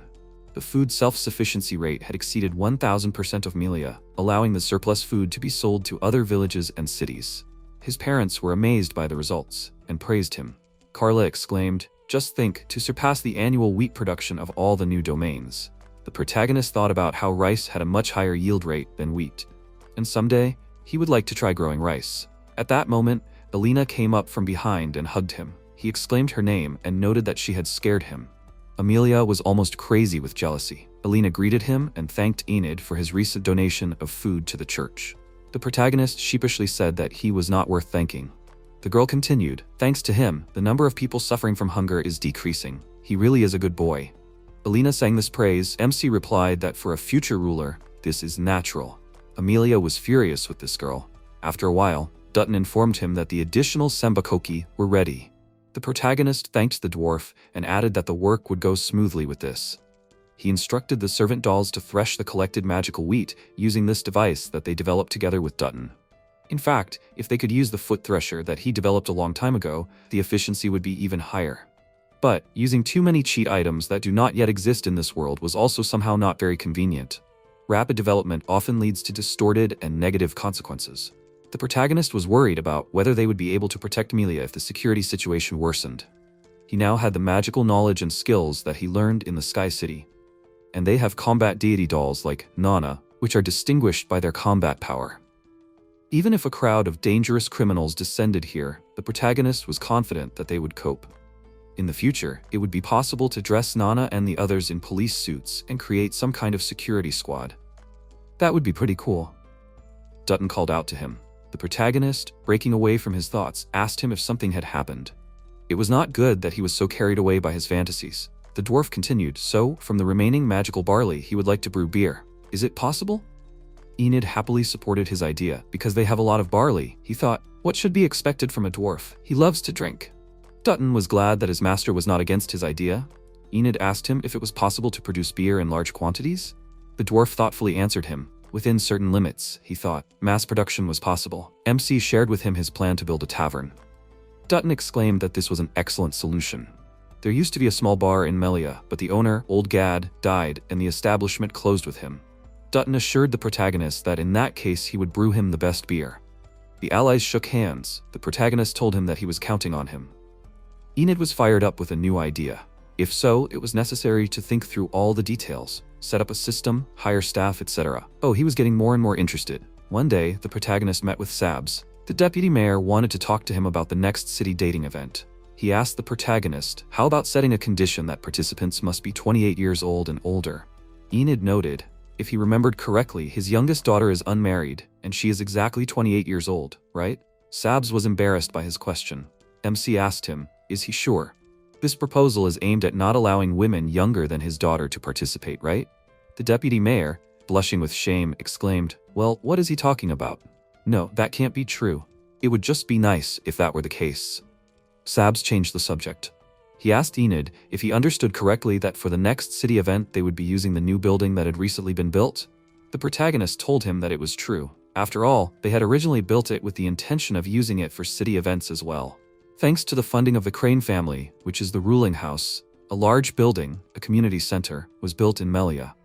The community center itself is located on the ground floor, and a bar is in the basement. The capacity of this building is over 1,000 people. For Melia, where commercial facilities are still insufficient compared to the growing population, the development of such establishments was an important matter. During the first dating event, they had to distribute the participants among different establishments. The protagonist visited Dutton, looked around, and noted that he had done an excellent job. He asked the dwarf how the sales at the bar were going. Dutton told him that business was excellent this month. Enid thought the dwarf was currently working as a bar manager. As for the work in the Crane family estate, they were coping by increasing the number of battle dolls and servant dolls. Although Amelia seemed to be unhappy about it. At this moment, The bar patrons asked Dutton for more beer. The protagonist noted, "The beer that Dutton brews is very popular, right?" The dwarf told him that it is because the quality of the barley that the protagonist supplies is very good. MC said that he heard that quite a lot of people come here from neighboring villages and cities specifically for this beer. Dutton remarked that it is wonderful. In addition, many merchants make a special stop in Melia to drop by their tavern. The protagonist was glad that he asked Dutton to take care of all this. He thanked him for his work. The dwarf was pleased. He was glad that he was able to help young Master Enid. The allies shook hands firmly. Dutton noted that this tavern was probably popular for more than just beer. Several men were playing darts enthusiastically, loudly taunting each other. The dwarf meant that many visitors came here for this game that the protagonist had invented. There were several targets hanging on one of the walls. Visitors had something to do besides beer. The protagonist summarized, "After all, a tavern and darts are inseparable." Dutton noted, "So that's how it is." MC knew that in this world, there was no game with set rules like darts. Even on Earth, darts did not seem to exist until the 14th century. It is said that its origin is associated with using the bottom of a barrel as a target. The scoring system was established later. So when they borrowed, or rather adapted, the general rules of this game from Earth and spread them here, the game instantly became popular. The tavern provided a full set of darts equipment so that everyone could enjoy the game. They also regularly held real tournaments for this game. The protagonist asked Dutton if he had any problems with the controls. The dwarf assured him that he had no problems with this. On the contrary, sometimes it seemed that it was even too easy for him. The service provided by the elegant doll maids received good reviews. They worked very effectively and efficiently. The protagonist began to watch as the dolls approached one table, greeted the visitors, and asked them if they could join them. The men noted that they were simply beautiful and allowed them to sit down at the table with them. One of the dolls said, "They drink so much, it's simply impressive." The visitor answered her that he was even proud of his ability to drink well. The doll admired, "Men who hold their alcohol well are so cool." The visitor laughed contentedly and noted, "She just wants them to order even more beer, right?"